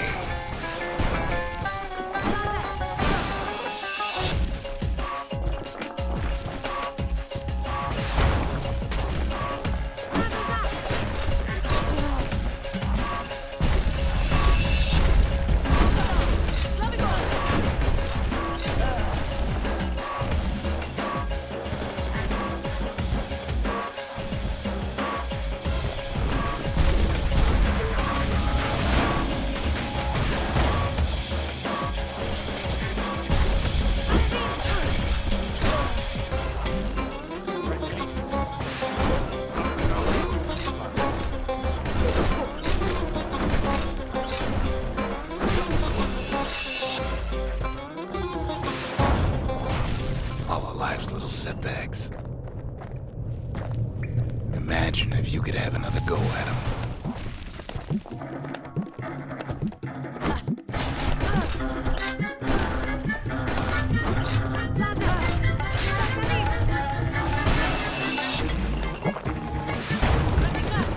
No mistakes.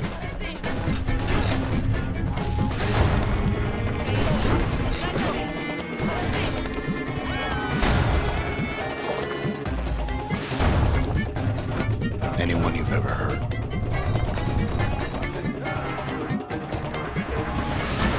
Everything you've ever done, you could do it over.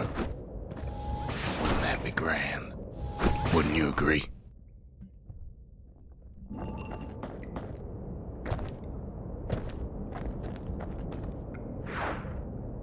I guess there's nothing more to say.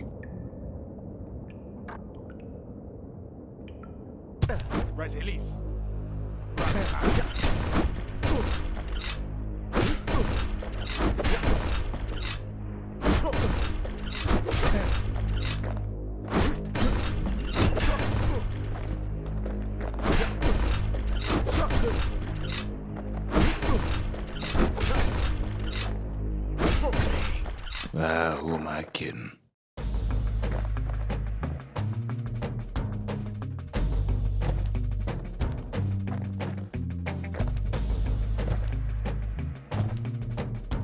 Look. There's something else. A confession.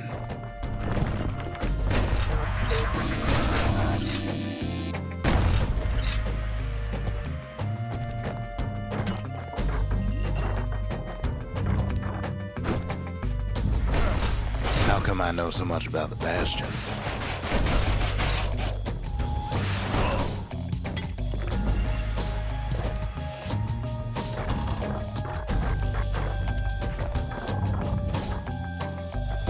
Designed the place, but that's beside the point.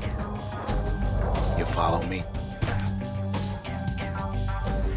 There's one problem with a place that sets things back to a bygone time. You can't test it.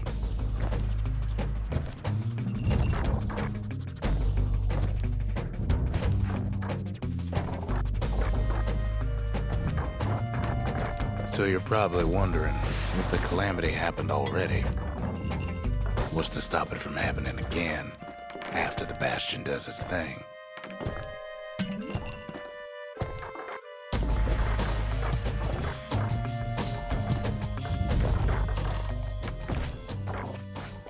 The answer is,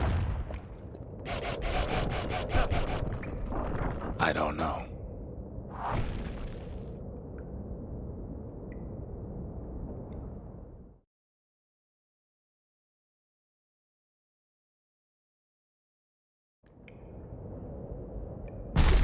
You're wondering if there ain't some other way out of this mess. It's all right. I can tell. But why would you even want another way? Unless you wanted to stay here with us.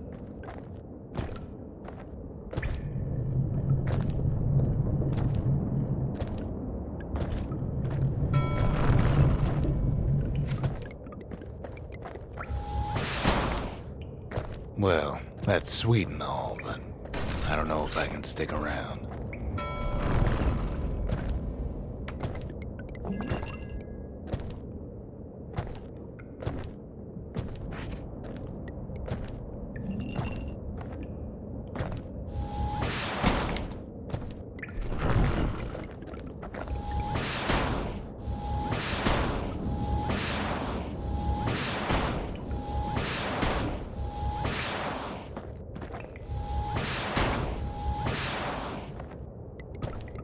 The weight of the calamity. It's on our shoulders.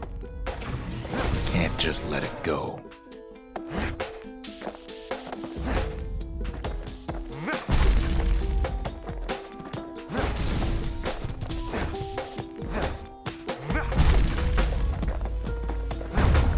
Bastion does have another function, strictly speaking.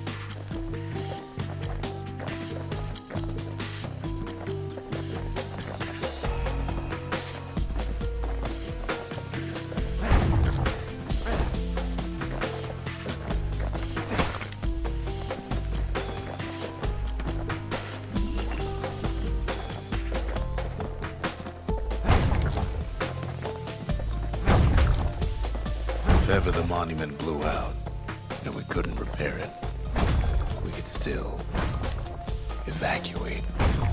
First, we'd round up as many folks as we could carry. Next, we'd detonate the cores, and we'd take off away from here.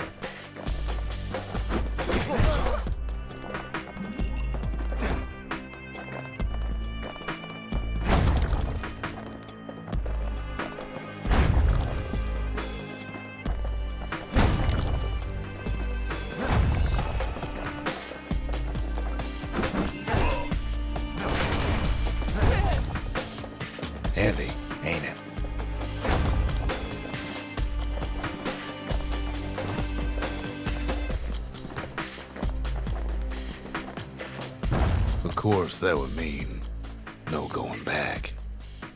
Ever. But then again, that way all of us could leave the city. Together.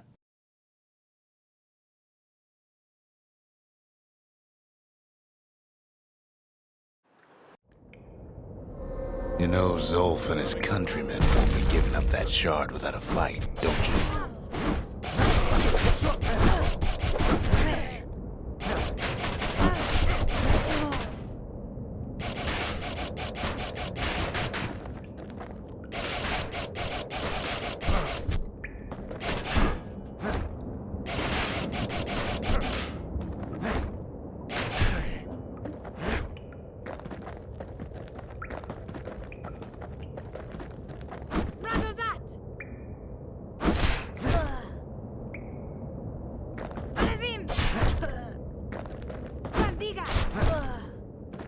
Zolf and the Ura.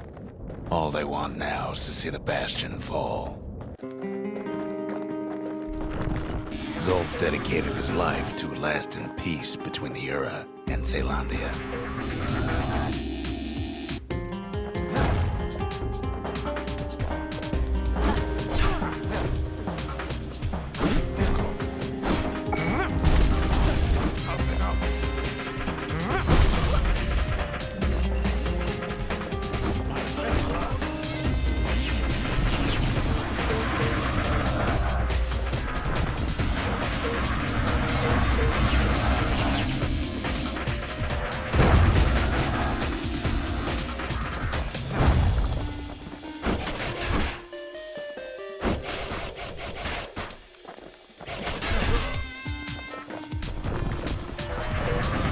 Zolf ain't lost every shred of decency, though, has he? He tried to warn you about his plans. He tried to warn the kid. Pause that.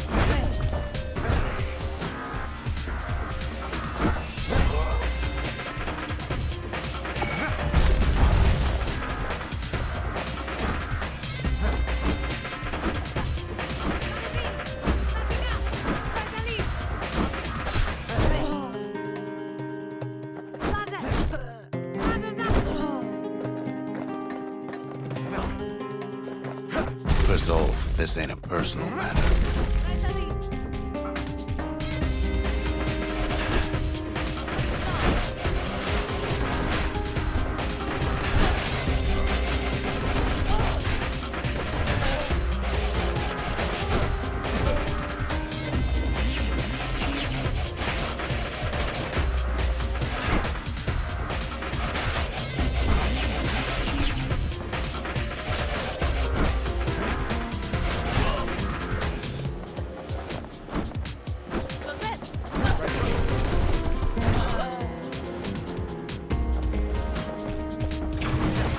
Simple matter of pride, either.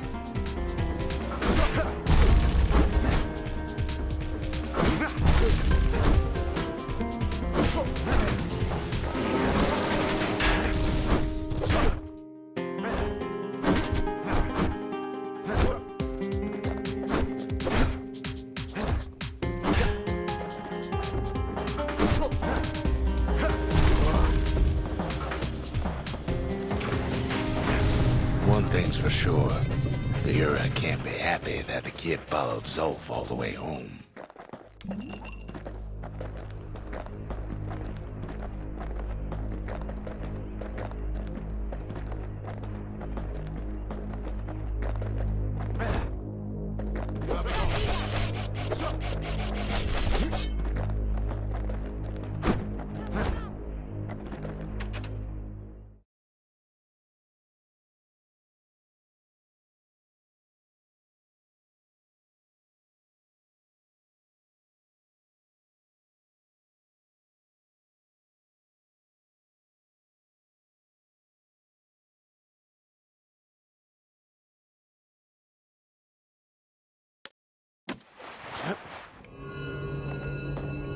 I can see it now. The kid in one corner, and Zolf in the other. Ain't much of a fight. Don't you worry, though. Once the Bastion's restored, it'll all be alright.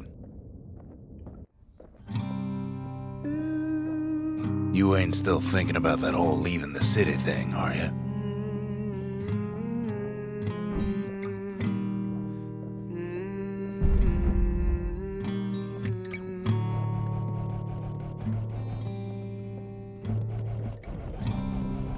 I set my sail, fly, the wind it will take me back to my home, sweet home.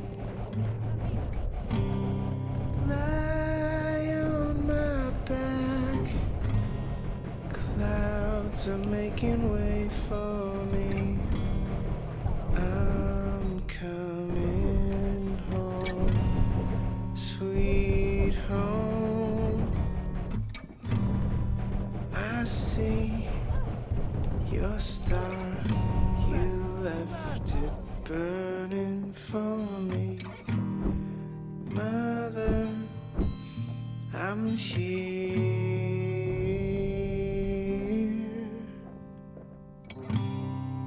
Eyes open wide, feel your heart and it's glowing. I'm welcome home, sweet home.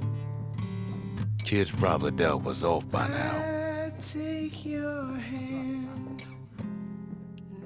It reminds me of myself when I was his age. I ever tell you about those days?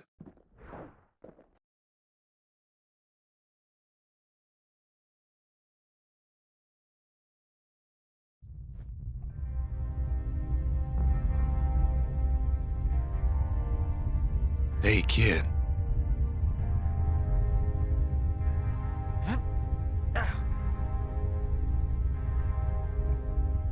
Get up, kid.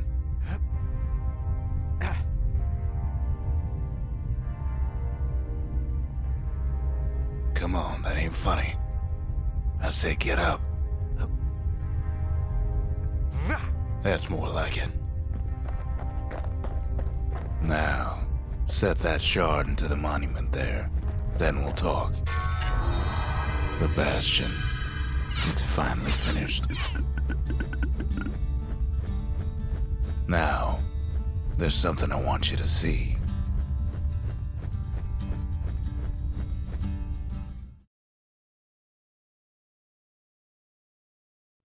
Welcome to the heart of the Bastion. I ain't one for long goodbyes, so here's the deal. Zia and I figure you done the heavy lifting, so you get to do the honors. We can tell you how to work this thing if you got any questions. Hey, kid. You can undo the calamity here and now. Go on, kid. And before I forget, thank you. Always wondered what the motherland was like. Not that it matters anymore.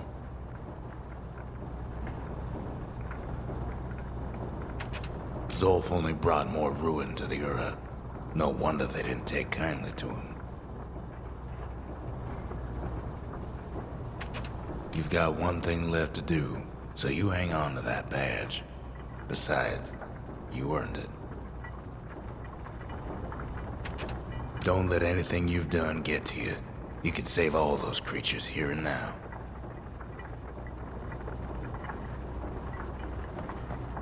You made it. So, let's see. You can either prevent the calamity, or stick around with me and Rex. I'd hate to be in your shoes. If I could be any place I wanted, I'd stay right here. We could go anywhere in the world. Zolf tried to talk me into joining him. I tried to talk him out of it. I guess we both failed. When I finally found my people, I told them we could help. They just took me for a traitor. Glad you showed up. Any moment I'd want to live again happened after the calamity, not before.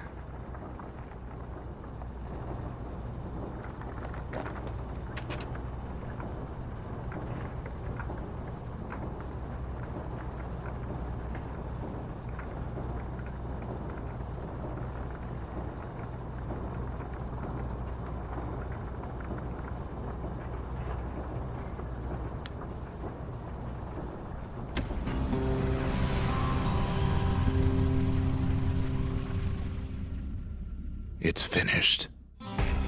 Now, sit tight. It'll be over soon. No matter what happens next, you're done good. I suppose all that's left is to try and remember this moment. The Bastion's gonna take us back to a better time before any of this. Might be we'll forget everything you've done and each other. Though after all we've been through, I find that hard to believe. So long, kid. Maybe I'll see you in the next one.